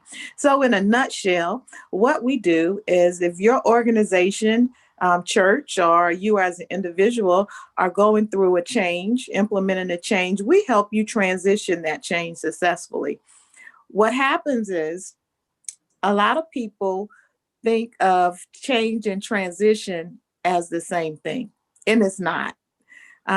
Change is a process, and transition takes you through to implement the implementation of that process that you go through. And so we help organizations implement their change into a successful transformation. Now, and I love that. Hey, Walida. And so because what you do is so unique, and tell us why you're needed. But I want you to tell us why you're needed, because a lot of people don't think that they need you. Okay, so let me just give you an example, and that's the kind of the best way to explain it. And I'm going to give two examples. I'm going to give the first one from a church perspective. I'm sure if you've been in church and attended churches, churches go through changes. Let's say they change leadership. They change the structure of their services. That's a transition. That's a change. And so they feel as though, I can do this. We can make this change. And they implement the change. And sometimes you have church splits. Sometimes you have a lot of murmuring and complaining because people aren't happy with the change. Mm-hmm. And so something like that in the church, right? So then let's go to the organizations. Organizations go through change. You get new managers. In the IT field, it's always changing. You get new software, new technologies, and those are changes, and they affect the people that work at the organization. So again, you have people jumping ship. You have people retiring because they're sick of it. You have people going to different, applying for other jobs and things of that nature. So those are the two types of changes. And this is how the Wonders of Change comes into play. We come in and we meet with the leadership and we say, okay, what are you trying to do? What are you trying to accomplish? What's your end goal? And what we find is they have everything in place they need. They leave out the people. Mm-hmm. So we come in and we meet with the people and we find out, listen, what is it that you want to, what is it that you want to see from your leadership? And so we meet with the people, we hear their hearts, and we go back to the leadership and say, this is what's going on. This is how they feel. And we give them a blueprint on how to implement their change. We work with organizations from the start to the finish. We hold focus group, we do surveys, we have one-on-ones with people to just, because the key is the communication. Mm-hmm. It's the communication. So that in a nutshell is kind of what we do. No, and I wanted you to explain that, because I think that a lot of people don't understand the importance of what you do, because, and especially now, there's so many, things that are happening in organizations, not just the churches, but organizations across the world that are having to make adjustments. And so your expertise is so unique that I don't even think that they realize that someone out there exists like you. Exactly. So since you stepped into this online space and Get Ish Done coaching, like, what has happened for you in regards of learning? Every time I ask a question, everybody's talking. All right, so I'm just going to finish the question. What has this space opened up for you? Well, I'm just going to be transparent. Oh boy. This space has really helped me grow. I came to Get Ish Done on a whim. I am a part of WOMB. Maya was on earlier, and I am the first member of WOMB that is out of state. I live in Maryland and not in Virginia. And so Dakisha did a workshop or a presentation for the WOMB group. And so I was like, wow, I need her. And so I've been in business for some time now, but my business wasn't growing. And I'm like, what is it? What am I not doing? And I had people to help me before, and some their fault, some my fault, and I really didn't get anywhere. And so in working with Dakisha, she gave us a blueprint and we had to do the work. But when I tell y'all, listen, I had so much going on in my life, I thought I was going to lose my mind, okay? So I'm working on my doctorate. I have 3 children, a full-time job. I'm in ministry, and I'm like, and she wants me to do what? So I pressed my way and I stuck in the program, and Dakisha has been hanging in there with me. And so I see some light at the end of the tunnel. I have not a long way to go, but I have a plan, and I'm excited. I'm excited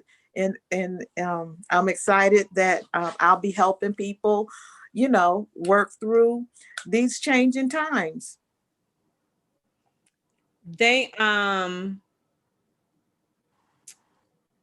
So they all get to learn about funnels and email marketing systems. Yes. And landing pages. Yeah, that's what I'm working on now, my email marketing and building my list. I think Chrissy talked about that as well. And so it's an eye opener. As a business owner, I had no idea what I was doing. Once I got with the Get Ish Done coaching program, I was like, really? Do what? Do this? And so when I got free time, when my time became free, I went back. We have a portal and all of our information is there. And so during my free time, when I'm not working on my dissertation, I do go back and I go through it and I take notes and I implement things. And so I'm kind of a little bit behind schedule, but I'm catching up. And so listen, it has been life-changing for me, and I'm excited. It's crazy because I consider myself an extrovert, but really when it comes to speaking and things like that, I'm really an introvert. So this is outside of my comfort zone, but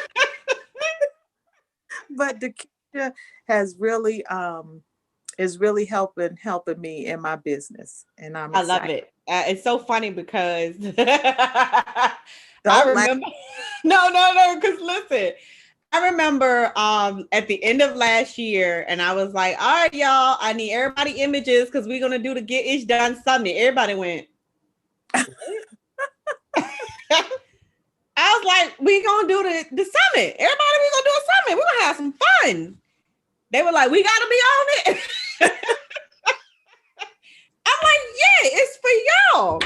So and then that's why I love the growth. Like I get to see you guys grow into, you know, again, it was like Deborah said, like the mama eagle, like you guys are growing. Like I've been in this space for 10 years. I get it. Like I know what it is to have an email marketing, and you know, a lot of you guys call me and it's like, well, wait, what link is supposed to be on this? And this is supposed to be connected to what? And then where am I supposed to go? So when the light bulb actually does go off for you all, that means that I'm doing what it is that I'm supposed to be doing. So the fact that when you came into the program, you know, you had an idea, you were pushing, you know, you were making moves, but you actually have an actual, you know, you did a summit. You did you changed your event into an online event. You did a summit. You do have a lead magnet. It's a pretty checklist. I saw it. You know, so you do have a way to get people on your list. And these are honestly, now when you look back on it, it may seem minute now, but there's a lot of people that don't have that in place still. Right. And that's huge. Yes. That's huge. You know, so now you have a way so that you can put it out there, generate leads, and really attract the people that deserve to be in your space. So again, I think you are another one like Deborah, where you didn't have the actual infrastructure, like the systems in place when you came into the program. But now you actually have a system in place where you can go out and just funnel people into your leads. Now we just got to get the webinar on the backside. So when they get into, look at so when they come into your email system, now we're going to have the webinar on the back where you're nurturing them and they'll get to come through your ecosystem. Yes, yes. I'm excited about that. Even though I'm nervous, I'm excited about that. We all do it afraid. Yes. Trust and believe. There's some things that I do afraid as well. So, you know, hey, that's a part of this entrepreneurship world that we are in. So, Walida, what would you say to those that are still here and hanging out with us in this space? What would you say to them that, you know, may be afraid to step out and even promote themselves, grow their business? Like, what would be your advice or your wisdom to them? Just do it afraid. Do it afraid. Get into the Get Ish Done coaching program, or one of the programs that Dakisha has to offer, because it has really been life-changing. Not only for my business, but for me, because it helped create some structure. Like I told you, I'm working on my doctorate. I'm in ministry. I work full time. I have 3 children, a brand new grandbaby.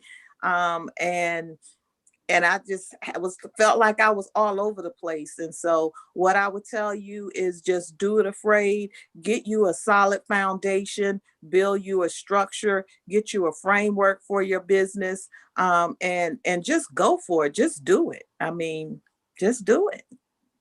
I love it. I love it. I love it. And so your checklist, we do have your checklist. So if someone is in a position where well, you explain. I'll let you explain. Yeah. I can't take your show. You can.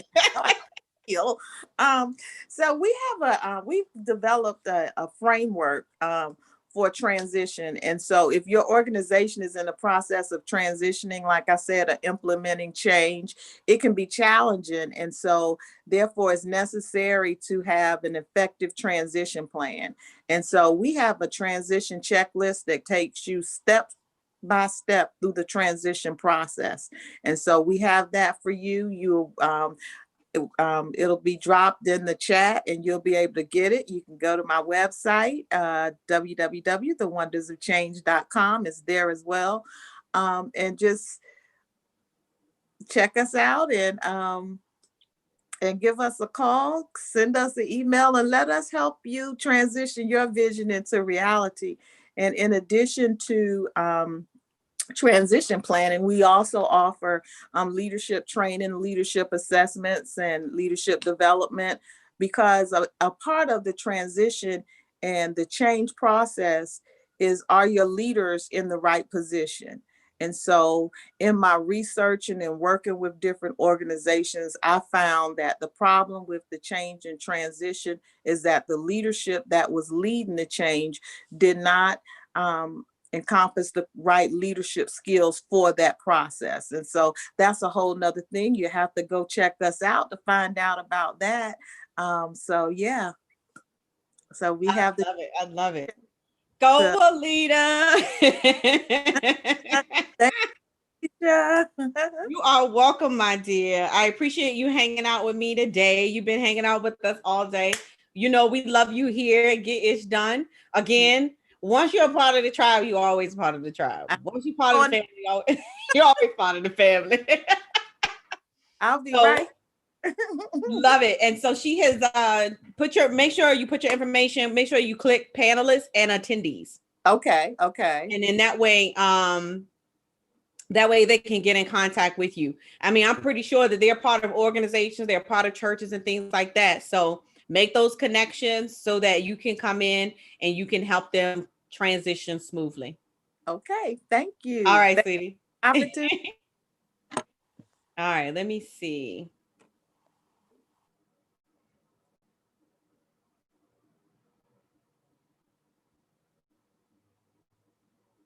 All right. So I love it. We are having I don't know about y'all, but I'm having a good time. I know we are almost to the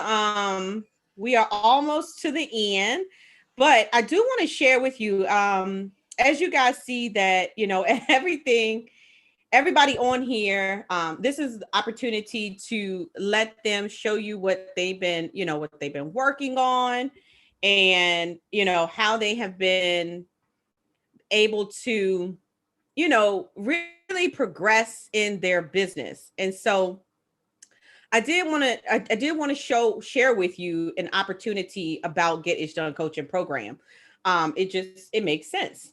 So let me share my screen real quick, and then we'll bring up Felice. I know you're in the waiting room, but I want to share this real quick, and then because everybody has been with us all day long and they're like, well, Get Ish Done. What is Get Ish Done?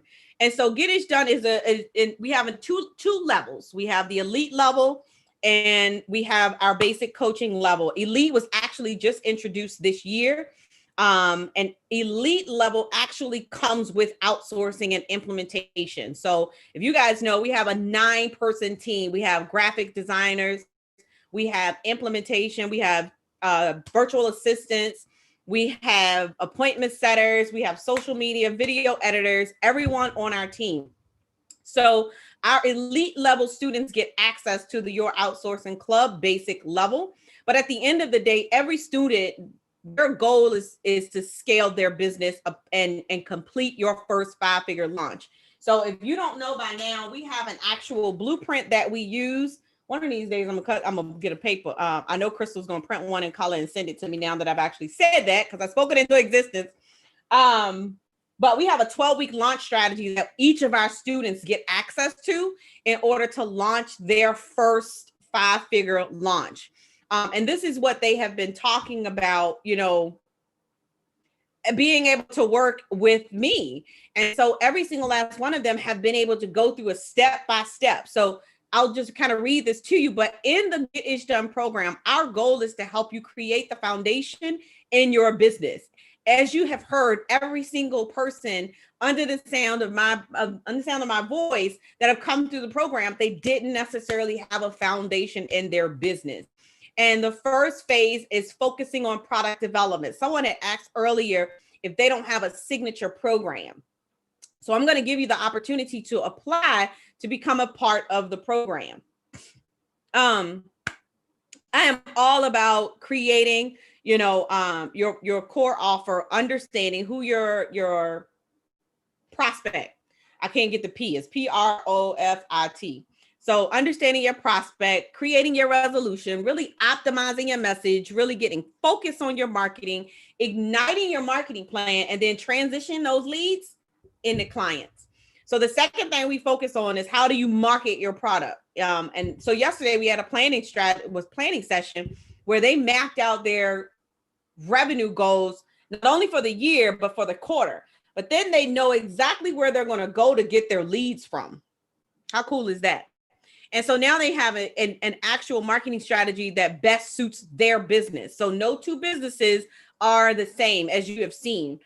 We also have an 8 to 10 step promotional strategy to generate 50% or 40% show rate on your webinar every single time. So this is kind of an outline.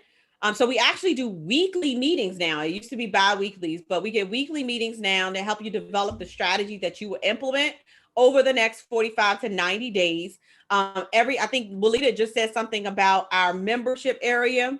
So our membership area has over 100 hours of training material. If you get stuck on a lead magnet, you can go to our lead magnet training. If you want to know how to do a summit in your business, you can go directly to our summit training. That way, when you show up to our call, your highest and best use is what do you need to implement? Or if you have questions about what you're implementing. We actually meet every Monday. I got to update these. We actually meet every Monday at 4 p.m. Eastern Standard Time. We actually changed it because guess what? 90% of our students in the course still have a full-time job. Isn't that crazy? But that's who I attract because I was the person who left corporate America and to pursue entrepreneurship full-time. So guess who I attract? I attract entrepreneurs who want to leave or exit their 9 to 5. So the way that it's mapped out, and these are not, dripped to you in any particular order. But first we identify your dream client. I think Shantae said that earlier. Then we look at some lead generation strategies that you can implement in your business. And then of course, everyone has to have some type of profitable webinar process in their business, period, point blank. And then we've got to determine what are you going to sell? What's going to be your core offer? We also, a lot of them have come on here. They're starting to have sales conversations in their business. So I actually have a sales conversation guide that I give them so that when they have conversations, they actually are prepared to make that conversion. That's right. We're here about making conversion. And then we had talked about it earlier. You got to follow up. You have to follow up and you have to launch. The money is in the follow-up. How many of you guys know that? Put that in the chat. The money is in the follow-up. Sometimes some people say the fruit is in the follow-up. But yeah, so it's all about launching. And at the end of the day, most of you all have known now, or you've been experienced now, that here at Vision Consulting, we are passionate about your success. We value your time, your expertise, and your purpose, and we strive to see you become profitable. That is my number one mission for every single last one of my students that come through the Get Ish Done coaching program. So before I bring Felice up, yep, the money is in the follow-up.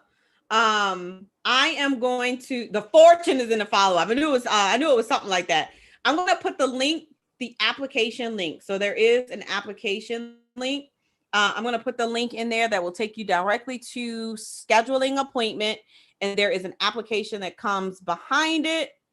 And then that way, if you are interested in applying, there we go. If you're interested in applying to become a part of Get Ish Done, I'm going to put this in here for you. Apply now. That way you can be the next, lost my little W on there. That way you can be the next success story who's building their list, building their tribe, and making money in the online space. So application is now open. Would love to have you on, enter into our Get Ish Done coaching program. Our applications are open. Today is what, Friday, until Tuesday of next week. Any questions as I bring on my dear Felice, and then we'll close out with Monifa. Any questions? Any questions? Any questions? Dun, dun, dun. You can turn your camera on now. Hi, look at you. I'm excited. I'm excited. Hi, Felice. Hi, Takesha. Welcome, welcome, welcome. I'm excited to be here. Thank you so much. Yes, I love the branded t-shirt. Yes. That's me, Felice Renee. My name is Happiness Reborn. That's the meaning of my name, Felice Renee. We show individuals who are experiencing depression, loneliness, church hurt, brokenness, how to love themselves, forgive themselves, and most of all, their accusers and abusers, so they can have peace and sleep at night and be transformed into the woman that God created them to be, to live out their destiny. Oh, I love it. I love it. I love it. Now, okay, so tell us about, well, first of all, what made you decide, what will a link list of all the panelists be provided at the end of this wonderful event? What do you mean, like of all their free gifts? Yes. We'll see if we can get together. I'll see if I can get Rose to put together something. Hopefully the chat will save. I'm sorry, please, but tell everyone what made you decide to go in this, in this avenue. Why is this? I saw one of your webinars. Well, really, I saw you back in Detroit when I was at another event, and your energy was just like, I was like, there's something about this lady. And then I saw your flyer, and I went to get your Facebook page, and I kept saying, I have all the tools, but I don't know how to put them together. And I have paid some hefty money for what I call name brand individuals, but they didn't give me them. They didn't give me the backstory. They gave me all these videos and, a video to talk to them here and there, but you gave us you. You gave us the real.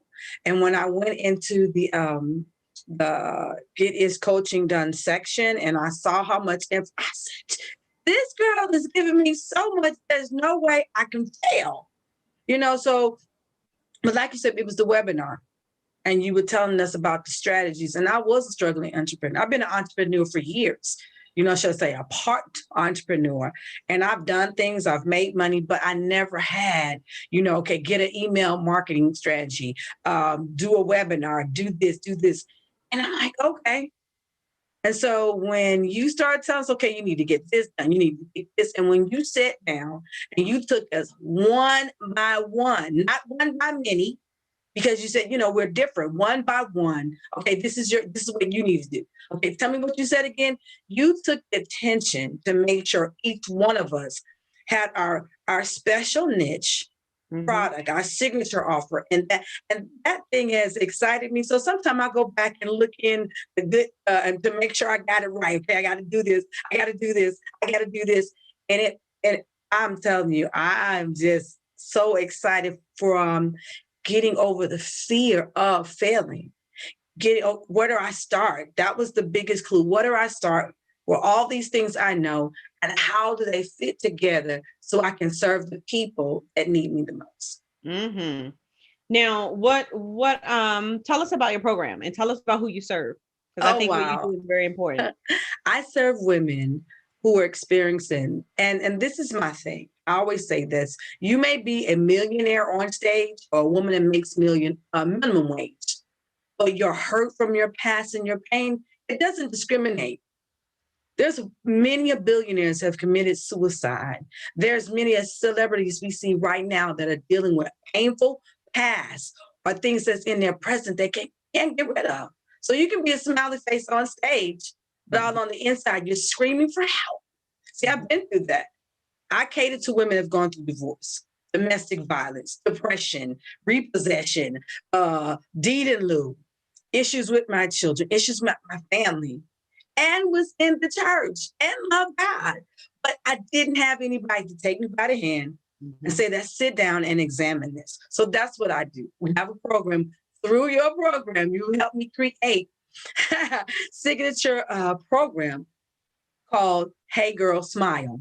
It's a 7-week program. And then we also have the Intense Hey Girl Smile 6 months program, because 7 weeks just deals with the surface, but we help you get to the deep root of it. So when you think about the issue again, those emotions aren't attached to it. See, I still remember what happened to me.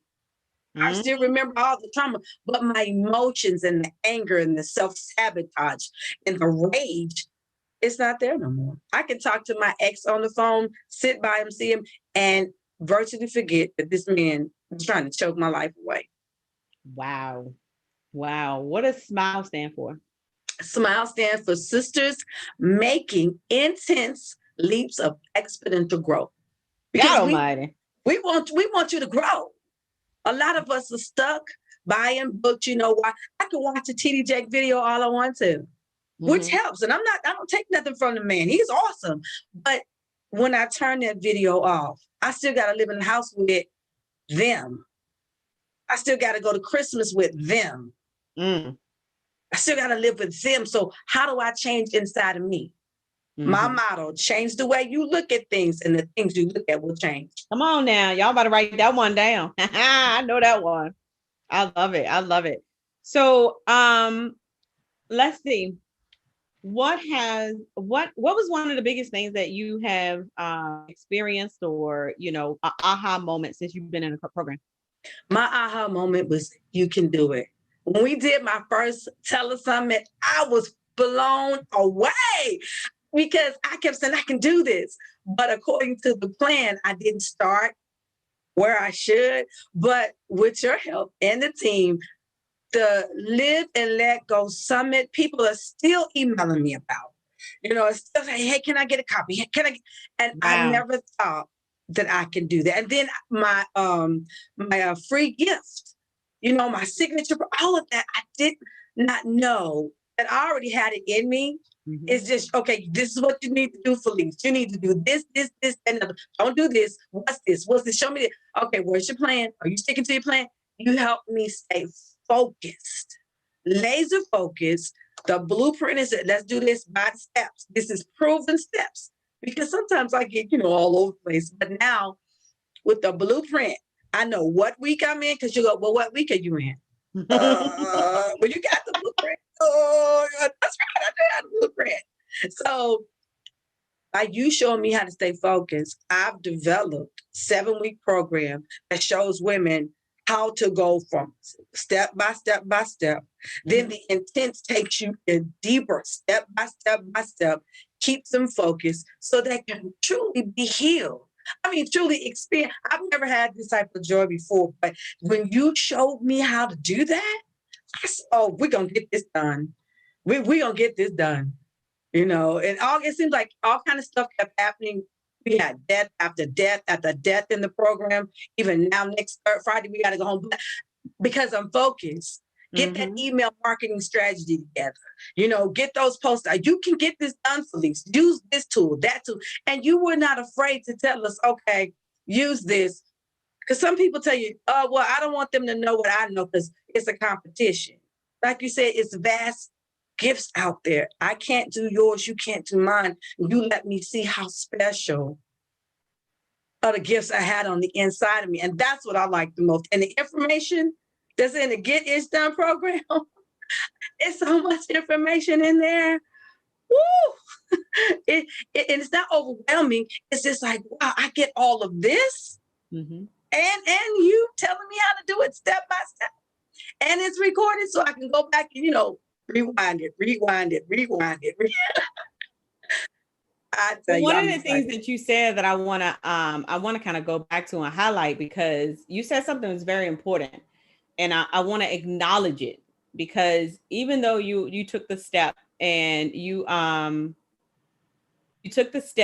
invested into the program, you said you've experienced life, you've had deaths in your family, but you never stopped moving. And I think that's huge.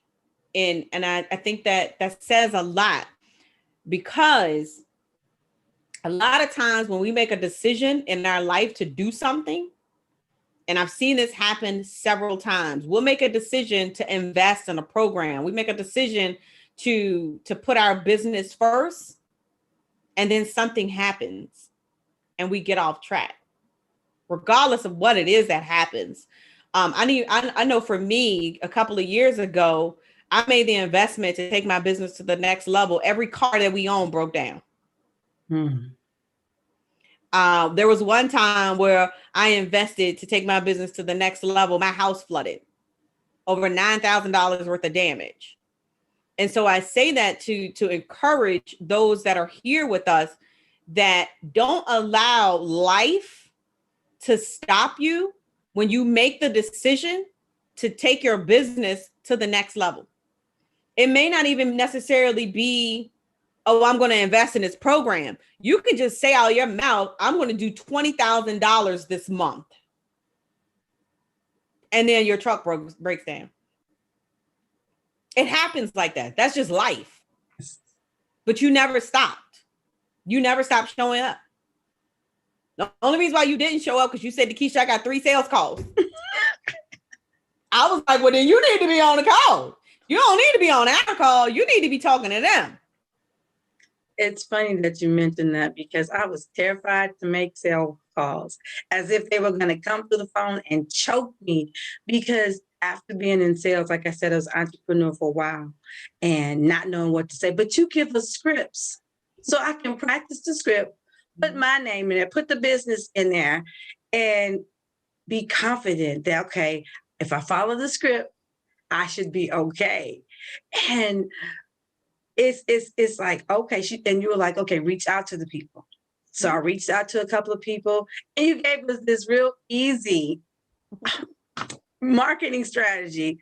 I got a couple of people to come back, but I know how to do it now. I'm not saying I am the guru, but I know how these steps, they're coming together. And the cloud is gone, and I said, man, I wish I had seen him like 5 or 6 years ago. I'd be a millionaire by now. I'm on my way and I'm staying focused. That's my key thing, that all the pieces I had, I'm learning how to put them together for them to work for the people that God has called us, all of us, to somebody. And I don't want to be like, okay, it's got too tough, so I just cop out.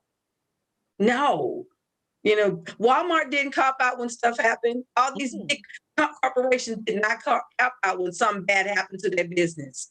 But we as entrepreneurs, if I don't see myself as a Bloomingdale's or a Maybach company, I'm not going away. And you show that marketing plan, that revenue plan. I said, we're gonna get this. We're getting this done. Okay, we're getting this done. This is gonna get done. Now I believe that I can make 100K within a year, or 100K. You see it. You mapped it out, and you see exactly what it is that you need to do. You because we did yours, so you know exactly how many leads you need, and we know where you get in your leads from. So you have your actual strategy on what it is that Felice needs to do in order to make this happen. Yes, I'm excited. It's up to you. Yes. So what would you tell our listeners that are aspiring entrepreneurs? Like, what would be your words of encouragement while they are on this journey?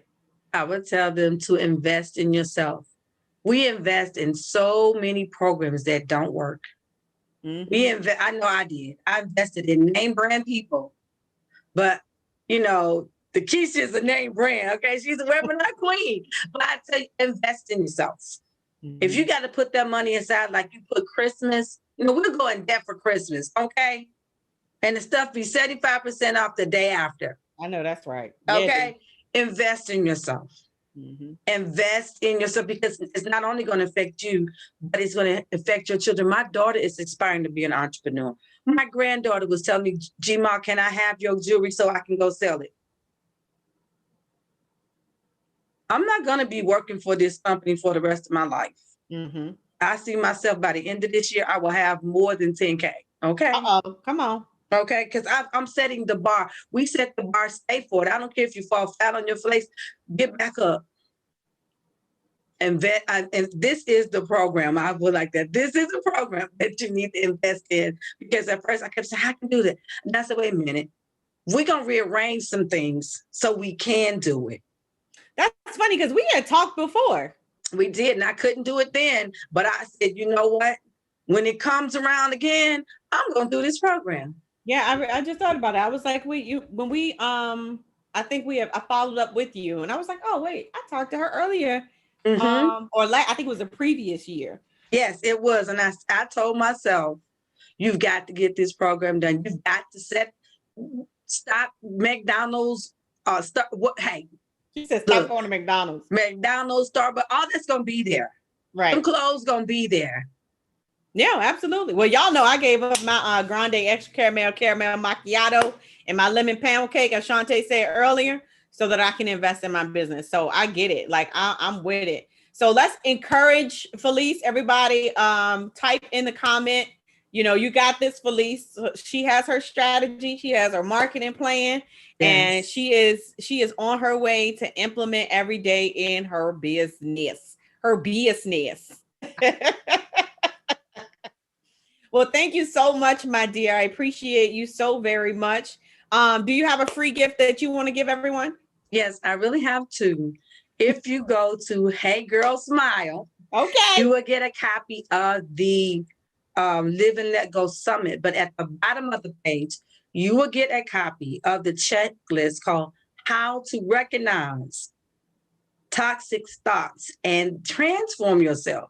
So a lot of times we have these toxic thoughts, I can't do it, or what mom, dad said, and we don't recognize it. But this checklist will show you how to recognize those thoughts, what to do, and then you can find me at Felice, and I'll put it in the comments because I'm up here talking, and I should be putting it in the comments. Okay. I'm learning how to do that. Okay, here we go. 1 second. It's supposed to copy and paste, but I guess it didn't. Oh yeah, there make sure you put, there you go. There we go. And then what did I say? You can contact me at Felice. Can I give away another gift? Because I love to give away gifts. I do. Okay, since you just come bearing gifts, give away another gift. If the first 10 people that text me, Takesha, get it done. You have to be get it done subtitle at my email. I will give you a 30-minute consultation, and we'll sit down and work through how to get rid of some of these thoughts in your head. So put it in the chat that they have to email, get it done, and then okay. So I see your email address. Cool, perfect, awesome, super excited. Whoop whoop. What's the Hey Girl Smile website? Okay, I'm getting that too. What is it? HeyGirlSmile.com? Yeah, HeyGirlSmile.com. I think you gotta put the www.HeyGirlSmile.com. Oops. Oh no, you gotta put the HTTP. I can't do all that. You gotta put your gift in there. Monifa, mic check. Email. Okay, good. All right, my dear. I'm gonna put you back into. Let me see.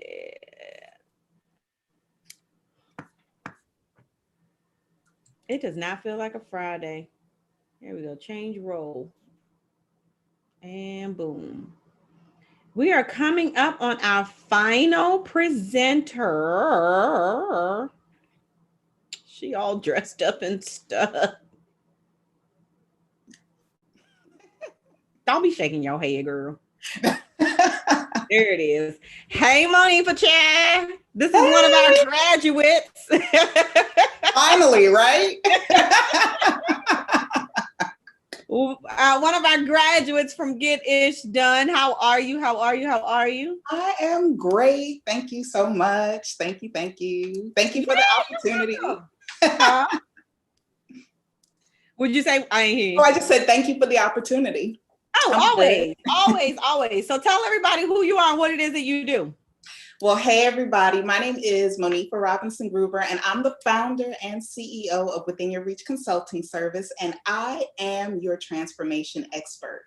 And so my purpose is to educate, inspire, and extend guidance to women in leadership positions to help them soar beyond their challenges so that they can live happier, healthier, and more abundant lives. And we do this by trainings. We do this with individual and group coaching sessions, seminars, and we used to do retreats, but as soon as COVID calms down a little bit, we'll get back to doing our retreats as well. So that's me. So what made you get started in this space? Okay, so I hate to tell you, I don't have a horror story. I don't have a horror story, with corporate America. I really don't. Everybody asks me that. So how'd you get into this? And I don't really have a story that says, this went wrong in my life. And so this is why I was pushed into, thrust into, Within Your Reach or helping women in leadership, but I will say that I've always had a heart for women. And I will say that I always knew I didn't want to wait till I was 80 to start a business because I knew I'd never wanted to work for someone the rest of my life. Mm-hmm. Now, I particularly have a love and a heart for women in leadership because being a woman in leadership myself, in various roles, personally, career-wise, spiritually, I understand firsthand, that it really doesn't matter whether you're a corporate woman, a spiritual leader, an entrepreneur, a community advocate, whoever you are, the challenges that women in leadership positions face often leave us mentally, emotionally, and spiritually fragmented. And so, like you've spoken about before, Dakisha, sometimes you attract who you are or who you've been. And I've also learned that over time that sometimes your passion comes from your pain. And so a lot of that's kind of, how I got here, If Vanessa was here, she'd be like, that's a book. But don't talk about books because I got a few, but we're not here for that right passion. That's a book. I can hear it now. Well, awesome. Well, tell us a little bit about because you actually were one of the first ones that were in the program where you were able to sell and you even had a program created. Yeah. So I was in your program. And let me back up and say, how I came to be, I've never really had a problem, with the business and doing things in the business, but, I've always been kind of skeptical with the online webinar stuff. I'm just like, I don't know.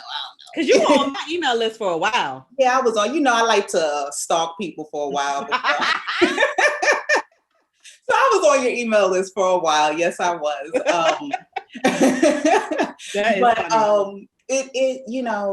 once I finally, came on board, even having conversations with you with this most recent endeavor, where I came on board with you, one of the things that I really, really appreciated was our initial conversation, where you took the time to not just sell your program, but assess who I was, where I'm at, where I want to go, to determine, one, if you were a good fit. It was like, you're not going to just bring me on board just so you can make $1, and then also the other thing I liked during that was you actually took the time to give me just a brief framework of, okay, so this is who you are. This is what you're coming to the table with. This is how I can help you.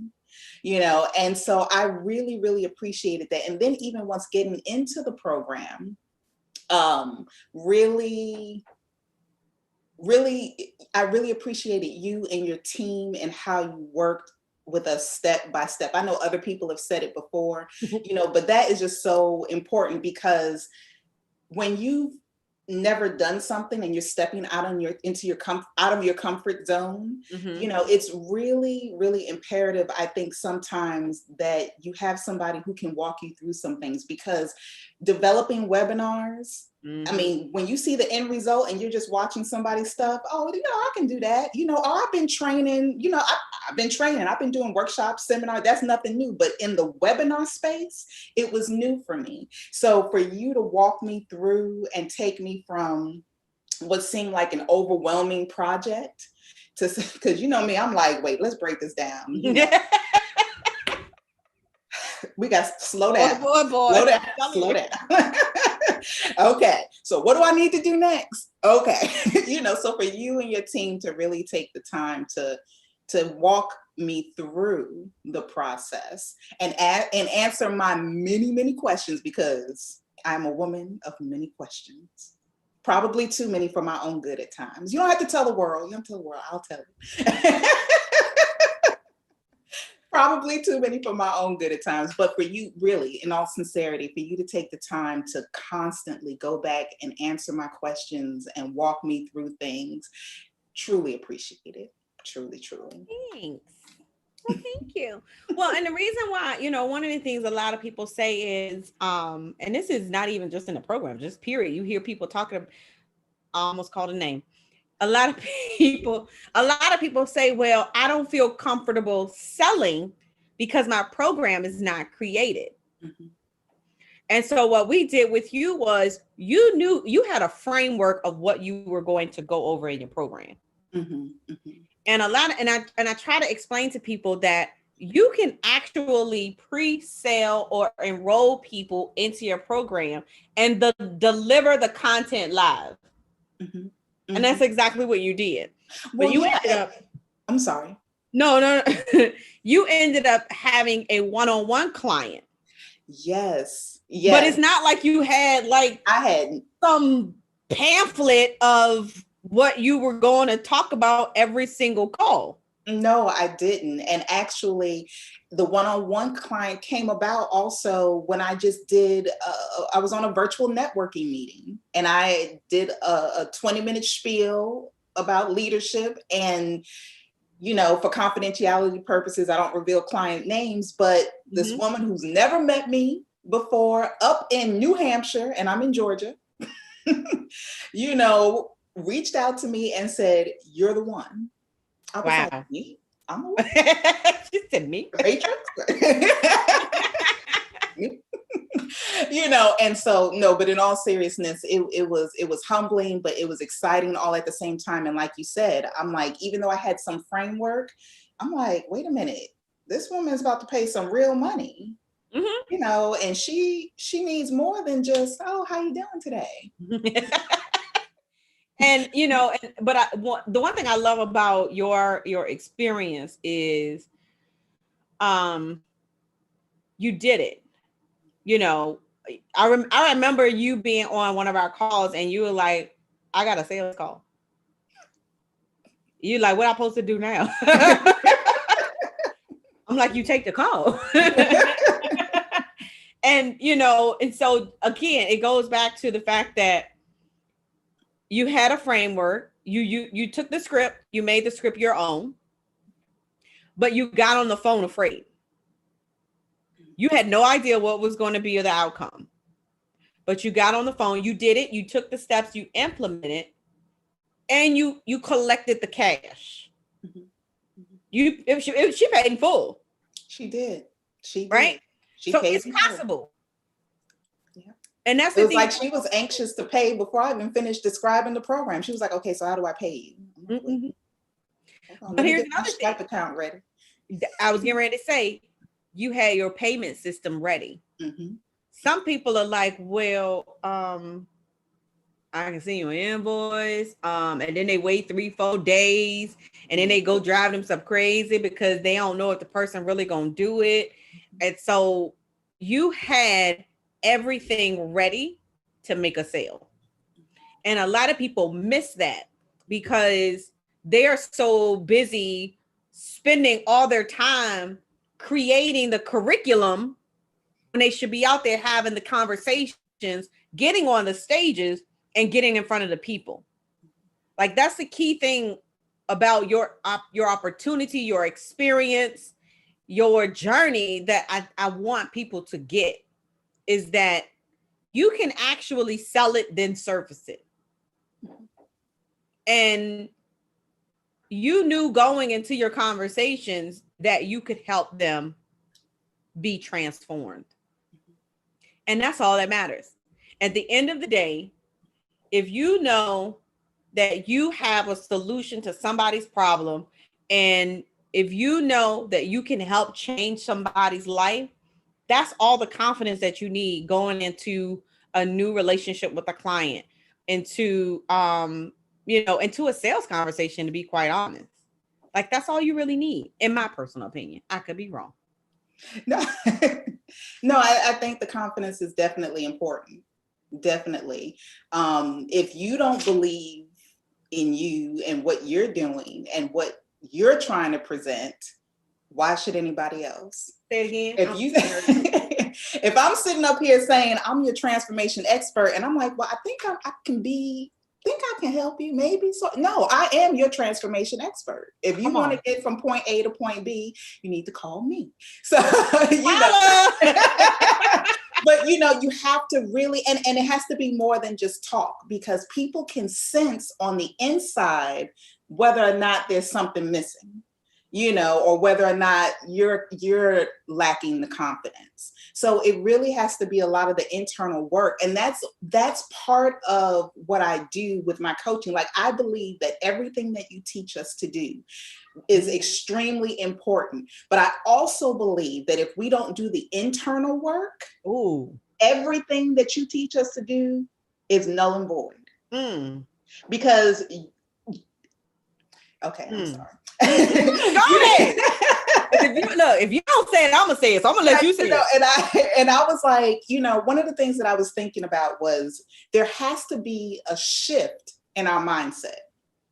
Once there's a shift in our thinking, and this is really what I really hone in on people. Yes, I can help. Now, I'm not the webinar queen. That's you, Dakisha. That's not my lane. But so there are some things, yes, I can help you with certain tangible things with your business. But in conjunction to that, I really also help you dig through the haystack of what's keeping you from really getting to the next level. Because you can be doing something and not really doing anything. Uh-oh.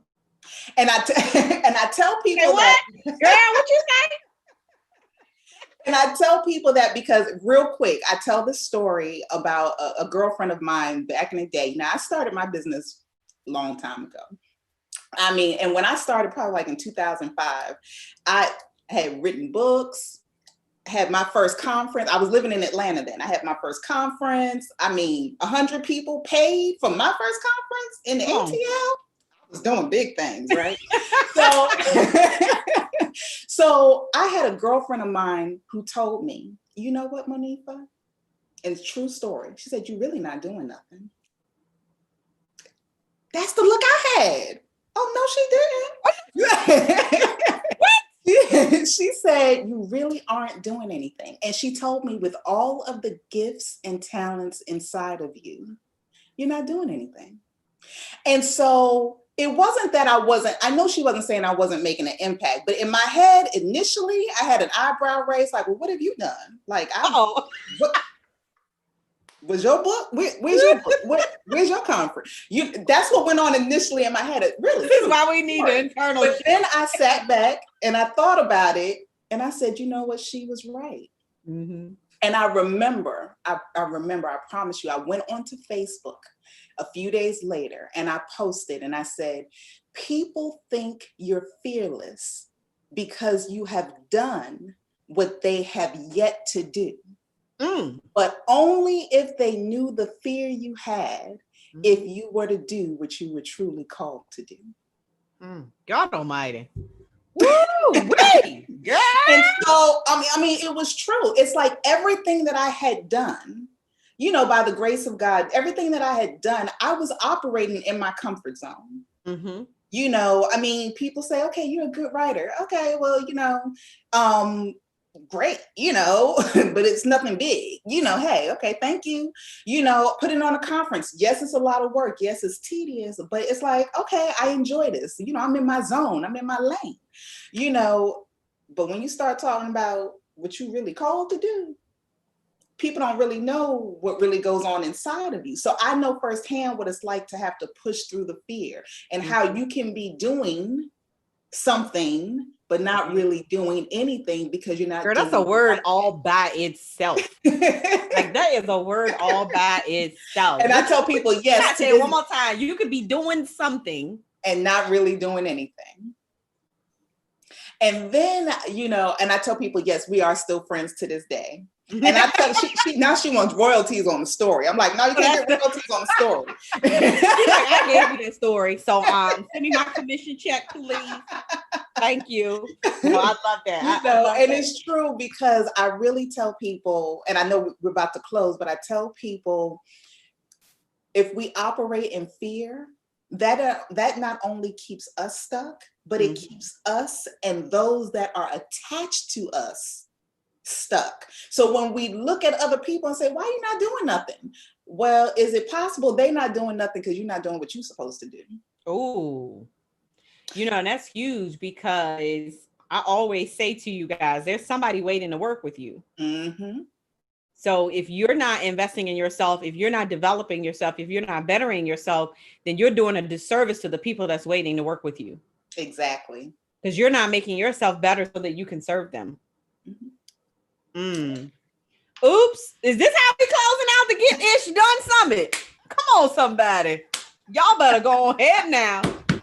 Listen, that's a word all by itself. Well, Monifa, I am so proud of you, as I am of everyone that has been on here today. Oh, can I get my free gift? Yeah, absolutely. Girl, go ahead. Okay, so I'm gonna put it in the chat. It's a link. It's a Wired to Win webinar. You can get through Dakisha. Thank you. Okay. and it really speaks to a lot of the myths that we have. Just trying to make decisions and go into various avenues in our lives, you know, a lot of the things that hold us back. And I'm also going to put in there, you know, information about, you know, my signature program, which is entitled Eagle Vision Soaring to New Heights, which actually takes you a step further into actually starting to do the work, and then also how you can contact me. So I'll go ahead and put that in. But thank you. Thanks, everybody. My babies, all my children. All right, sweetie. Well, you be good, okay? Thank you. Will it copy and paste? Oh, okay. Make sure you put it in panelists and attendees. Oh, okay. Let me see. Yeah, do it again, because you look at you. I had to be ready. I had to be ready for you. What you say, Krista? If you stay ready, you ain't gotta get ready. There you go. Okay. All right, sweetie. Thank you. Well, listen, this has been an absolute phenomenal day. You guys have been with us for pretty much majority of the day, and I want to thank every single last one of you. Again, you know, I just want you guys to salute, to congratulate every single participant on here. Make sure you put in the chat, because this was some of their first summits. Like, they stepped out afraid and came in to be a participant on this particular summit. Some of them have never done this before. Some of them, this is their first platform that they're speaking on, maybe their second or their third. And so just having the courage to get in front of you today and to tell their story, to tell their journey, to tell you what they, you know, what to look for in their businesses. So be sure that you connect with them, you know, reach out to them, send them a message, and let them know that, I mean, such phenomenal women that they are. I mean, they all are doing an absolute amazing job. And of course, I am absolutely super proud of every single last one of these young ladies that have been in front of you today. Not only, I mean, yes, they are a part of my family, and they forever will be a part of our family, the Get Ish Done family, the Visions Consulting family. But with that being said, I have been able to see their growth from the time that we first had a conversation about what they want to do in their business to today. Some of them have, you know, programs that they never imagined that they would have in their business. And so I say to you that, you know, that decided to be here with me today and with them today is, you never know what you're capable of until you actually take the step to get it done. Let me say that again. Some of you all have a program, some of you all have services right now, and you're afraid to announce it to the world because of fear. You don't think that someone will buy, you don't think that someone will show up, but you have to be like these ladies. Excuse me, you have to be like these ladies, and you have to do it afraid. You've got to step out afraid. And so you have to do it afraid. And sometimes that requires you to make an investment and to align yourself with someone that can help you get to the next level. Okay. And so again, you know, if you decide that you want to take that step, I am here. If I am not the person for you, I get it. I'm okay with that. Like, for real, seriously. Like Monifa said, I don't work with everybody. Like, and we will have a conversation to see if you are a good fit. I've had several conversations over the last couple of weeks, and I let them know, I'll make a referral to somebody else that this is not, you know, the space for their type of business. So, but again, stay tuned. Like, we got a lot of stuff coming up, and this is just the first week of January. We are doing another 4-hour masterclass January the 22nd. So if you are in the, you know, if you are in the space where you do want to launch your program, I'll be going over the 4 profitable strategies to launch your program and to get people to enroll in your program. I'll put the link in here too. I'm gonna try my best to. 5-figure product launch. So right now it is still $47. The price will be going up to $97 for our masterclass. So it's a product launch masterclass. We actually did one on New Year's Eve. Absolutely phenomenal. And so another thing that we're doing this year that we've never done before is that we are doing a 3-day intensive.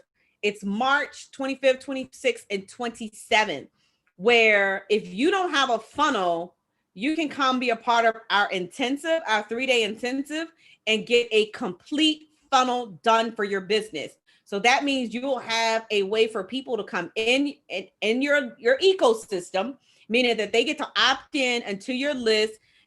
You'll have an email sequence, and then you'll have a conversion mechanism. So, and the reason why we did that is because a lot of people come into our space and they don't necessarily have the foundation. So in order for you to be successful in this space with me, we decided that we're going to help you put together your funnel. And so if that's something that you're interested in, just shoot me a message on Messenger, or email support@visionsconsulting.com. Absolutely. And then the last thing for January that we'll be doing is we're going to be doing a sales and marketing summit 2021 on January 29th. So all of you all that are struggling to get leads in your business and marketing strategies, I am bringing together some of my colleagues, some of my friends to do the sales and marketing summit. It is going to be January 29, 2021. So if you thought this was amazing, you do not want to miss out on what we have coming for the rest of January. And let me tell y'all something. This is just the beginning. LaShonda said it earlier. I am 10Xing, if that is even a word. We're going to 10X what we did last year. And I'm bringing my crew with me. I'm bringing my tribe with me. So you are very welcome to every single last one of you ladies that are a part of the Get Ish Done program. I absolutely love you. I am so proud of you. Do not stop what you're doing. Continue on the journey. And y'all know I got you. My name is Dekeisha Williams, your virtual COO. Be passionate, be purposeful, but more importantly, be profitable. I'll see you guys next.